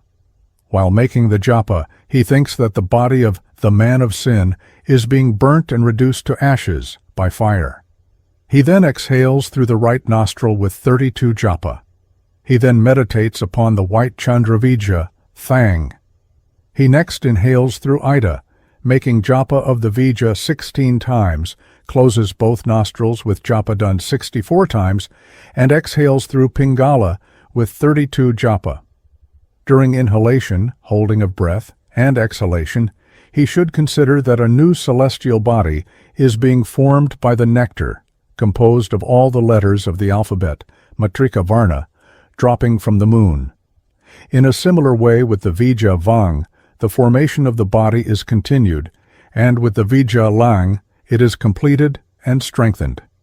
Lastly, with the mantra Sohang, the sadhaka leads the Jivatma into the heart. Thus Kundalini, who has enjoyed her union with Paramashiva, sets out on her return journey the way she came. As she passes through each of the chakra, all that she has absorbed therefrom come out from herself and take their several places in the chakra. In this manner she again reaches the Muladhara, when all that is described to be in the chakras, see Preface, Lovilai, are in the positions which they occupied before her awakening. The Guru's instructions are to go above the Ajna chakra, but no special directions are given, for after this chakra has been pierced, the sadhaka can reach the Brahmasthana unaided.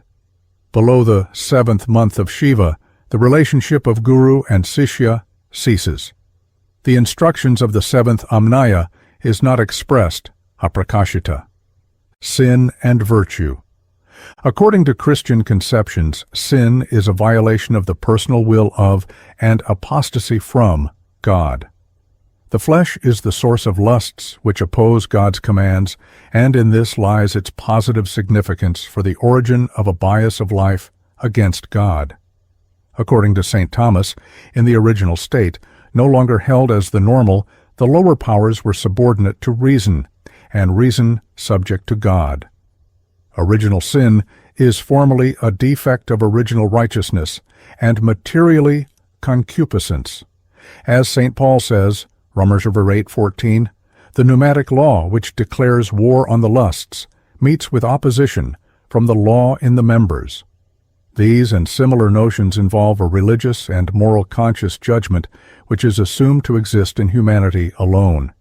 Hindu notions of papa, wrong, and punya, that which is pure, holy, and right, have a wider content. The latter is accordance and working with the will of Ishvara, of whom the jiva is itself the embodiment, as manifested at any particular time in the general direction taken by the cosmic process, as the former is the contrary. The two terms are relative to the state of evolution and the surrounding circumstances of the jiva to which they are applied. Thus, the impulse towards individuality, which is necessary and just on the path of inclination, or going forth, pravriti marga, is wrongful as a hindrance to the attainment of unity, which is the goal of the path of return, nivritti marga, where inclinations should cease. In short, what makes for progress on the one path is a hindrance on the other. The matter, when rightly understood, is not, except perhaps sometimes popularly, viewed from the juristic standpoint of an external lawgiver, his commands, and those subject to it, but from that in which the exemplification of the moral law is regarded as the true and proper expression of the jiva's own evolution. Morality, it has been said, is the true nature of a being. For the same reason, wrong is its destruction. What the jiva actually does is the result of his karma. Further, the term jiva, though commonly applicable to the human embodiment of the Atma, is not limited to it. Both papa and punya may therefore be manifested in beings of a lower rank than that of humanity, insofar as what they, whether consciously or unconsciously, do is a hindrance to their true development.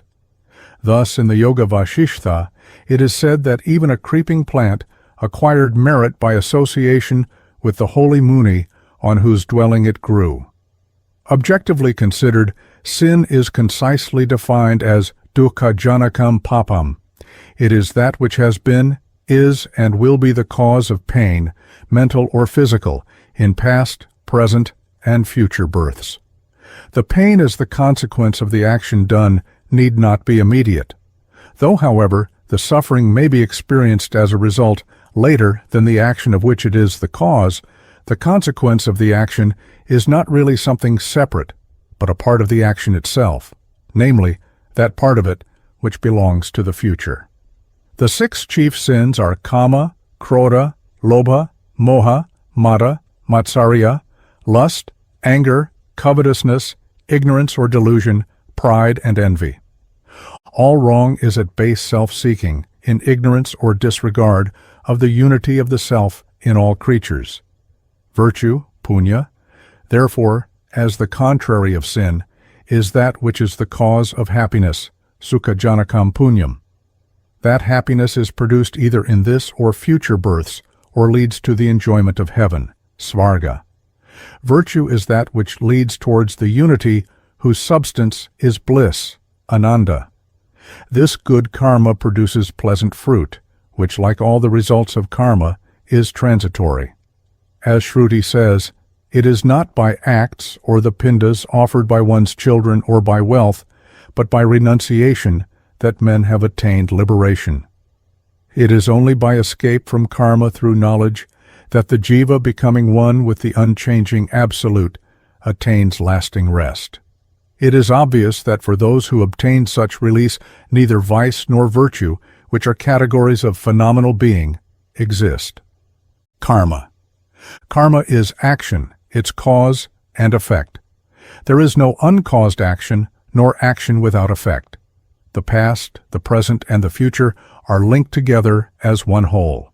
The Ichcha, Jnana, and Kriya Shakti manifest in the Jivatma, living on the worldly plane as desire, knowledge, and action. As the Brihadaranyaka Upanishad says, man is verily formed of desire. As is his desire, so is his thought. As is his thought, so is his action. As is his action, so is his attainment. These fashion the individual's karma. He who desires goes by work to the object on which his mind is set. As he thinks, so he becometh. Then, as to action, whatsoever a man sows, that shall he reap. The matter is not one of punishment and reward, but of consequence, and the consequence of action is but a part of it. If anything is caused, its result is caused, the result being part of the original action, why continues, and is transformed into the result. The Jivatma experiences happiness for his good acts and misery for his evil ones. Karma is of three kinds, vis-a-vis sanchita karma, that is, the whole vast accumulated mass of the unexhausted karma of the past, whether good or bad, which has still to be worked out. This past karma is the cause of the character of the succeeding births, and as such is called samskara, or vasana. The second form of karma is prarabdha, or that part of the first which is ripe and which is worked out and bears fruit in the present birth. The third is the new karma, which man is continually making by his present and future actions, and is called vartamana and agami. The embodied soul, jivatma, whilst in the samsara or phenomenal world, is by its nature ever making present karma and experiencing the past. Even the devas themselves are subject to time and karma. By his karma, a jiva may become an indra. Karma is thus the invisible adrishta, the product of ordained or prohibited actions capable of giving bodies. It is either good or bad, and together these are called the impurity of action, karma mala. Even good action, when done with a view to its fruit, can never secure liberation. Those who think of the reward will receive benefit in the shape of that reward.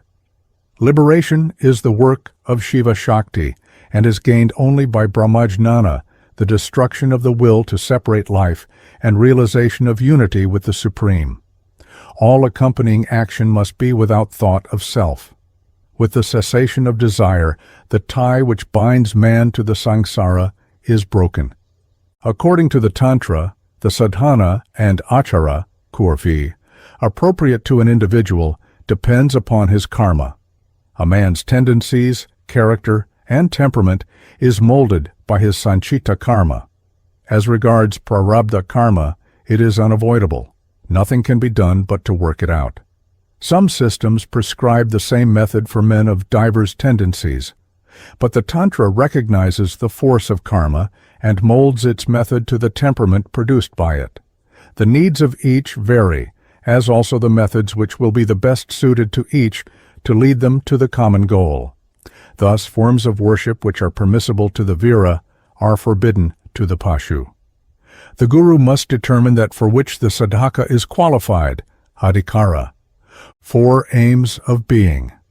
There is but one thing which all seek, happiness, though it be of differing kinds and sought in different ways. All forms, whether sensual, intellectual, or spiritual, are from the Brahman, who is itself the source and essence of all bliss, and bliss itself, rasavai sa. Though issuing from the same source, pleasure differs in its forms in being higher and lower, transitory or durable, or permanent. Those on the path of desire, pravriti marga, seek it through the enjoyments of this world, bhukti, or in the more durable, though still impermanent delights of heaven, svarga. He who is on the path of return, nivriti marga, seeks happiness not in the created worlds, but in everlasting union with their primal source, mukti. And thus it is said that man can never be truly happy until he seeks shelter with Brahman, which is itself the great bliss. Rasam hi avayam labdva anandi bhavati. The eternal rhythm of the divine breath is outwards from spirit to matter, and inwards from matter to spirit. Devi as Maya evolves the world. As Mahamaya, she recalls it to herself. The path of outgoing is the way of pravriti, that of return, nivriti. Each of these movements is divine. Enjoyment, bhukti, and liberation, mukti, are each her gifts. And in the 3rd chapter of the work cited, it is said that of Vishnu and Shiva, mukti only can be had, but of Devi both bhukti and mukti. And this is so insofar as the Devi is, in a peculiar sense, the source whence those material things come from which enjoyment, bhoga, arises. All jiva on their way to humanity, and the bulk of humanity itself, is on the forward path, and rightly seeks the enjoyment which is appropriate to its stage of evolution. The thirst for life will continue to manifest itself until the point of return is reached, and the outgoing energy is exhausted. Man must, until such time, remain on the path of desire. In the hands of Devi is the noose of desire. Devi herself is both desire and that light of knowledge which in the wise who have known enjoyment lays bare its futilities.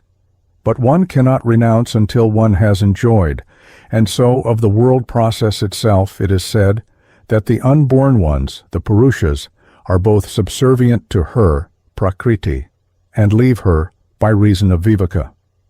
Provision is made for the worldly life which is the outgoing of the Supreme, and so it is said that the Tantrika has both enjoyment, bhukti, and liberation, mukti. But enjoyment itself is not without its law. Desire is not to be let loose without bridle. The mental self is, as is commonly said, the charioteer of the body, of which the senses are the horses. Contrary to mistaken notions on the subject, the Tantras take no exception to the ordinary rule that it is necessary not to let them run away.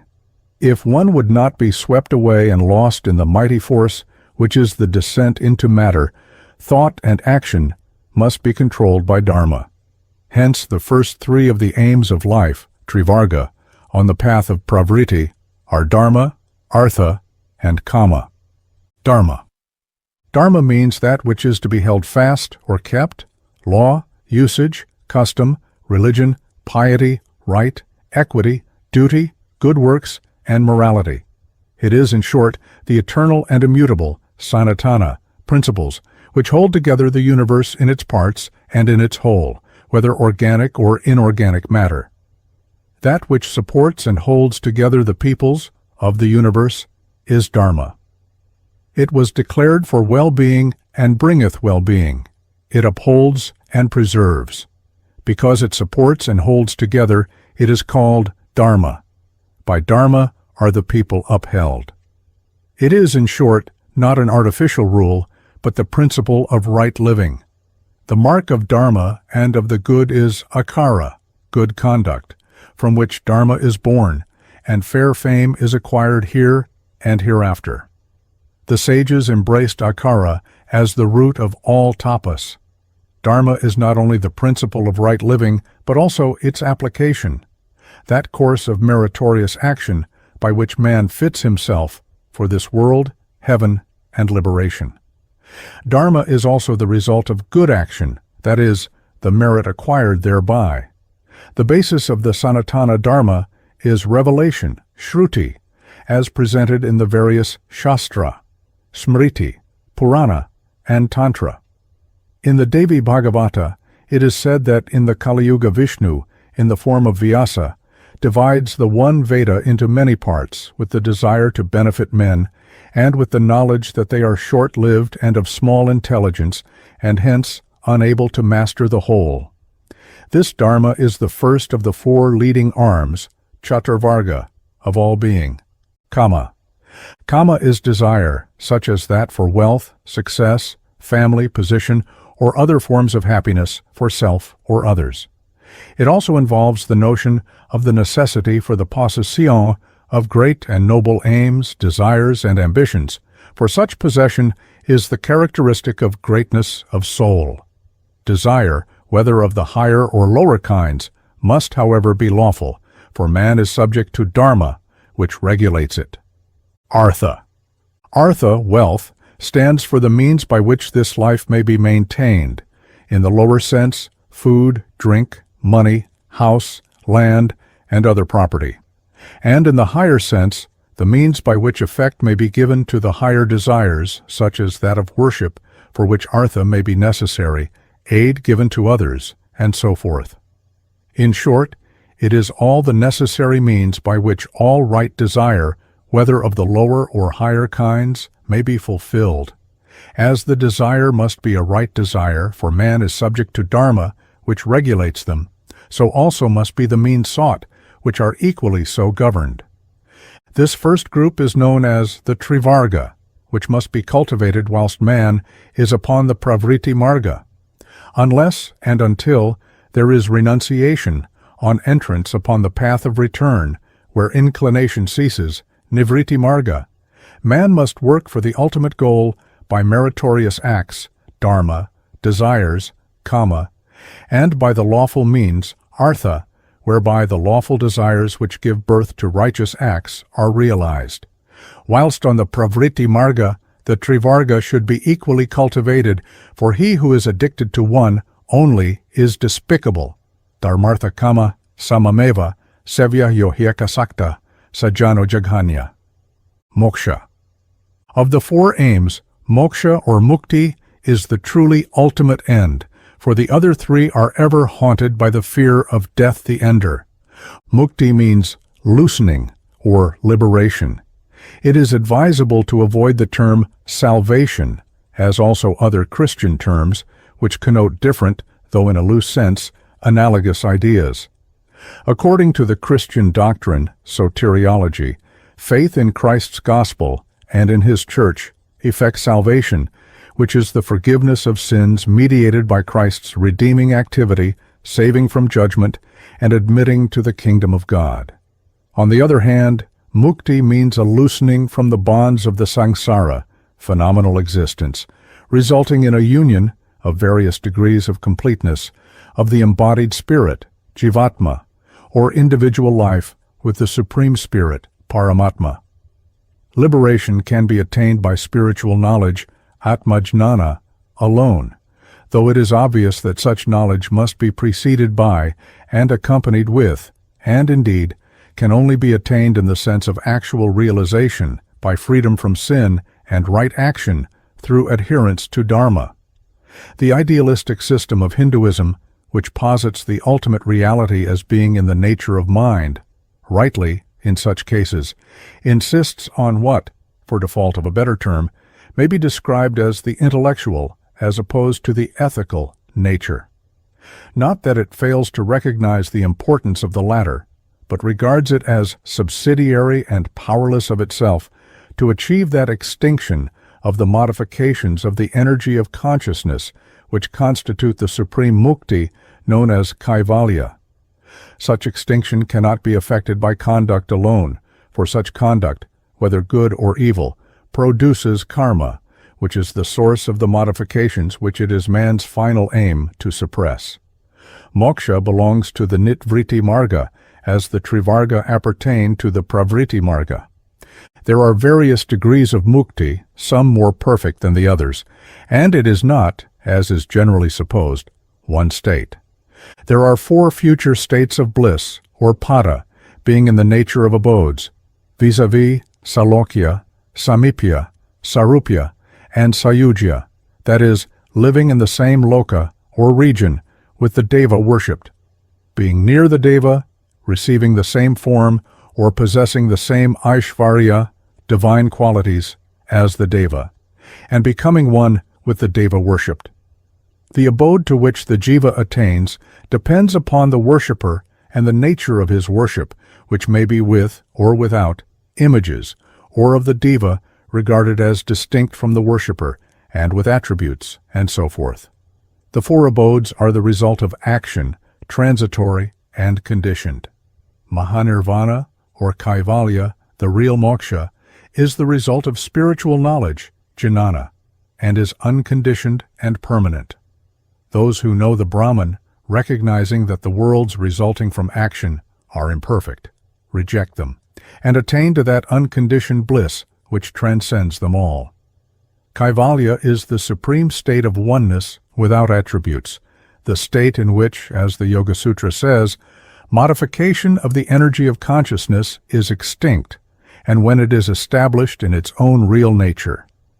Liberation is attainable while the body is yet living, in which case there exists the state of Jivanmukti celebrated in the Jivanmukti Gita of Dattatreya.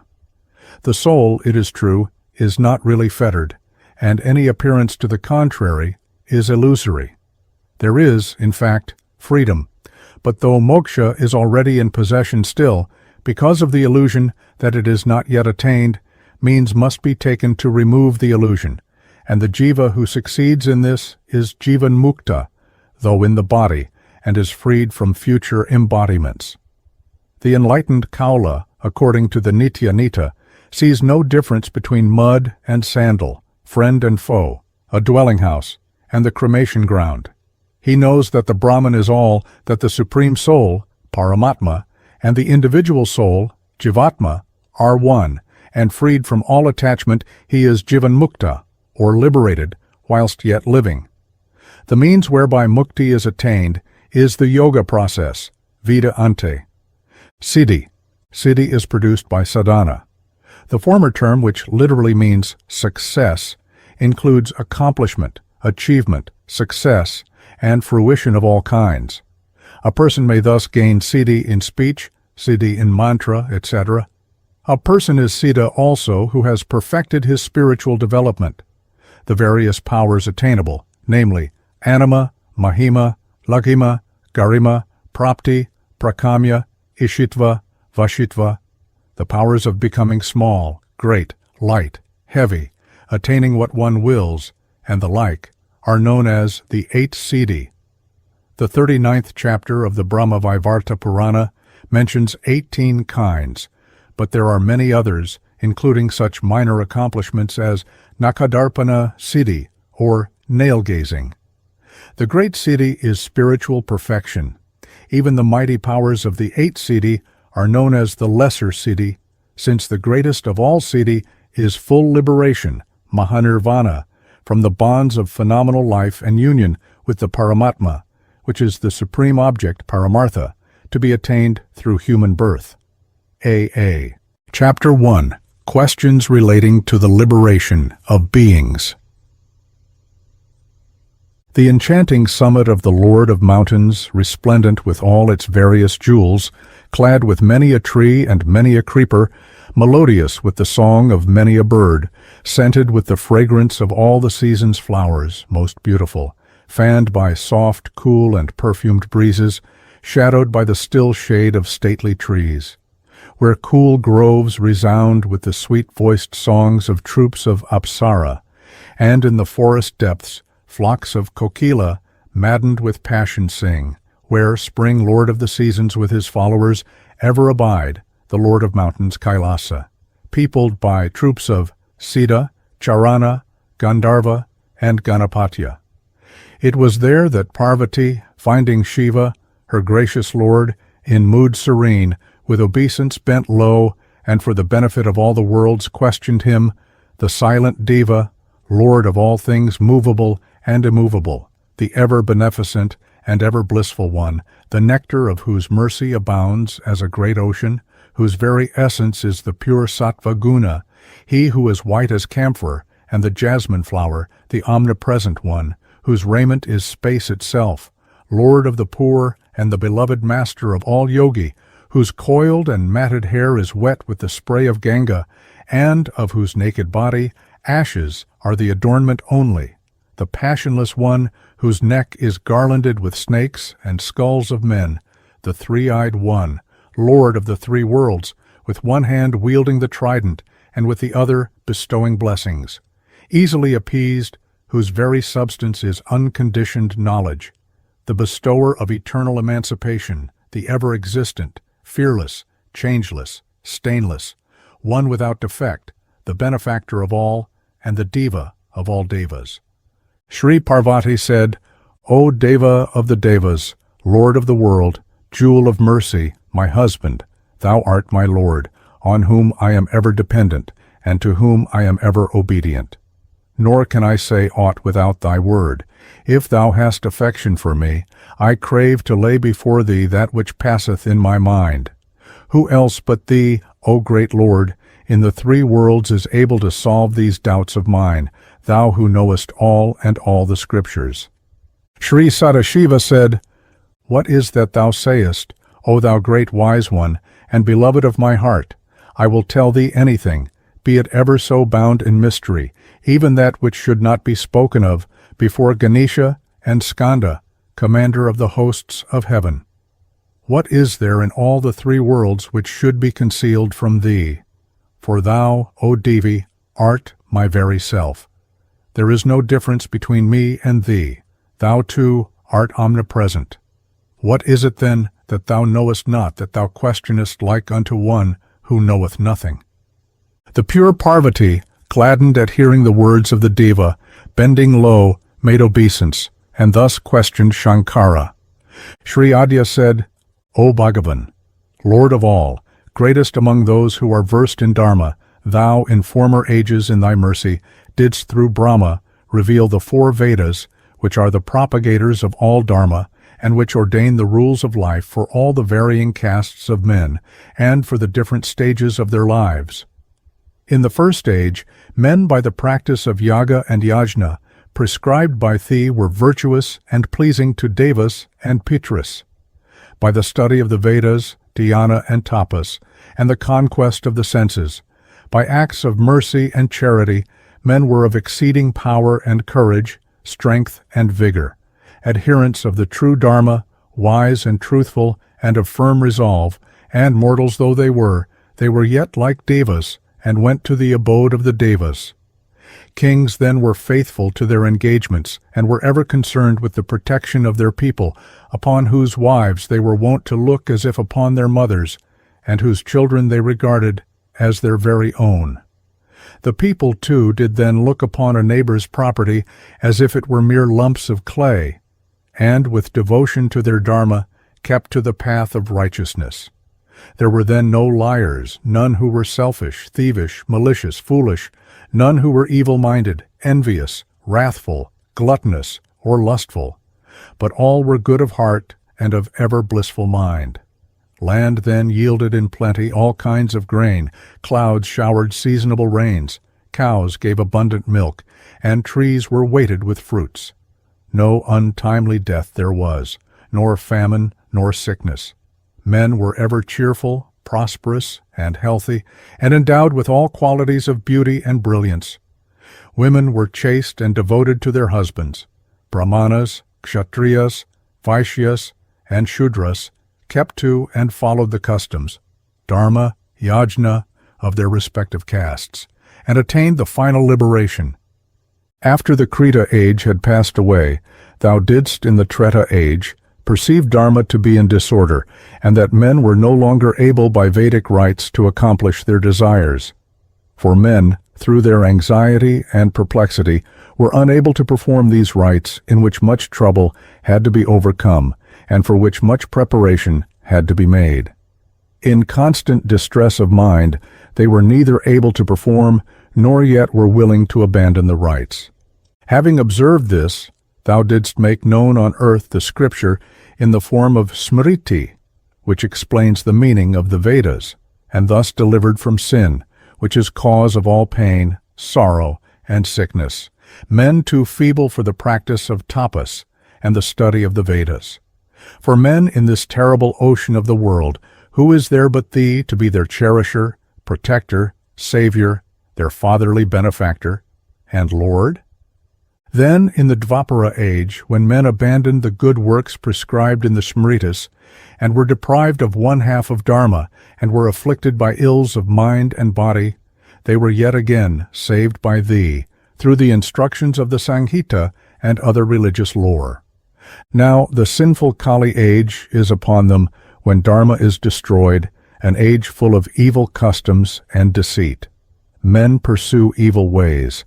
The Vedas have lost their power, the Smritis are forgotten, and many of the Puranas, which contain stories of the past and show the many ways which lead to liberation, will, O Lord, be destroyed. Men will become averse from religious rites, without restraint, maddened with pride, ever given over to sinful acts, lustful, gluttonous, cruel, heartless, harsh of speech, deceitful, short-lived, poverty-stricken, harassed by sickness and sorrow, ugly, feeble, low, stupid, mean, and addicted to mean habits, companions of the base, thievish, calumnious, malicious, quarrelsome, depraved cowards, and ever ailing, devoid of all sense of shame and sin and of fear to seduce the wives of others. Vipras will live like the Shudras, and whilst neglecting their own sandhya, will yet officiate at the sacrifices of the low. They will be greedy, given over to wicked and sinful acts, liars, insolent, ignorant, deceitful, mere hangers-on of others, the sellers of their daughters, degraded, averse to all tapas and vrata. They will be heretics, impostors, and think themselves wise. They will be without faith or devotion, and will do japa and puja with no other end than to dupe the people. They will eat unclean food and follow evil customs. They will serve and eat the food of the Shudras and lust after low women, and will be wicked and ready to barter for money even their own wives to the low. In short, the only sign that they are Brahmanas will be the thread they wear. Observing no rule in eating or drinking or in other matters, scoffing at the Dharma scriptures, no thought of pious speech ever so much as entering their minds, they will be but bent upon the injury of the good. Baithi also have been composed for the good and liberation of men, the Tantras, Amasavagamas and Nigamas, which bestow both enjoyment and liberation, containing mantras and yantras, and rules as to the sadhana of both devas and devas.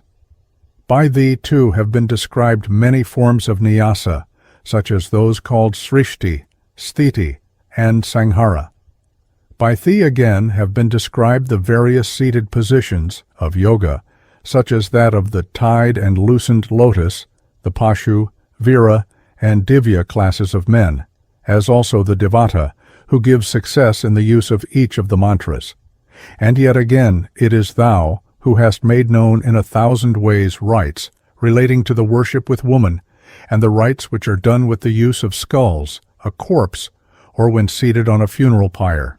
By thee, too, have been forbidden both Pashubhava and Divyabhava. If in this age the Pashubhava cannot exist, how can there be Divyabhava? For the Pashu must with his own hand collect leaves, flowers, fruits, and water, and should not look at a Shudra or even think of a woman.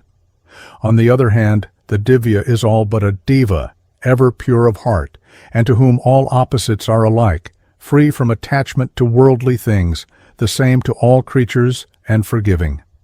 How can men with the taint of this age upon them, who are ever of restless mind, prone to sleep and sloth, attain to purity of disposition?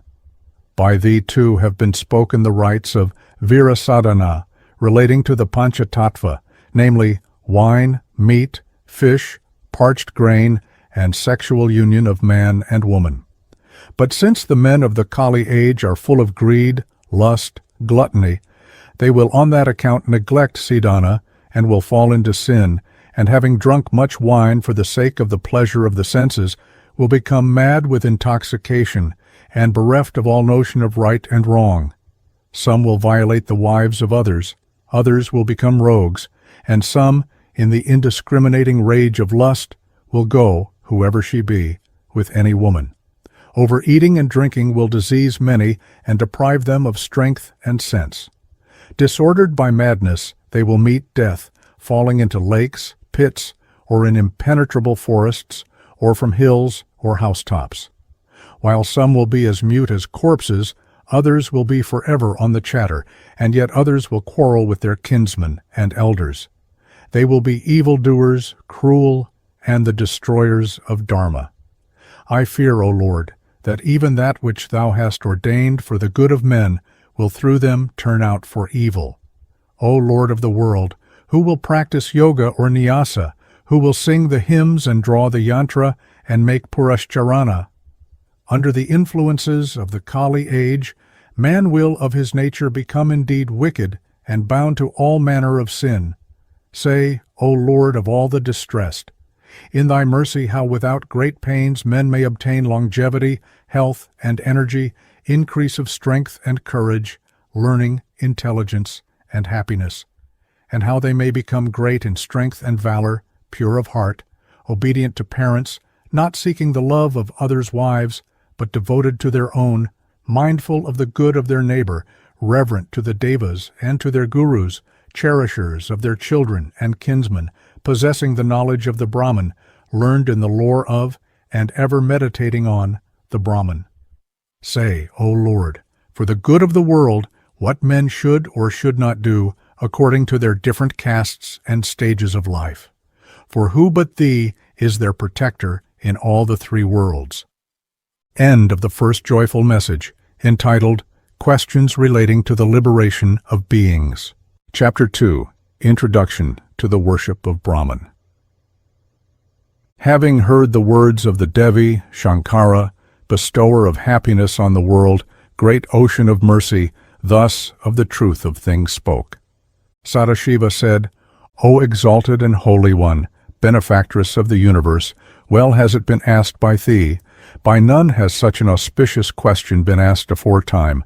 Worthy of all thanks art thou, who knoweth all good, benefactress of all born in this age, O gentle one, thou art omniscient.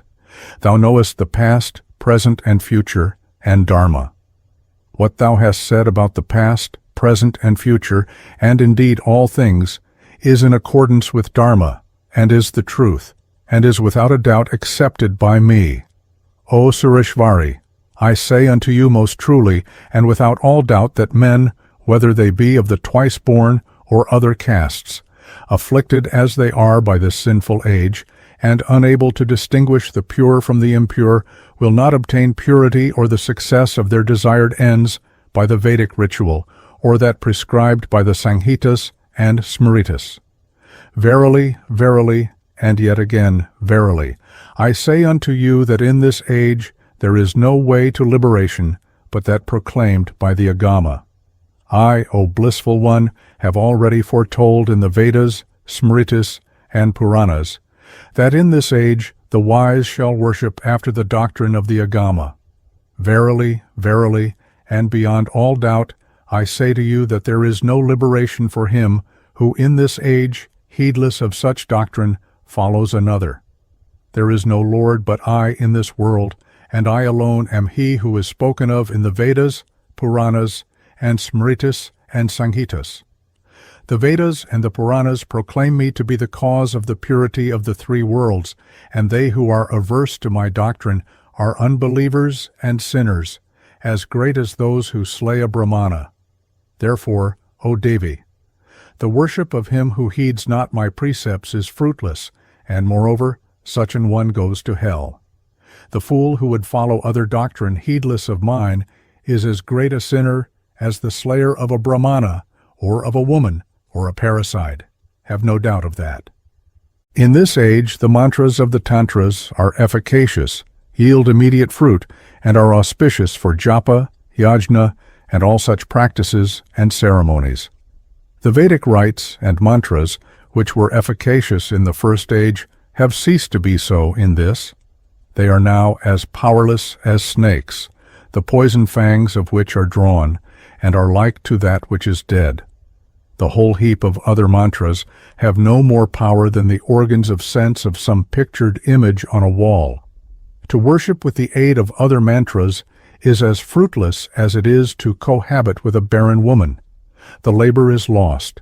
He who in this age seeks salvation by ways prescribed by others is like a thirsty fool who digs a well on the bank of the Jahnavi, and he who, knowing my Dharma, craves for any other, is as one who with nectar in his house yet longs for the poisonous juice of the Akanda plant. No other path is there to salvation and happiness in this life or in that, to come like unto that shown by the Tantras. From my mouth have issued the several Tantras with their sacred legends and practices, both for siddhas and sadhakas. At times, O my beloved, by reason of the great number of men of the Pashu disposition, as also of the diversity of the qualifications of men, it has been said that the Dharma spoken of in the Kulachara scriptures should be kept secret. But some portions of this Dharma, O beloved, have been revealed by me with the object of inclining the minds of men thereto. Various kinds of devata and worshippers are mentioned therein, such as Bhairava, Vatala, Vatuka, Nayika, Shaktas, Shaivas, Vaishnavas, Sauras, Ganapatyas, and others. In them too are described various mantra and yantra which aid men in the attainment of siddhi, and which, though they demand great and constant effort, yet yield the desired fruit. Hitherto my answer has been given according to the nature of the case and the questioner, and for his individual benefit only. None before has ever questioned me, as thou hast done for the advantage of all mankind, nay, for the benefit of all, that breathes, and that, too, in such detail, and with reference to the Dharma of each of the different ages. Therefore, out of my affection for thee, O Parvati, I will speak to thee of the essence of essences and of the Supreme. O Deveshi, I will state before thee the very essence distilled from the Vedas and Agamas, and in particular from the Tantras. As men versed in the Tantras are to other men, as the Jahnavi is to other rivers, as I am to all other devas, so is the Mahanirvana Tantra to all other Agamas. O auspicious one, of what avail are the Vedas, the Puranas, or the Shastras, since he who has the knowledge of this great Tantra is Lord of all siddhi? Since thou hast questioned me for the good of the world, I will speak to thee of that which will lead to the benefit of the universe. O Parameshvari, should good be done to the universe, the Lord of it is pleased, since he is its soul, and it depends on him. He is one. He is the ever-existent. He is the truth. He is the supreme. Unity without a second. He is ever full and self-manifest. He is eternal intelligence and bliss. He is without change, self-existent, and ever the same, serene, above all attributes. He beholds and is the witness of all that passes, omnipresent, the soul of everything that is. He, the eternal and omnipresent, is hidden and pervades all things. Though himself devoid of sense, he is the illuminator of all the senses and their powers. The cause of all the three worlds, he is yet beyond them and the mind of men. Ineffable and omniscient, he knows the universe, yet none know him. He sways this incomprehensible universe, and all that has movement and is motionless in the three worlds depends on him, and lighted by his truth, the world shines as does truth itself. We too have come from him as our cause. He, the one Supreme Lord, is the cause of all beings, the manifestation of whose creative energy in the three worlds is called Brahma.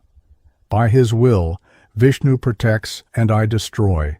Indra and all other guardian devas of the world depend on him and hold rule in their respective regions under his command. Thou, his supreme Prakriti, art, adored in all the three worlds.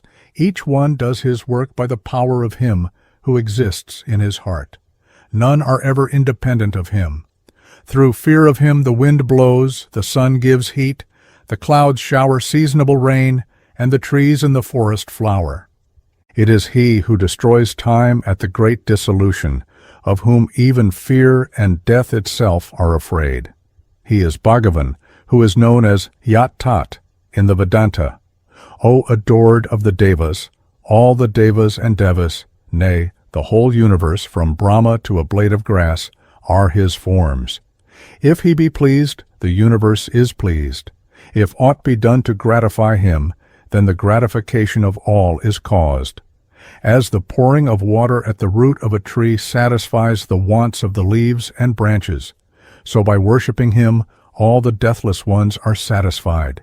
Just as, O virtuous one, all the beautiful ones are pleased when thou art worshipped, and when men meditate on, and make japa, and pray to thee. As all rivers must go to the ocean, so, O Parvati, all acts of worship must reach him as the ultimate goal. Whoever be the worshipper, and whoever be the devata, he reverentially worships for some desired end.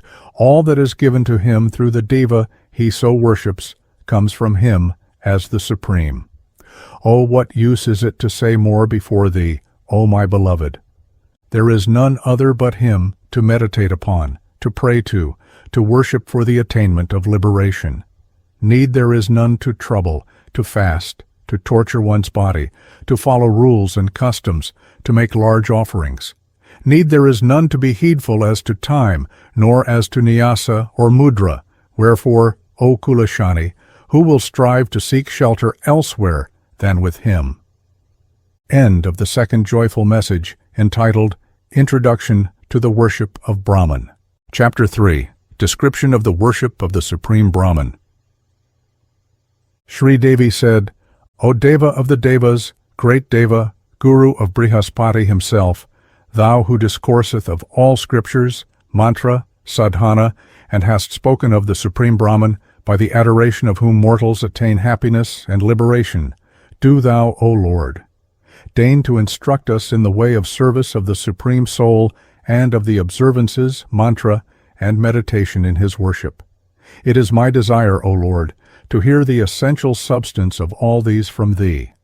Sri Sadashiva said, Listen then, O beloved of my life, to the most secret and supreme truth, the mystery whereof has nowhere yet been revealed.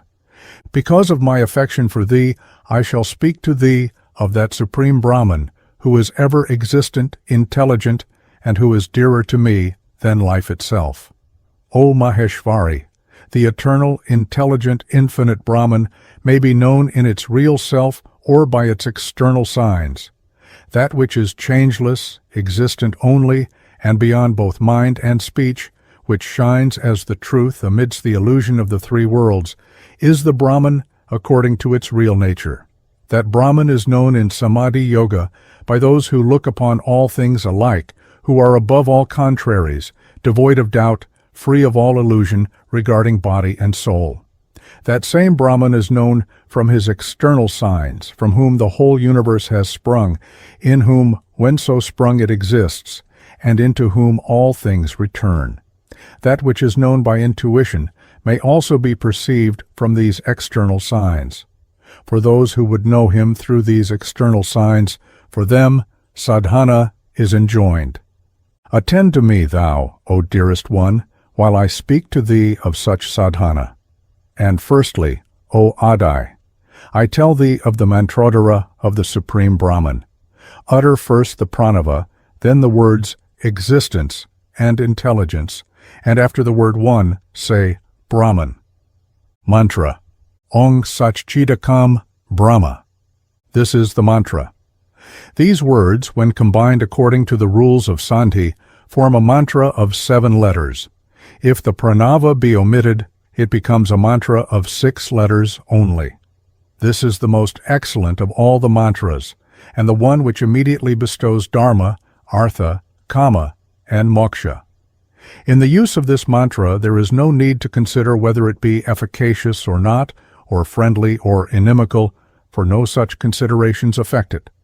Nor at initiation into this mantra is it necessary to make calculations as to the phases of the moon, the propitious junction of the stars, or as to the signs of the zodiac. Nor are there any rules as to whether the mantra is suitable or not. Nor is there need of the 10 sanskara. This mantra is in every way efficacious in initiation. There is no necessity for considering anything else. Should one have obtained, through merit acquired in previous births, an excellent guru from whose lips this mantra is received, then life indeed becomes fruitful, and the worshipper receiving in his hands dharma, artha, kama, and moksha rejoices both in this world and the next. He whose ears this great jewel of mantra reaches is indeed blessed, for he has attained the desired end, being virtuous and pious, and is as one who has bathed in the sacred places, been initiated in all yajnas, versed in all scriptures, and honored in all the worlds. Happy is the father, and happy the mother of such a one. Yea, and yet more than this, his family is hallowed, and the gladdened spirits of the Pitris rejoice with the Devas, and in the excess of their joy sing, In our family is born the most excellent of our race, one initiate in the Brahma mantra. What need have we now of pinda offered at Gaya, or of shraddha, tarpana, pilgrimage at holy places? Of what use are alms, japa, homa, or sadhana, since now we have obtained imperishable satisfaction? Listen, O Devi, adored of the world, whilst I tell you the very truth that for the worshippers of the Supreme Brahman there is no need for other religious observances. At the very moment of initiation into this mantra, the disciple is filled with Brahman, and for such an one, O Devi, what is there which is unattainable in all the three worlds? Against him, what can adverse planets or Vitala, Chitaka, Pishacha, Guhyaka, Bhuta, the Matrika, Dakini, and other spirits avail? The very sight of him will drive them to flight with averted faces. Guarded by the Brahma mantra, clad with the splendor of Brahman, he is, as it were, another sun. What should he fear, then, from any planet? They flee, frightened like elephants at the sight of a lion, and perish like moths in a flame. No sin can touch, and none but one as wicked as a suicide can harm, him who is purified by truth, without blemish, a benefactor of all beings, a faithful believer in Brahman. The wicked and sinful who seek to harm him who is initiate in the knowledge of the Supreme Brahman do but harm themselves. For are they not indeed in essence inseparate from the ever-existent One? For he is the holy sage and well-wisher, working for the happiness of all, and, O Devi, should it be possible to harm such an one who can go in peace? For him, however, who has no knowledge of the meaning of nor of the awakening of the mantra, it is fruitless, even though it were inwardly uttered 10 million times. Listen then, O my beloved, while I tell thee of the meaning and awakening of mantra. By the letter A is meant the protector of the world. The letter U denotes its destroyer, and M stands for its creator. The meaning of Sat is ever-existent, of Chit, intelligence, and of Ekam, one without a second. Brahman is so called because he exists everywhere. Now, O Devi, I have given you the meaning of the mantra, which grants the fulfillment of desires. The awakening of the mantra is the knowledge of him, who is the pervading devata of the mantra, and such knowledge, O Supreme Devi, yields the fruit of worship to the worshipper. O Devi, the presiding devata of the mantra is the omnipresent, eternal, inscrutable, formless, passionless, and ineffable Brahman. When introduced by the Vija of Sarasvati, Maya, or Kamala, instead of the mantra Om, it bestows various kinds of learning, siddhi, and prosperity in every quarter. The mantra may be varied either by the prefixing or omitting of Om, or by the placing of it before each word or every 2 words of the mantra. Sadashiva is the rishi of this mantra. The verse is called Anushtup, and its presiding devata is the Supreme Brahman, who is without attribute and who abides in all things. It avails for the attainment of Dharma, Artha, Kama, and Moksha. Now listen, dear one, whilst I speak to you of Anganyasa and Karanyasa. O great and adorable Devi, the syllable Om, the words Sat, Chit, Ekam, Brahma, should be pronounced over the thumb, the threatening finger, the middle, nameless, and little fingers respectively, followed in each case by the words Nama, Svaha, Vashat, Hung, and Vaushat. And Ong Sach Chidakam, Brahma, should be said over the palm and back of the hand, followed by the mantra Fat. The worshipper-disciple should, in the like manner, with his mind well under control, perform Anganyasa, in accordance with the rules thereof, commencing with the heart and ending with the hands. After this, whilst reciting the mantra Om or the Mula mantra, pranayama should be performed thus. He should close the left nostril with the middle of the 4th finger, and then inhale through the right nostril, meanwhile making japa of the pranava or the Mula mantra 8 times. Then, closing the right nostril with the thumb and shutting also the mouth, make japa of the mantra 32 times. After that, gently exhale the breath through the right nostril, doing japa of the mantra, the while 16 times. In the same way, perform these 3 acts with the left nostril, and then repeat the same process with the right nostril. O adored of the Devas, I have now told thee of the method of pranayama to be observed in the use of the Brahma mantra. The sadhaka should then make meditation which accomplishes his desire. Dhyana. In the lotus of my heart, I contemplate the divine intelligence, the Brahman without distinctions and difference, knowable by Hari, Hara, and Viti, whom yogis approach in meditation, he who destroys the fear of birth and death, who is existence, intelligence, the root of all the three worlds. Having thus contemplated the Supreme Brahman, the worshipper should, in order to attain union with Brahman, worship with offerings of his mind. For perfume let him offer to the Supreme Soul the essence of the earth, for flowers the ether, for incense the essence of the air, for light the luster of the universe, and for food the essence of the waters of the world. After mentally repeating the great mantra and offering the fruit of it to the Supreme Brahman, the excellent disciple should commence external worship. Meditating with closed eyes on the eternal Brahman, the worshipper should with reverence offer to the Supreme whatever be at hand, such as perfumes, flowers, clothes, jewels, food, and drink, after having purified them with the following mantra.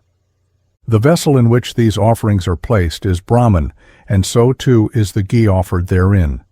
Brahman is both the sacrificial fire and he who makes the sacrifice, and to Brahman he will attain whose mind is fixed on the Brahman by the performance of the rites which lead to Brahman.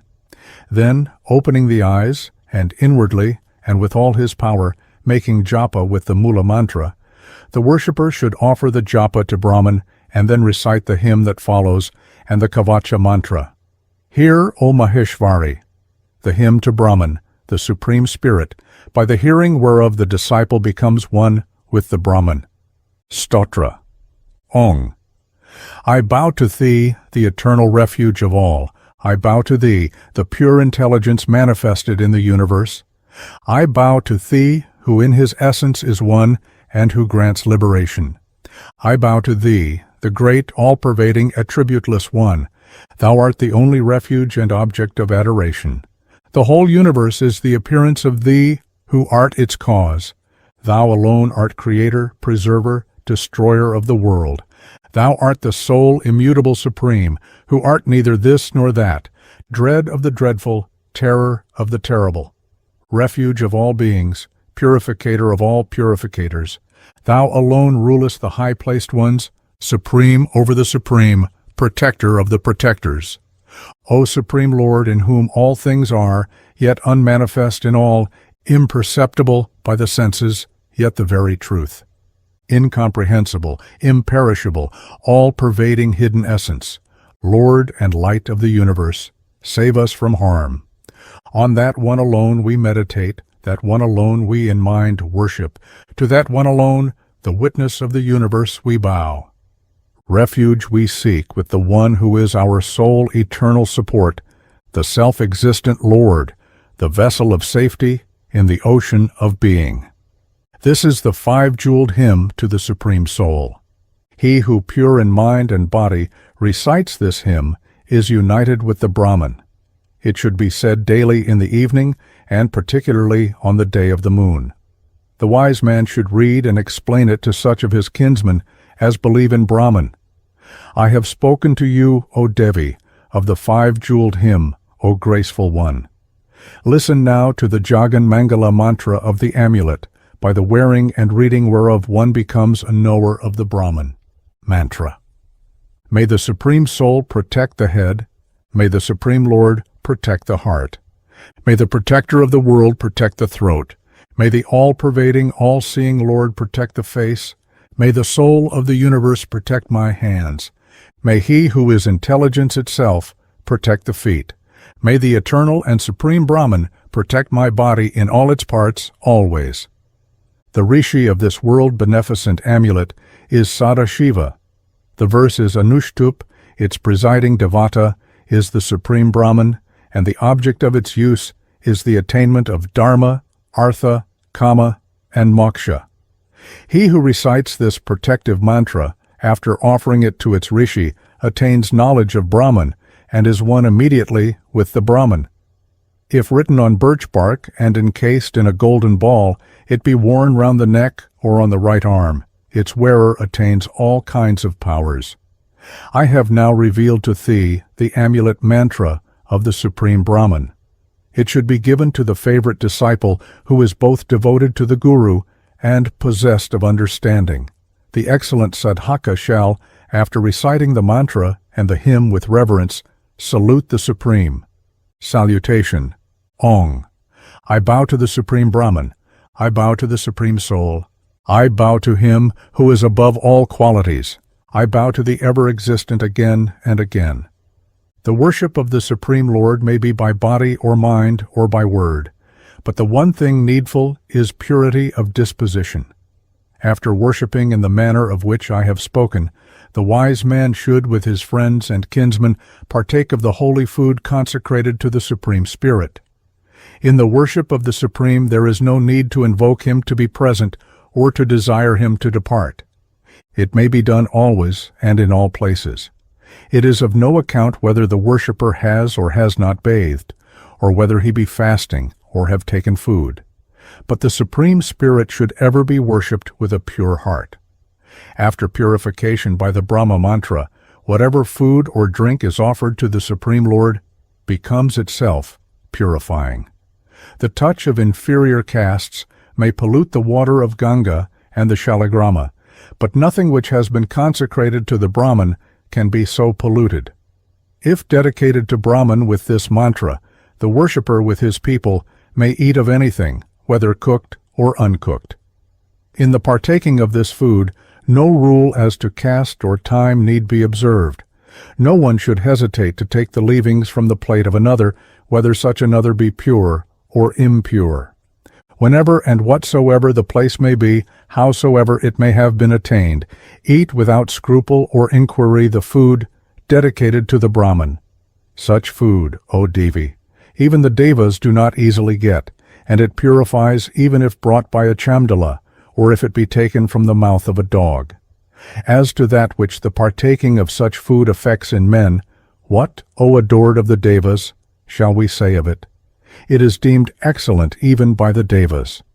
Without a doubt the partaking of this holy food, be it but once only, frees the greatest of sinners and all sinners of their sins.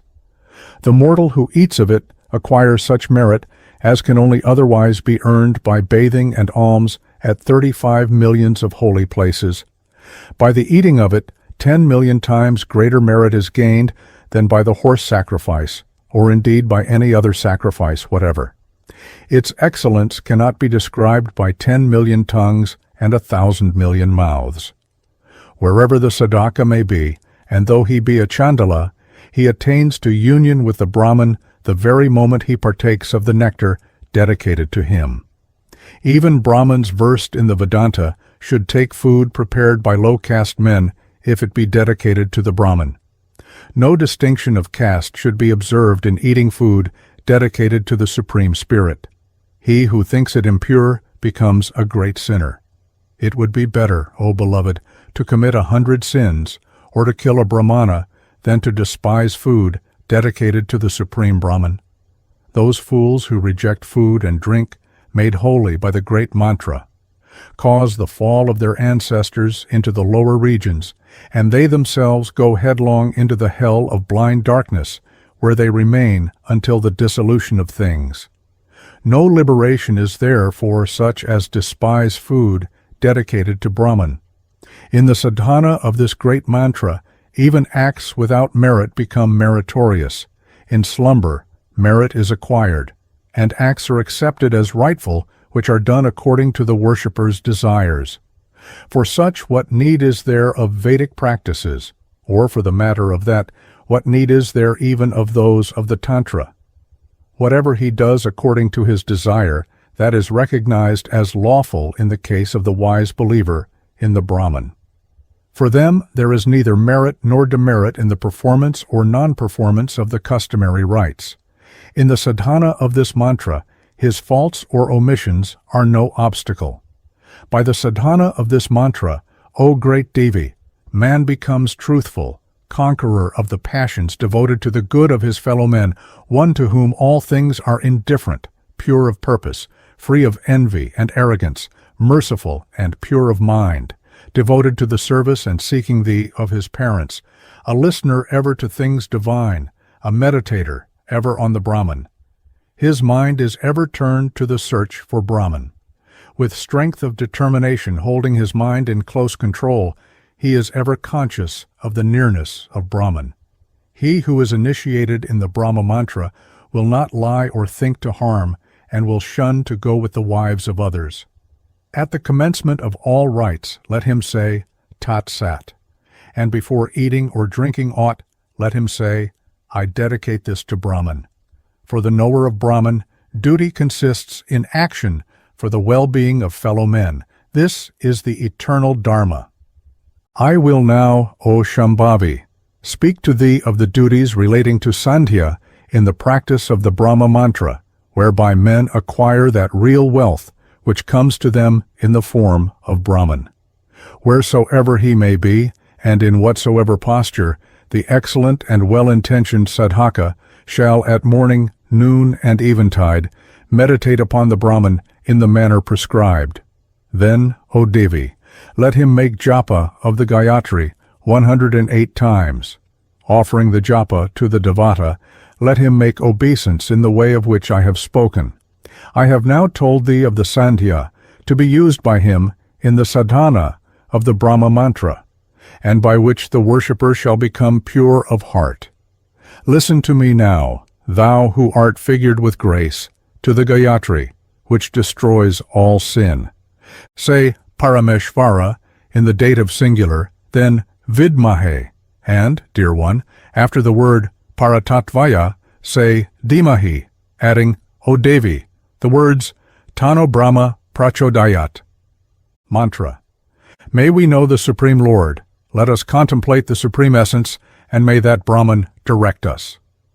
This is the auspicious Brahma Gayatri, which confers Dharma, Artha, Kama, and Moksha.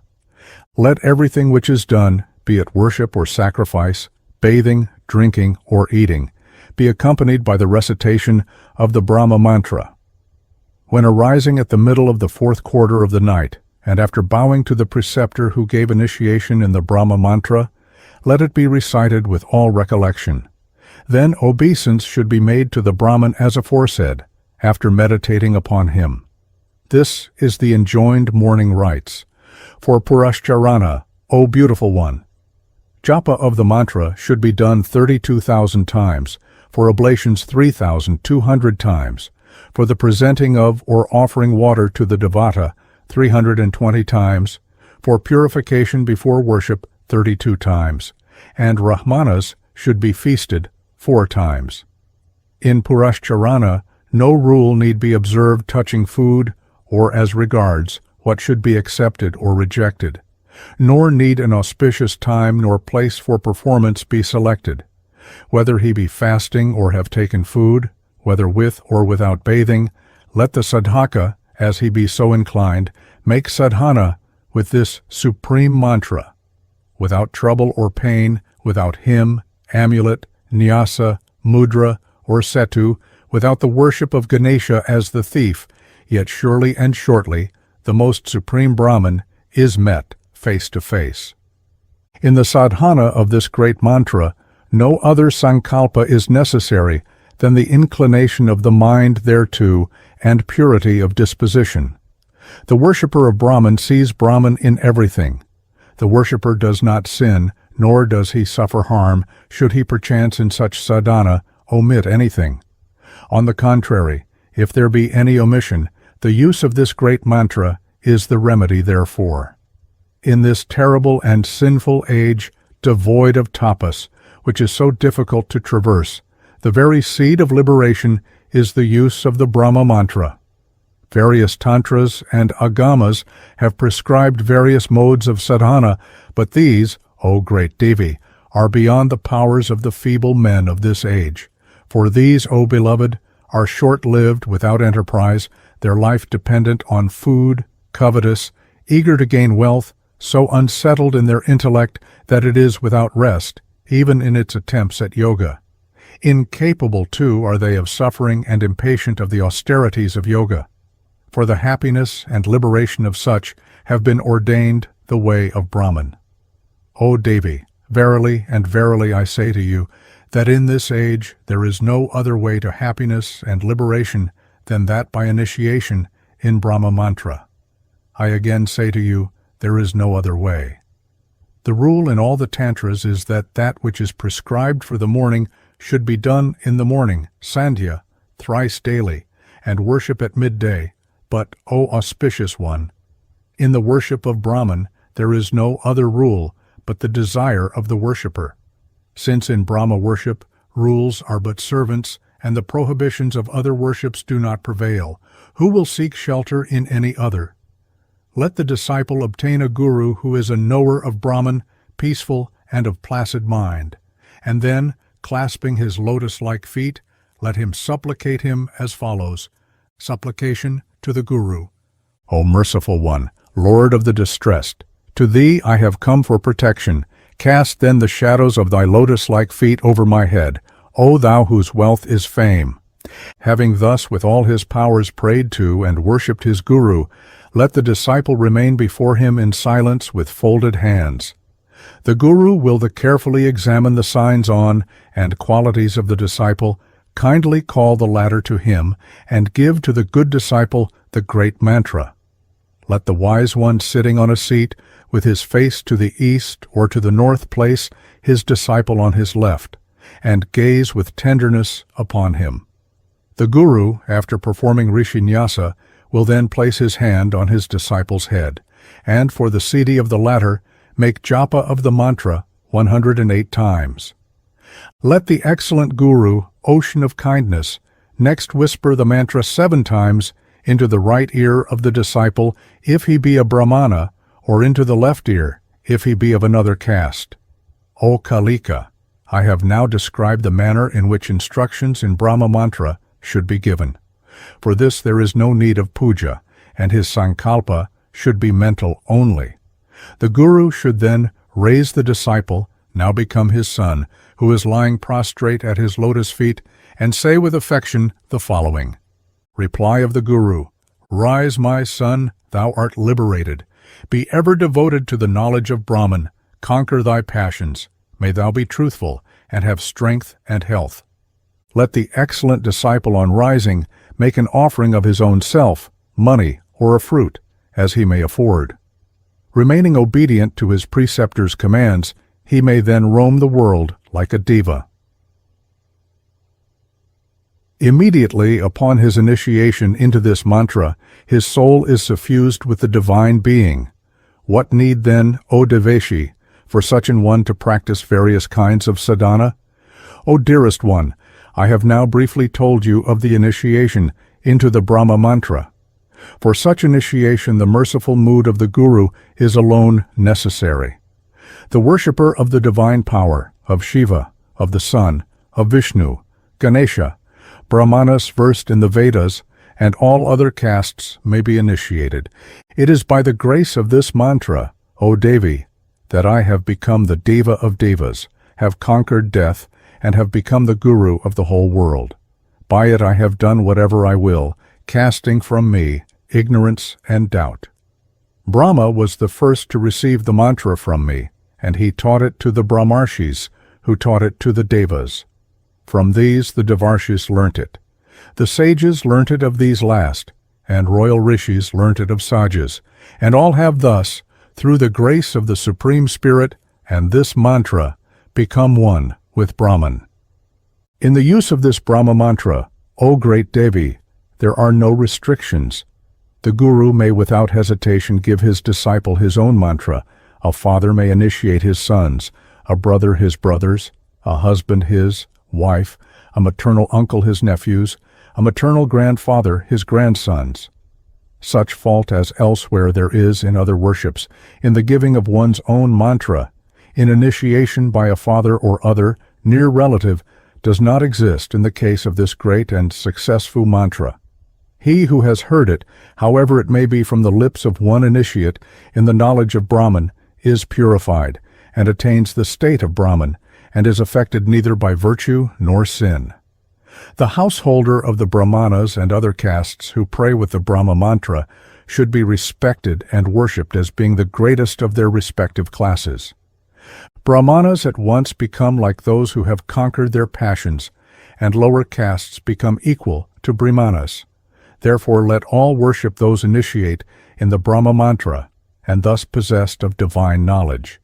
They who slight them are as wicked as the slayers of Brahmanas, and go to a terrible hell where they remain as long as the sun and stars endure. To revile and calumniate a worshipper of the Supreme Brahman is a sin 10 million times worse than that of killing a woman or bringing about an abortion. As men by initiation in the Brahma mantra become freed of all sins, so, O Devi, also may they be freed by the worship of thee. End of third joyful message, entitled Description of the Worship of the Supreme Brahman. Chapter 4, Introduction of the Worship of the Supreme Prakriti. Having listened with attention to that which has been said concerning the worship of the Supreme Brahman, the Supreme Devi, greatly pleased again, thus questioned Shankara. Sri Devi said, O Lord of the universe and husband, I bathe with contentment in the nectar of thy words concerning the excellent worship of the Supreme, which lead to the well-being of the world and to the path of Brahman, and gives light, intelligence, strength, and prosperity. Thou hast said, Zero's ocean of mercy, that as union with the Brahman is attainable through worship of him, so it may be attained by worship of me. I wish to know, O Lord, of this excellent worship of myself, which, as thou sayest, is the cause of union of the worshipper with the Brahman. What are its rites, and by what means may it be accomplished? What is its mantra, and what the form of its meditation and mode of worship? O Shambhu, who but thee, great physician of earthly ills, is fit to speak of it, from its beginning to its end, and in all its detail, agreeable as it is to me, and beneficent to all humanity?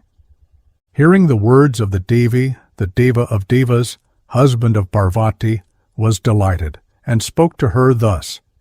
Sri Sadashiva said, Listen, O thou of high fortune and destiny, to the reasons why thou shouldst be worshipped, and how thereby the individual becomes united with the Brahman.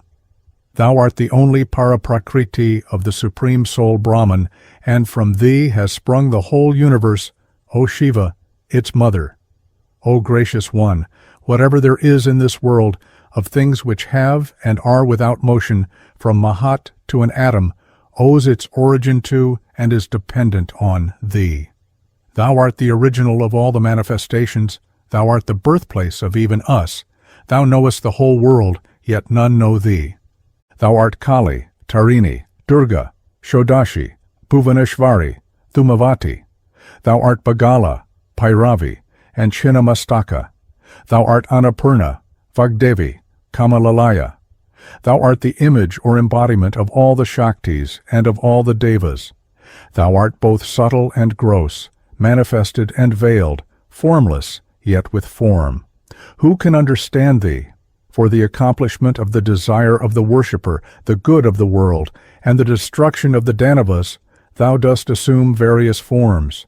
Thou art 4-armed, 2-armed, 6-armed, and 8-armed, and holdest various missiles and weapons for the protection of the universe. In other tantras I have spoken of the different mantras and yantras, with the use of which thou shouldst be worshipped according to thy different forms, and there too have I spoken of the different dispositions of men. In this Kali age there is no Pashubhava. Divyabhava is difficult of attainment, but the practices relating to Virasadhana yield visible fruit. In this Kali age, O Devi, success is achieved by Kaulika worship alone, and therefore should it be performed with every care. By it, O Devi, is acquired the knowledge of Brahman, and the mortal endowed therewith is of a surety whilst living freed from future births and exonerated from the performance of all religious rites. According to human knowledge, the world appears to be both pure and impure, but when Brahma Jnana has been acquired, there is no distinction between pure and impure. For to him who knows that the Brahman is in all things and eternal, what is there that can be impure? Thou art the image of all, and above all, thou art the mother of all. If thou art pleased, O Queen of the Devas, then all are pleased. Before the beginning of things thou didst exist, in the form of a darkness which is beyond both speech and mind, and of thee by the creative desire of the supreme Brahman was the entire universe born. This universe, from the great principle of Mahat down to the gross elements, has been created by thee, since Brahman, cause of all causes, is but the instrumental cause. It is the ever-existent, changeless, omnipresent, pure intelligence unattached to, yet existing in, and enveloping all things. It acts not, neither does it enjoy. It moves not, neither is it motionless.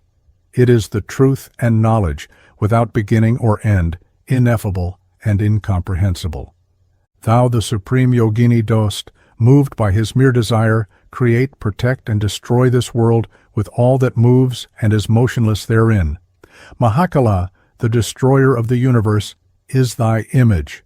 At the dissolution of things, it is Kala who will devour all, and by reason of this he is called Mahakala, and since thou devourest Mahakala himself, it is thou who art the supreme primordial Kalika.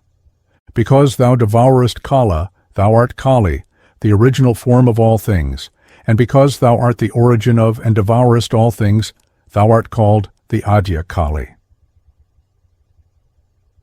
Resuming after dissolution, thine own form, dark and formless, thou alone remainest as one, ineffable and inconceivable. Though having a form, yet art thou formless. Though thyself without beginning, multiform by the power of Maya, thou art the beginning of all, creatrix, protectress, and destructress that thou art. Hence it is, zero gentle one, that whatsoever fruit is attained by initiation in the Brahma mantra, the same may be had by the worship of thee. According to the differences in place, time, and capacity of the worshippers I have, O Devi, in some of the tantras spoken of secret worship suited to their respective customs and dispositions. Where men perform that worship which they are privileged to perform, there they participate in the fruits of worship, and being freed from sin, will with safety cross the ocean of being. By merit acquired in many previous births, the mind inclines to Kaulika doctrine, and he whose soul is purified by such worship himself becomes Shiva. Where there is abundance of enjoyment, of what use is it to speak of yoga? And where there is yoga, there is no enjoyment, but the Kaula enjoys both. If one honors but one man versed in the knowledge of the essence of Kula doctrine, then all the devas and devas are worshipped. There is no doubt of that. The merit gained by honoring a Kaulika is 10 million times that which is acquired by giving away the world with all its gold. A Chandala, versed in the knowledge of Kaulika doctrine, excels a Brahmana, and a Brahmana who is wanting in such knowledge is beneath even a Chandala.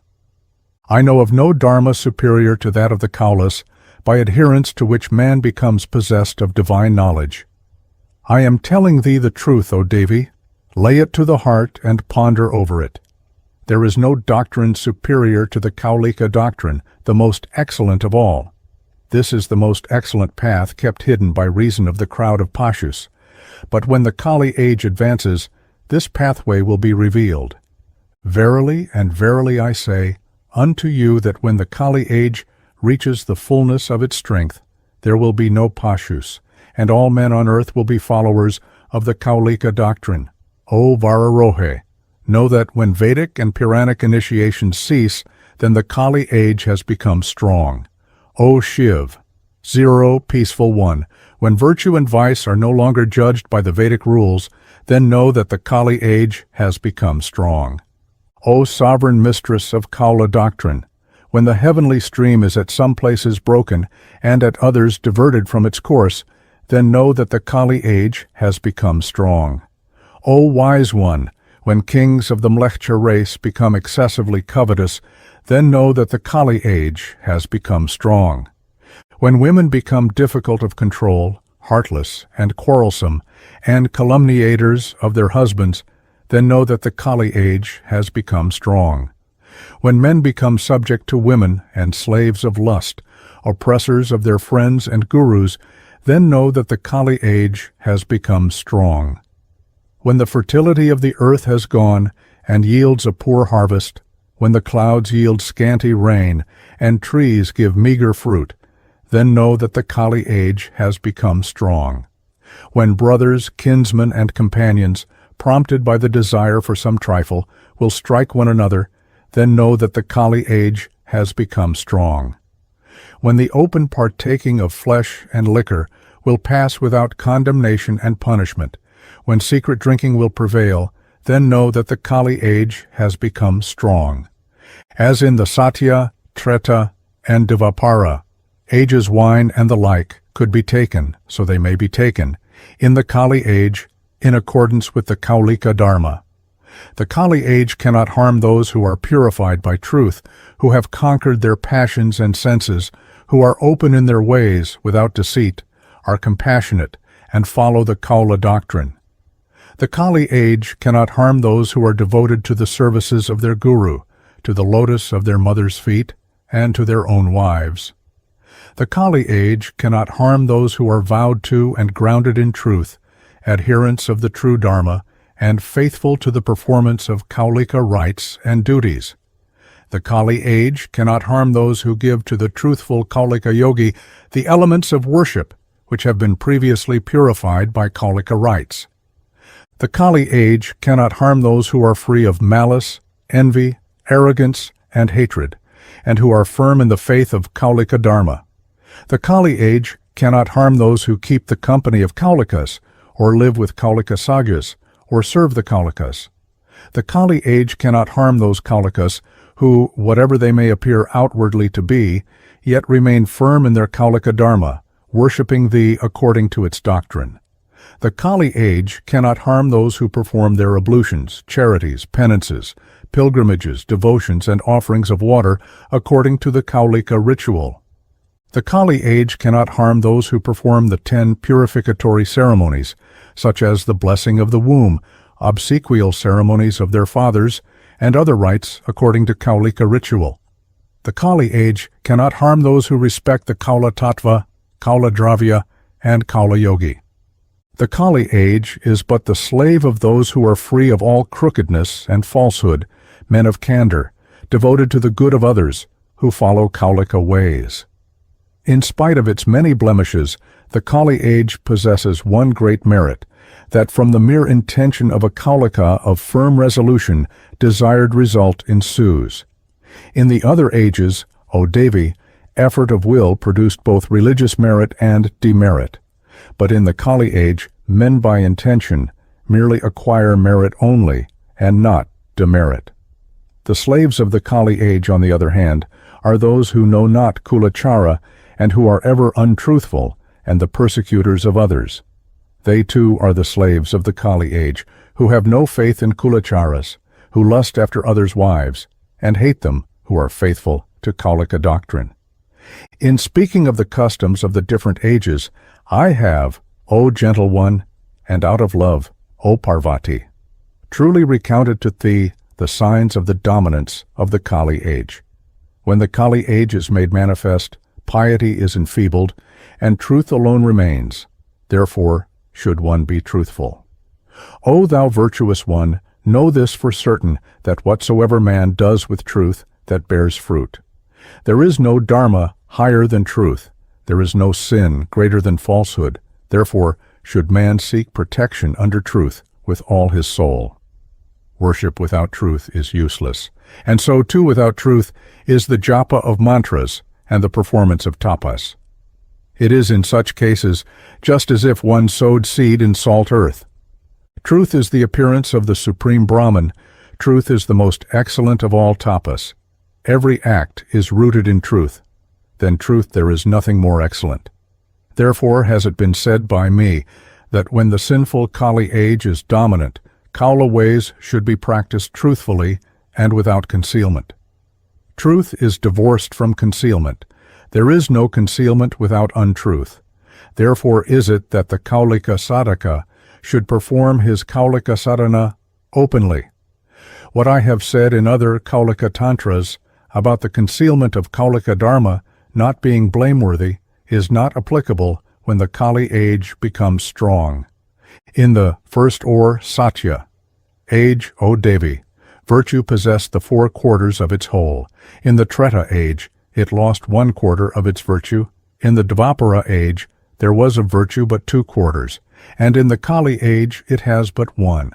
In spite of that, truth will remain strong, though tapas and charity become weakened. If truth goes, virtue goes also. Therefore, of all acts, truth should be the abiding support. O sovereign mistress of the Kaula Dharma, since men can in this age have recourse to Kaulika Dharma only, if that doctrine be itself infected with untruth, how can there be liberation? With his soul purified in every way by truth, man should, according to his caste and stage of life, perform the following acts in the manner shown by me: initiation, worship, recitation of mantras, the worship of fire with ghee, repetition of mantras, private devotions, marriage, the conception ceremony, and that performed in the 4th, 6th, or 8th months of pregnancy, the natal rite, the naming and tonsure ceremonies, and obsequial rites upon cremation and after death. All such ceremonies should be performed in the manner approved by the Agamas. The ritual which I have ordained should be followed too as regards Shraddha at holy places, dedication of a bull, the autumnal festival, on setting out on a journey, on the first entry into a house, the wearing of new clothes or jewels, dedication of tanks, wells, or lakes, in the ceremonies performed at the phases of the moon, the building and consecration of houses, the installation of devas, and in all observances to be performed during the day or at night, in each month, season, or year, and in observances both daily or occasional, and also in deciding generally what ought and what ought not to be done, and in determining what ought to be rejected and what ought to be adopted. Should one not follow the ritual ordained, whether from ignorance, wickedness, or irreverence, then one is disqualified for all observances and becomes a worm in dung. O Maheshi, if when the Kali age has become very powerful, any act be done in violation of my precepts, then that which happens is the very contrary of that which is desired. Initiation of which I have not approved destroys the life of the disciple, and his act of worship is as fruitless as oblations poured on ashes, and the diva whom he worships becomes angry or hostile, and at every step he encounters danger. Ambika, he who during the dominance of the Kali age, knowing my ordinances, yet performs his religious observances in other ways, is a great sinner. The man who performs any vrata, or marries according to other ways, will remain in a terrible hell so long as the sun and moon endure. By his performance of vrata, he incurs the sin of killing a Brahmana, and similarly, by being invested with the sacred thread, he is degraded. He merely wears the thread, and is lower than a Chandala, and so too the woman who is married according to other ways than mine is to be despised, and zero sovereign mistress of the Kaulas. The man who so marries is her associate in wrong, and is day after day guilty of the sin of going with a prostitute. From him the Devata will not accept food, water, and other offerings, nor will the Pitris eat his offerings, considering them to be, as it were, mere dung and pus. Their children are bastards, and disqualified for all religious, ancestral, and Kaulika observances and rites. To an image dedicated by rites other than those prescribed by Shambhu, the Deva never comes. Benefit there is none either in this or the next world. There is but mere waste of labor and money. A Shraddha performed according to other rites than those prescribed by the Agamas is fruitless, and he who performs it will go to hell together with his Pitris. The water offered by him is like blood, and the funeral cake like dung. Let the mortal then follow with great care the precepts of Shankara. What is the need of saying more? Verily and verily I say to you, O Devi, that all that is done in disregard of the precepts of Shambhu is fruitless. For him who follows not his precepts, there is no future merit. That which has been already acquired is destroyed, and for him there is no escape from hell. O great ruler, the performance of daily and occasional duties in the manner spoken of by me is the same as worshipping thee. Listen, O Devi, to the particulars of the worship with its mantras and yantras, which is the medicine for the ills of the Kali age. End of the 4th chapter, entitled Introduction of the Worship of the Supreme Prakriti. Chapter 5. The Formation of the Mantras, Placing of the Jar, and Purification of the Elements of Worship. Sri Sadashiva said, Thou art the Adya Parama Shakti, Thou art all power. It is by Thy power that we, the Trinity, are powerful in the acts of creation, preservation, and destruction. Endless and of varied color and form are Thy appearances, and various are the strenuous efforts whereby the worshippers may realize them. Who can describe them? In the Kula Tantras and Agamas, I have, by the aid of but a small part of Thy mercies, and with all my powers, described the sadhana and arcana of Thy appearances, yet nowhere else is this very secret sadhana revealed. It is by the grace of this sadhana, O Blessed One, that Thy mercy in me is so great. Questioned by Thee, I am no longer able to conceal it. For Thy pleasure, O Beloved, I shall speak of that which is dearer to me than even life itself. To all sufferings it brings relief. It wards off all dangers. It gives Thee pleasure, and is the way by which Thou art most swiftly obtained. For men rendered wretched by the taint of the Kali age, short-lived and unfit for strenuous effort, this is the greatest wealth. In this sadhana, there is no need for a multiplicity of nyasa, for fasting or other practices of self-restraint. It is simple and pleasurable, yet yields great fruit to the worshipper. Then first listen, O Devi, to the mantradhara of the mantra, the mere hearing of which liberates man from future births while yet living. By placing pranesha on taijasa and adding to it berunda and the vindu, the first vija is formed. After this, proceed to the second, 2. By placing sandhya on rakta and adding to it vamanetra and vindu, the second mantra is formed. Now listen, O Blessed One, to the formation of the third mantra. Prajapati is placed on Deepa, and to them is added Govinda and Vindu. It yields happiness to the worshippers. After making these 3 mantras, add the word Parameshvari in the vocative, and then the word for Vahni Kanta. Thus, O Blessed One, is the mantra of 10 letters formed. This vidya of the Supreme Devi contains in itself all mantras. The most excellent worshipper should, for the attainment of wealth and all his desires, make japa of each or all of the first 3 vijas. By omitting the first 3 devi, the vidya of 10 letters become one of 7. By prefixing the vija of kama, or the vagbhava, or the tara, 3 mantras of 8 letters each are formed. At the end of the mantra of 10 letters, the word kalika in the vocative should be uttered, and then the first 3 vija, followed by the name of the wife of Vahni. This vidya is called shodashi, and is concealed in all the tantras. If it be prefixed by the vija of vadu or by the pranava, 2 mantras of 17 letters each are formed. O Beloved, there are tens of millions upon tens of millions, nay, 100 millions, nay, countless mantras for Thy worship. I have here but shortly stated 12 of them. Whatsoever mantras are set forth in the various tantras, they are all Thine, since Thou art the Adya Prakriti.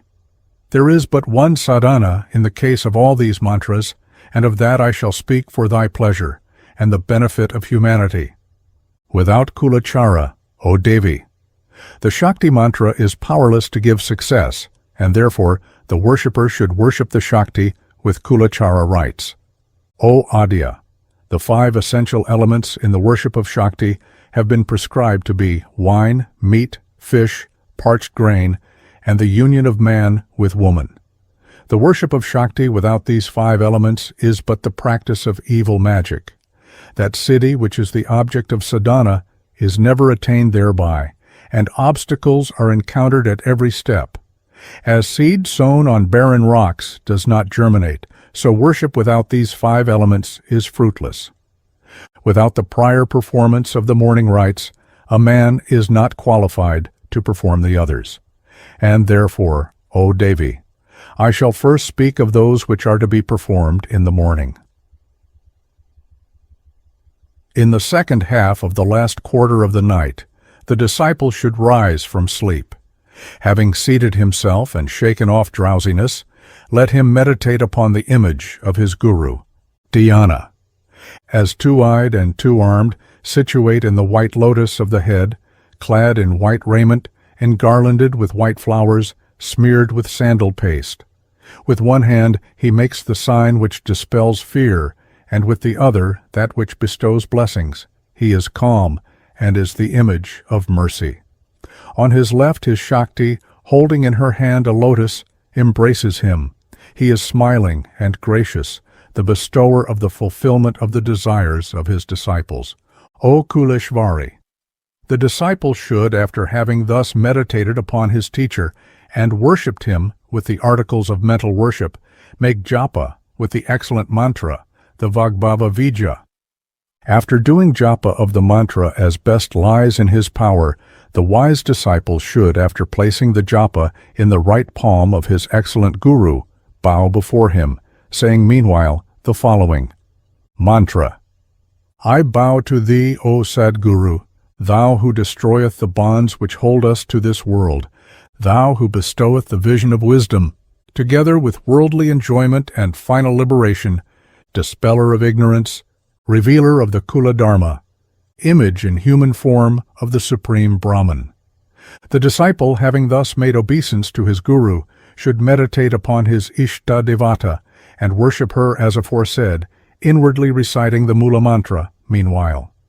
Having done this to the best of his powers, he should place the japa in the left palm of the Devi and then make obeisance to his Ishta Devata with the following mantra. To thee I bow who art one with, and the supporter of, the universe. I bow to thee again, and yet again, the Adya Kalika, both creatrix and destructress. Having thus made obeisance to the Devi, he should leave his house, placing his left foot first, and then make water, discharge his bowels, and cleanse his teeth. He then should go towards some water, and make his ablutions in the manner prescribed. First of all, let him rinse his mouth, and then enter the water, and stand therein up to his navel. He should then cleanse his body by a single immersal only, and then, standing up and rubbing himself, rinse his mouth, saying the mantra the while. That best of worshippers, the Kula Sadhaka, should then sip a little water and say, mantra, Atma Tattvaya Svaha. After that he should again sip water twice, followed in each case by the mantras, Vidya Tattvaya Svaha, Shiva Tattvaya Svaha, respectively. Lastly, he should rinse the upper lip twice.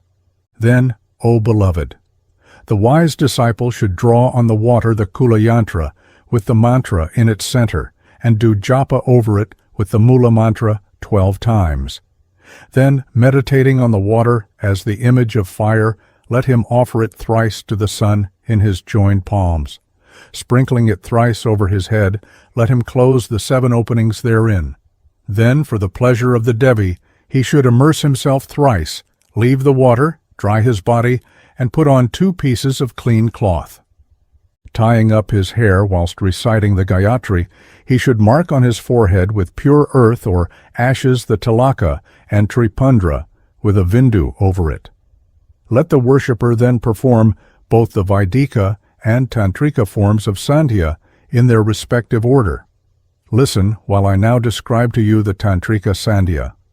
After rinsing his mouth in the manner described, he should, O Blessed One, invoke into the waters of the holy rivers. Thus, mantra, O Ganga, Yamuna, Godavari, Sarasvati, Narmada, Sindhu, Kaveri, come into this water.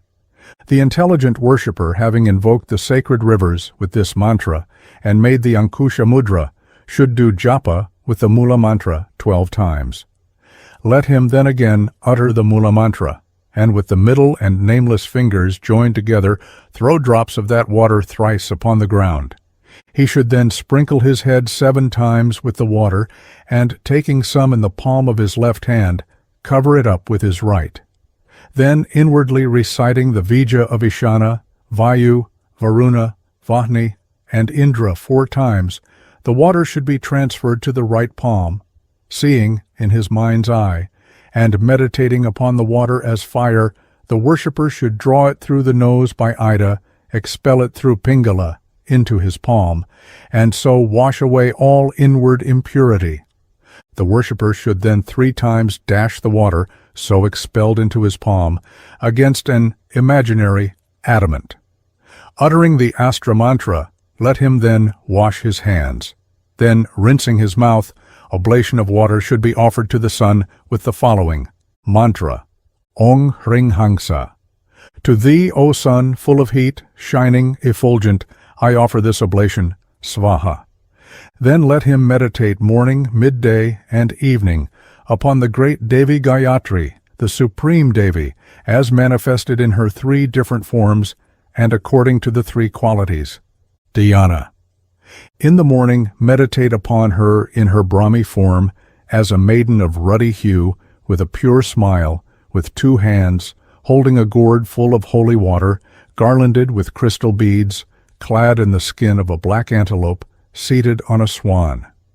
At midday, meditate upon her in her Vaishnavi form, of the color of pure gold, youthful, with full and rising breasts, situated in the solar disk, with 4 hands holding the conch shell, discus, mace, and lotus, seated on Garuda, garlanded with wildflowers. In the evening, the yati should meditate upon her as of a white color, clad in white raiment, old and long past her youth, with 3 eyes, beneficent, propitious, seated on a bull, holding in her lotus-like hands a noose, a trident, a lance, and a skull. Having thus meditated on the great Devi Gayatri and offered water 3 times in the hollow of his joined hands, the worshipper should make japa with the Gayatri either 10 or 100 times. Listen now, O Devi of the Devas, while I, out of my love for thee, recite the Gayatri. After the word Adhyayai, say Vidmahe, and then Parameshvariyai Dimahi, Tanakali Prachodayat. This is thy Gayatri, which destroys all great sins. The inward recitation of this Vidya, thrice daily, obtains the fruit of the performance of Sandhya.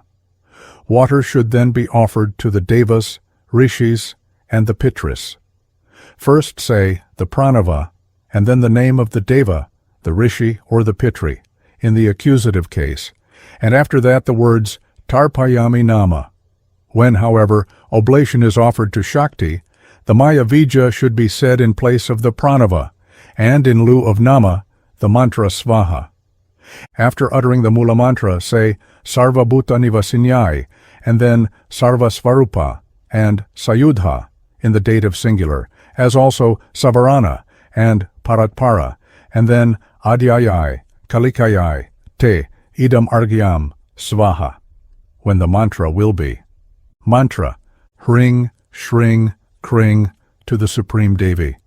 O Supreme Devi, thou who dwelleth in all things and whose image all things are, who art surrounded by attendant deities, and who bearest arms, who art above even the Most High, to thee, who art the Adya Kalika, I offer this oblation, Svaha. Having offered this Arghya to the Mahadevi, the wise one should make japa with the Mula mantra with all his powers, and then place the japa in the left hand of the Devi. Then let the sadhaka bow to the Devi, take such water as is needed for his worship, bowing to the water whence he has drawn it, and proceed to the place of worship, earnestly meditating on and reciting hymns of praise to the Devi meanwhile. On his arrival, there let him wash his hands and feet, and then make in front of the door the Samanyarghya. The wise one should draw a triangle, and outside it a circle, and outside the circle a square, and after worshipping the Adhara Shakti place the vessel on the figure. Let him wash the vessel with the weapon mantra, and while filling it with water, let him say the heart mantra. Then, throwing flowers and perfume into the water, let him invoke the holy rivers into it. Worshipping fire, sun, and moon in the water of the vessel, let him say the Maya Vija over it. The Dhenu and Yoni Mudras should then be shown.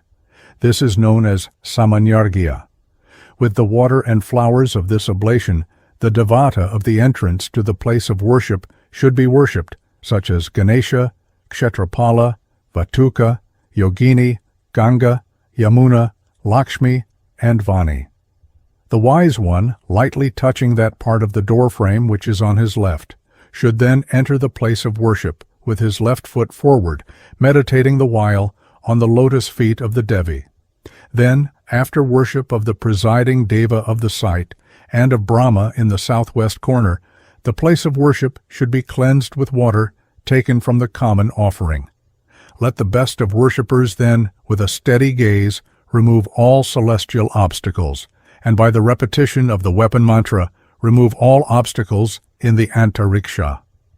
Striking the ground 3 times with his heel, let him drive away all earthly obstacles, and then fill the place of worship with the incense of burning sandal, fragrant aloe, musk, and camphor. He should then mark off a rectangular space as his seat, draw a triangle within it, and therein worship Kamarupa with the mantra, to Kamarupa, Nama. Then, for his seat, spreading a mat over it, let him worship the Adhara Shakti with the mantra. Cling, obeisance to the Adhara Shakti of the lotus seat. The learned worshipper should then seat himself according to the tide heroic mode, with his face towards the east or the north, and should consecrate the Vijaya with the following mantra, Ong Hring. Ambrosia that springeth from ambrosia, thou that showereth ambrosia, draw ambrosia for me again and again. Bring Kalika within my control. Give Siddhi, Svaha. This is the mantra for the consecration of Vijaya. Then, inwardly reciting the Mula mantra 7 times over the Vijaya, show the Dhenu, the Yoni, the Avahani, and other mudras. Then satisfy the Guru, who resides in the lotus of 1,000 petals, by thrice offering the Vijaya with the Sanketa mudra, and the Devi in the heart by thrice offering the Vijaya with the same mudra, and reciting the Mula mantra. Then offer oblations to the mouth of the Kundali with the Vijaya, reciting the following mantra, Aing, 0 Devi Sarasvati. Thou who art the ruler of all the essences, do thou inspire me, and remain ever on the tip of my tongue, Svaha. After drinking the Vijaya, he should bow to the Guru, placing his folded palms over the left ear, then to Ganesha, placing his folded palms over his right ear, and lastly to the eternal Adya Devi, by placing his folded palms in the middle of his forehead, and should the meanwhile meditate on the Devi. The wise worshipper should place the articles necessary for worship on his right, and scented water and other kula articles on his left. Saying the Mula mantra terminated by the weapon mantra, let him take water from the common offering and sprinkle the articles of worship with it, and then enclose himself and the articles in a circle of water. After that, O Devi, let him by the Vani Vija surround them with a wall of fire. Then, for the purification of the palms of his hands, he should take up a flower which has been dipped in sandal paste, rub it between the palms, reciting meanwhile the mantra fat, and throw it away. Then, in the following manner, let him fence all the quarters so that no obstructions proceed from them. Join the first and second fingers of the right hand and tap the palm of the left hand 3 times, each time after the first with greater force, thus making a loud sound, and then snap the fingers while uttering the weapon mantra. He should then proceed to perform the purification of the elements of his body. The excellent disciple should place his hands in his lap with the palms upwards, and fixing his mind on the Muladhara chakra, let him rouse Kundalini by uttering the Vija Hung. Having so roused her, let him lead her with Prithvi by means of the Hangsa mantra to the Svadhisthana chakra, and let him there dissolve each one of the elements of the body by means of another of such elements. Then let him dissolve Prithvi together with odor, as also the organ of smell, into water. Dissolve water and taste, as also the sense of taste itself, into fire. dissolve fire and vision and form and the sense of sight itself into air. Let air and touch, as also the sense of touch itself, be dissolved into ether. Dissolve ether and sound into the conscious self and the self into Mahat. Mahat itself into Prakriti, and Prakriti herself into Brahman. Let the wise one, having thus dissolved the 24 tattvas, then think of an angry black man in the left side of the cavity of his abdomen of the size of his thumb, with red beard and eyes, holding a sword and shield, with his head ever held low, the very image of all sins. Then the foremost of disciples should, thinking of the purple Vayuvija, as on his left nostril, inhale through that nostril 16 times. By this let him dry the sinful body. Next, meditating on the red Vija of Agni as being situate in the navel, the body with all its sinful inclinations should be burnt up by the fire born of the Vija, as also by 64 kumbhakas.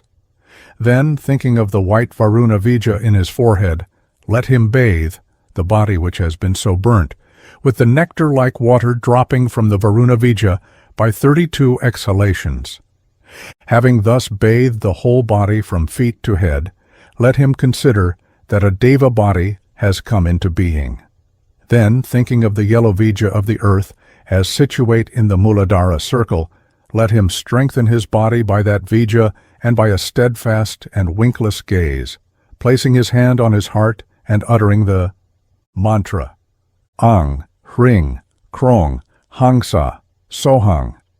Let him infuse into his body the life of the Devi. O Ambika, having thus purified the elements, the disciple, with a mind well under control and intent upon the nature of the Devi, should do Matrika Nyasa. The Rishi of Matrika is Brahma, and the verse is Gayatri, and Matrika is presiding Devi thereof.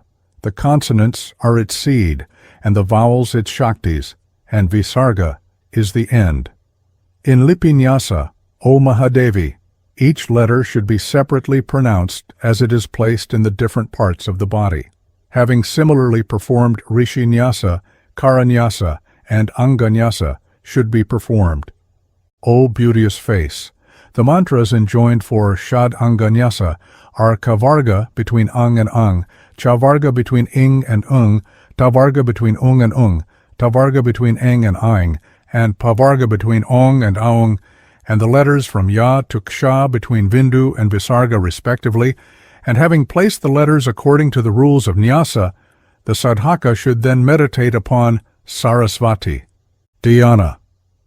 I seek refuge in the Devi of speech, three-eyed, encircled with a white halo, whose face, hands, feet, middle body, and breast are composed of the 50 letters of the alphabet, on whose radiant forehead is the crescent moon, whose breasts are high and rounded, and who with one of her lotus hands makes Jnana Mudra, and with the other holds the rosary of Rudraksha beads, the jar of nectar, and learning.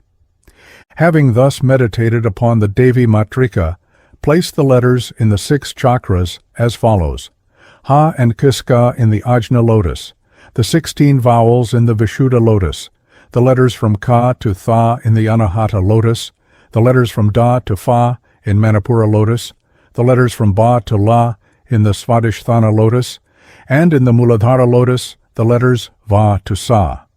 And having thus in his mind placed these letters of the alphabet, let the worshipper place them outwardly.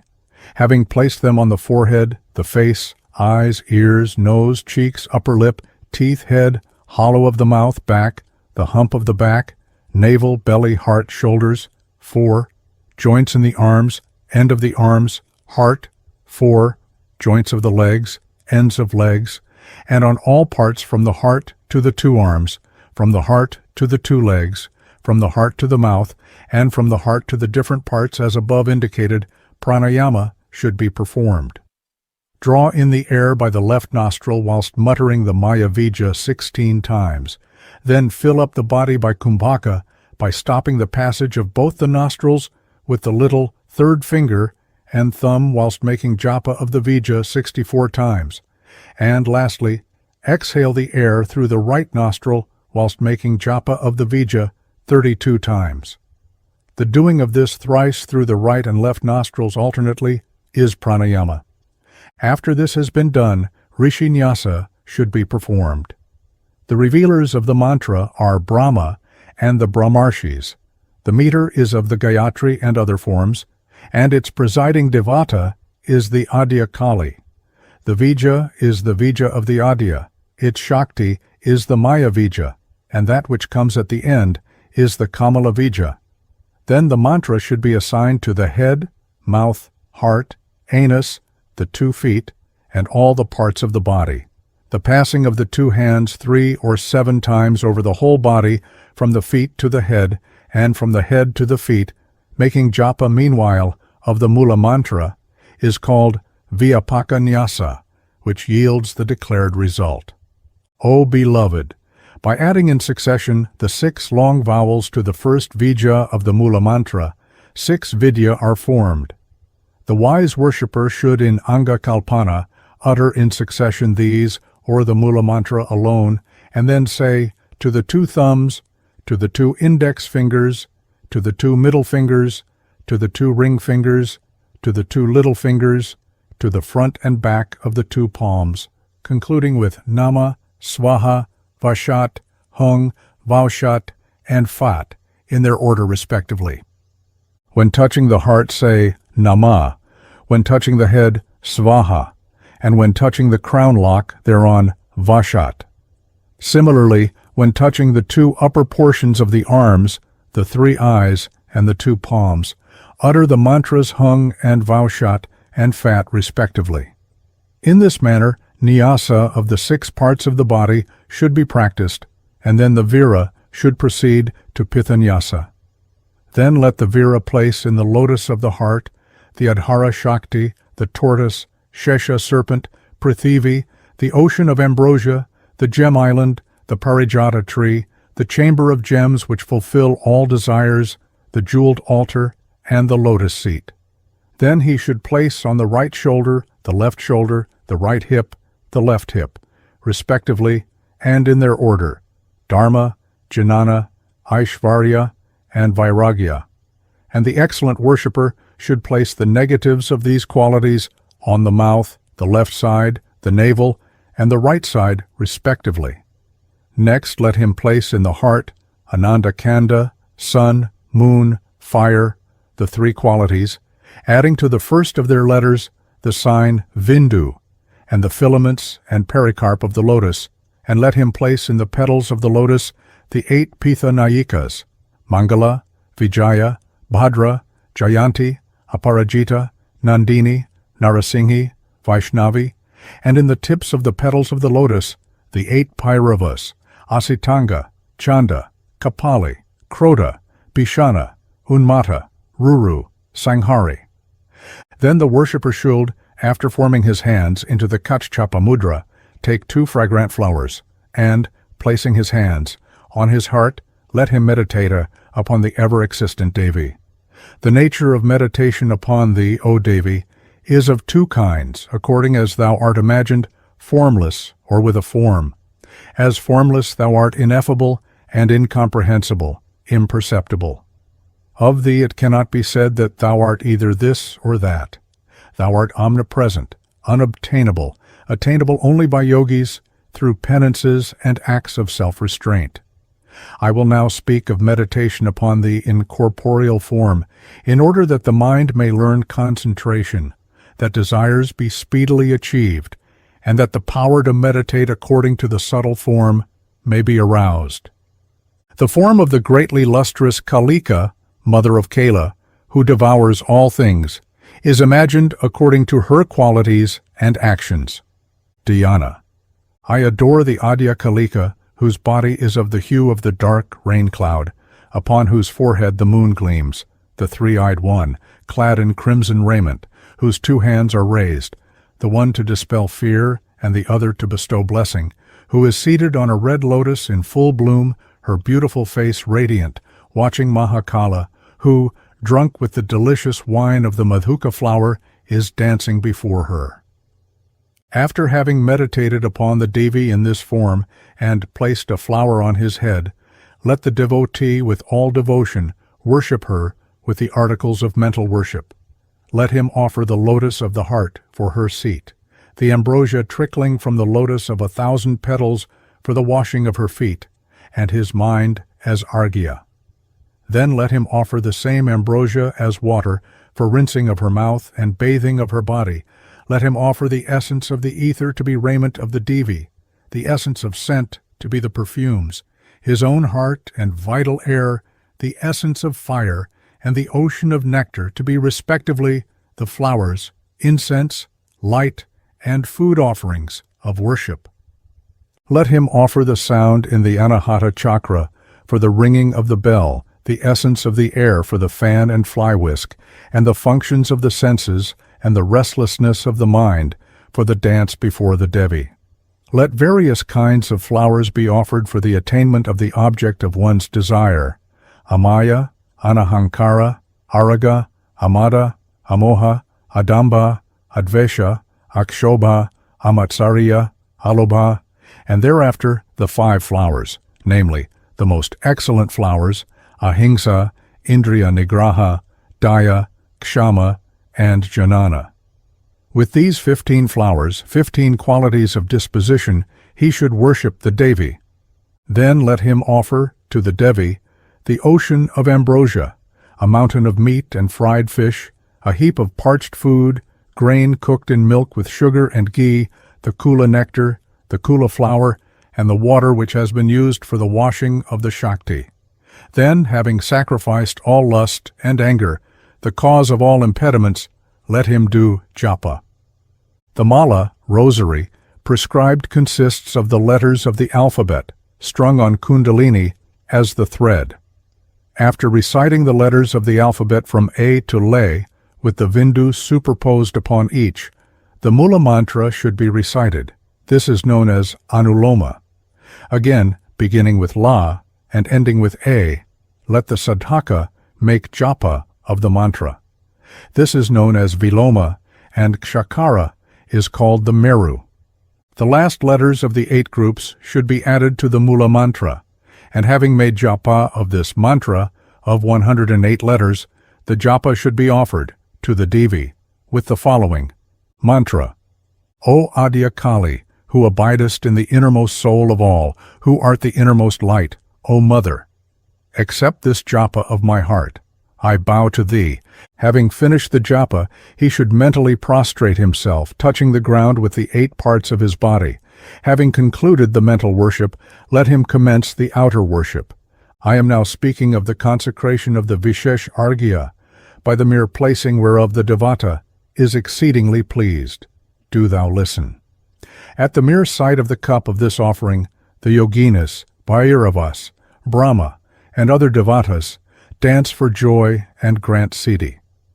The disciple should on the ground in front of him and on his left draw, with water taken from the Samanyarghya, a triangle with the Maya Vija in its center, outside the triangle a circle, and outside the circle a square, and let him there worship the Shakti of the Adhara with the mantra, Hring, obeisance to the Shakti of the Adhara. He should then wash the Adhara and place it on the mandala and worship the region of fire with the mantra, Mang, obeisance to the circle of fire possessed of 10 sections, and having washed the Arghya vessel with the mantra fat, the worshipper should place it on the Adhara with the mantra Nama. He should then worship the cup with the mantra Ang, obeisance to the circle of sun who has 12 divisions, and fill the vessel in which the offering is made, whilst repeating the Mula mantra 3 parts with wine and 1 part with water, and having placed scent and flour in it, he should there worship, O Mother, with the mantra following. Mantra, obeisance to the moon with its 16 digits. He should then place in front of the special offering, on bay leaves dipped in red sandal paste, durva grass, flowers, and sun-dried rice.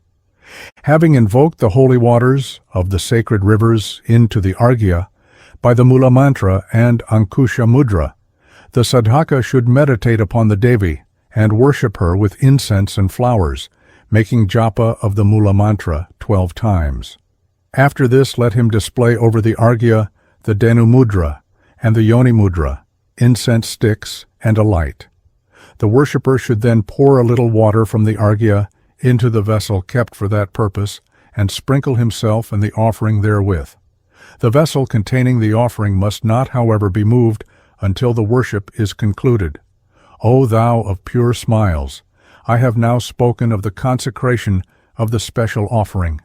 I will now pass to the principal yantra which grants the aims of all human existence. Draw a triangle with the Maya Vija within it, and around it 2 concentric circles, the one outside the other. In the space between the 2 circumferences of the circles, draw in pairs the 16 filaments, and outside these the 8 petals of the lotus, and outside them the bhupura, which should be made of straight lines with 4 entrances and be of pleasing appearance. In order to cause pleasure to the devata, the disciple should, reciting the Mula Mantra, the meanwhile, draw the yantra either with a gold needle or with the thorn of a bale tree on a piece of gold, silver, or copper, which has been smeared with either the svayambhu, kunda, or gola flowers, or with sandal, fragrant aloe, kumkuma, or with red sandal paste. A clever carver may also carve the yantra on crystal, coral, or lapis lazuli. After it has been consecrated by auspicious rites, it should be kept inside the house, and on this being done all wicked ghosts, all apprehensions from adverse planets, and diseases are destroyed. And by the grace of this yantra, the worshipper's house becomes of pleasing aspect. With his children and grandchildren, and with happiness and dominion, he becomes a bestower of gifts and charities, a protector of his dependents, and his fame goes abroad. After having drawn the yantra and placed it on a jeweled altar in front of the worshipper, and having worshipped the devata of the pitha according to the rules of pitha-nyasa, the principal devi should be adored in the pericarp of the lotus. I will now speak of the placing of the jar and the formation of the circle of worship, by the mere institution of which the devata is well pleased. The mantra becomes fruitful, and the wishes of the worshipper are accomplished. The jar is called kalasa, because Vishvakarma made it from the different parts of each of the devatas. It should be 36 fingers breadth, in circumference, in its widest part, and 16 in height. The neck should be 4 fingers breadth, the mouth 6 fingers, and the bottom 5 fingers breadth. This is the rule for the design of the kalasha. It should be made either of gold, silver, copper, bell metal, mud, stone, or glass, and without hole or crack. In its making, all miserliness should be avoided, since it is fashioned for the pleasure of the devas. A kalasha of gold, one of silver, one of copper, and one of bell metal give enjoyment, emancipation, pleasure of mind, and nourishment respectively to the worshipper. One of crystal is good for the attainment of vashikarana, and one of stone for the attainment of stambhana. A kalasha made of mud is good for all purposes. Whatever it is made of, it should be clean and of pleasing design. On his left side, the worshipper should draw a hexagon with a point in its center, around it a circle, and outside the circle a square.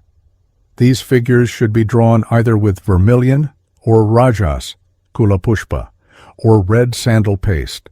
The devata of the support should then be worshipped thereon. The mantra for the worship of the Shakti or Devi of the support is mantra. Ring, salutation to the Shakti of the support. The support for the jar should be washed with the mantra nama and placed on the mandala, and the jar itself with the mantra fat, and then placed on the support. Let the disciple then fill the kalasha with wine, uttering meanwhile the Mula Mantra and the Matrika Varnas, with Vindu in Viloma order. The wise one, who is then himself possessed of the disposition of the Devi, should worship the region of fire, sun, and moon, in the support in the jar, and in the wine, in the manner already described. After decorating the jar with vermilion, red sandal paste, and a garland of crimson flowers, the worshipper should perform panchakarana. Strike the wine jar with a wisp of kusha grass saying fat. Then, whilst uttering the Vija Hung, veil it by the Avagunthana Mudra, next utter the Vajra ring, and look with unwinking eye upon the jar, then sprinkle the jar with the mantra Nama. Lastly, whilst reciting the Mula mantra, smell the jar 3 times. This is the Panchakarama ceremony. Making obeisance to the jar, purify the wine therein by throwing red flowers into it, and say the following. Mantra. Ong O Devi Sudhe.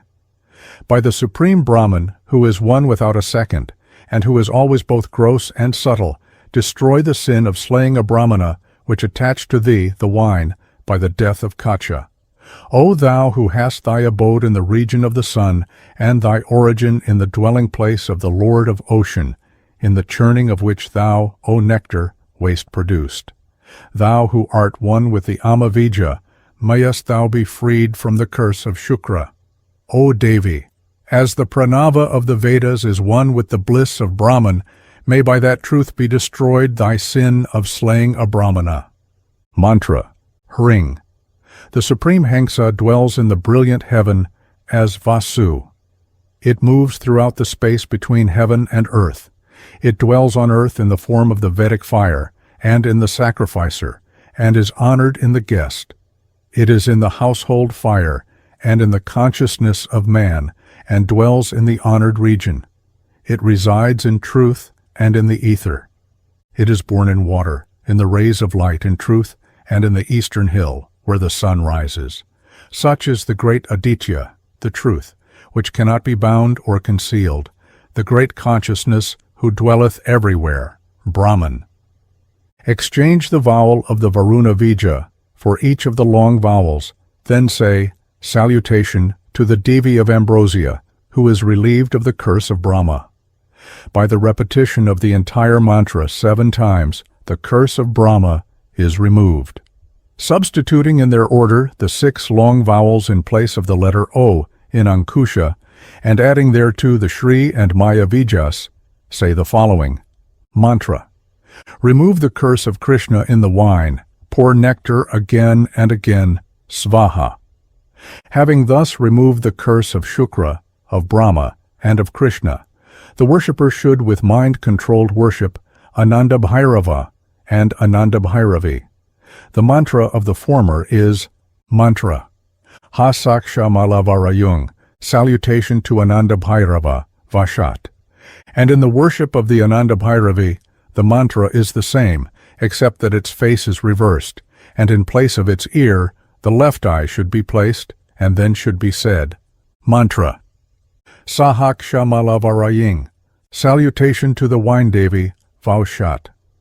Then, meditating upon the union of the Deva and Devi in the wine, and thinking that the same is filled with the ambrosia of such union, japa should be made over it of the Mula mantra 12 times.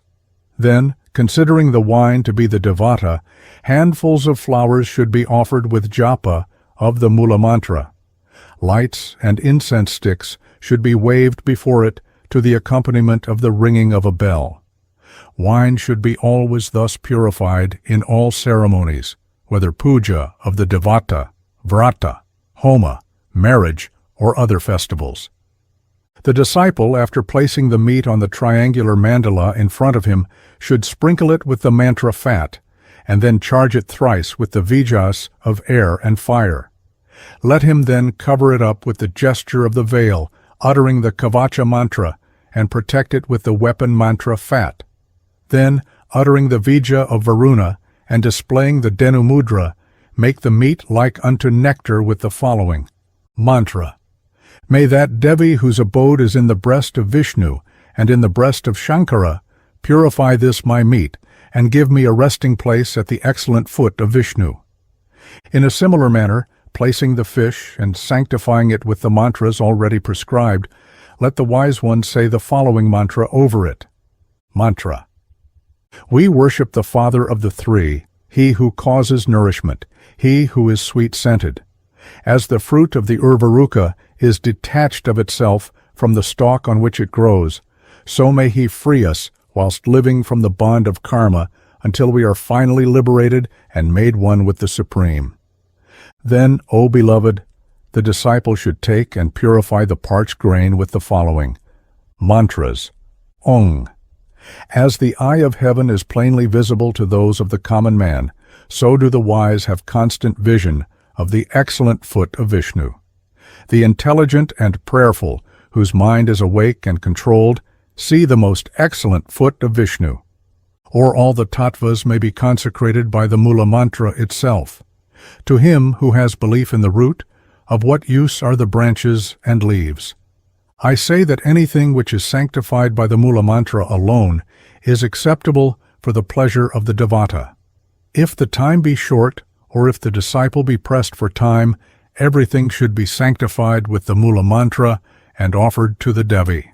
Truly, truly, and again truly, the ordinance of Shankara is that if the tattvas be so offered, there is no sin or shortcoming.